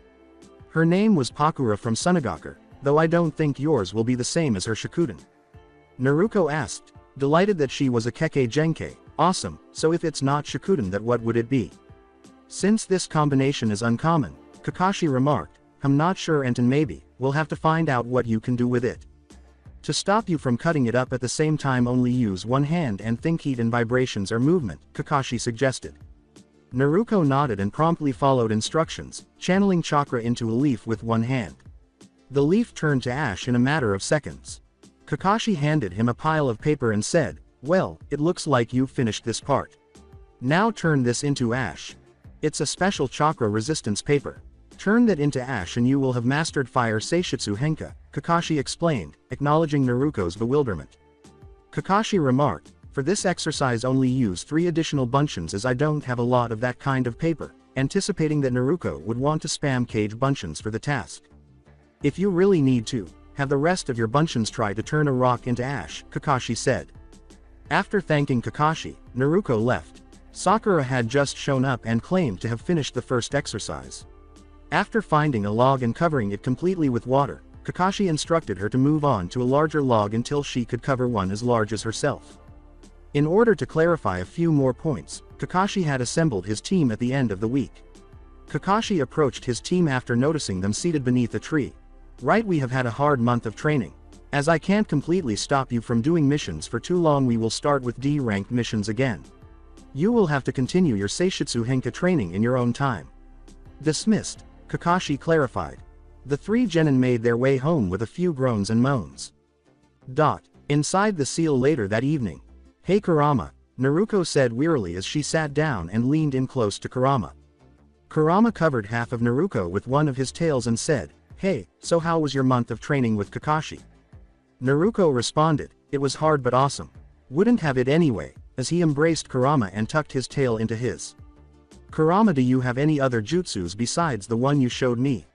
asked Naruto. Kurama was more than happy to show her some of them. "Yes, I have plenty, mostly fire ones, not so much wind. I shall show you tomorrow when you train," he said. Wondering if she could hope it would accomplish her goal, Naruto asked, "Is it possible to say cover my entire body with either wind or fire or both using my chakra?" "Either one, yes it is. The Raikage from Kumogakure covers his body with lightning chakra, increasing his speed, reflexes, defensive and offensive capabilities. But both I don't know, never seen or heard of someone doing that," Kurama responded. Naruto exclaimed, "Awesome, I think I will start on trying to do that next," pleased that it was feasible. Naruto inquired as to whether she could open the cage, saying, "Hey Kurama, I was wondering if it is possible to open this cage." When Naruto inquired about opening the cage, Kurama was taken aback.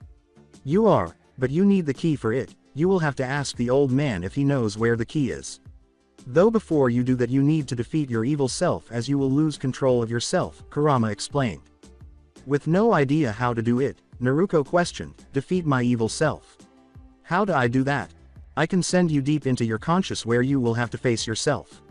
Only you alone can do that. I can't help you. I can only send you there. We shall start this within a week so you and I have time to prepare," Kurama said. Naruto, uncertain about the timing, inquired, "Is that fine, as that is when it will be a new moon?" "All the more reason, as you will be fully human and will be less influenced from your demon half, and both of you will not have your demon powers," Kurama said. Naruto said, "I see. Well then, good night Kurama," and then he went to sleep. Kurama said, "Night kid," and then left to sleep. The following day. Tap tap tap. HMMPH. Tap tap tap. Naruto sat up slowly, rubbed her eyes, and then stretched. Kakashi, what are you doing here so early?" she asked. "You have been personally requested by the Hino Kuni Daimyo," Kakashi explained grimly. "Get ready quickly." "What?" That's it for today. I hope you guys enjoyed this great story. See you in the next one.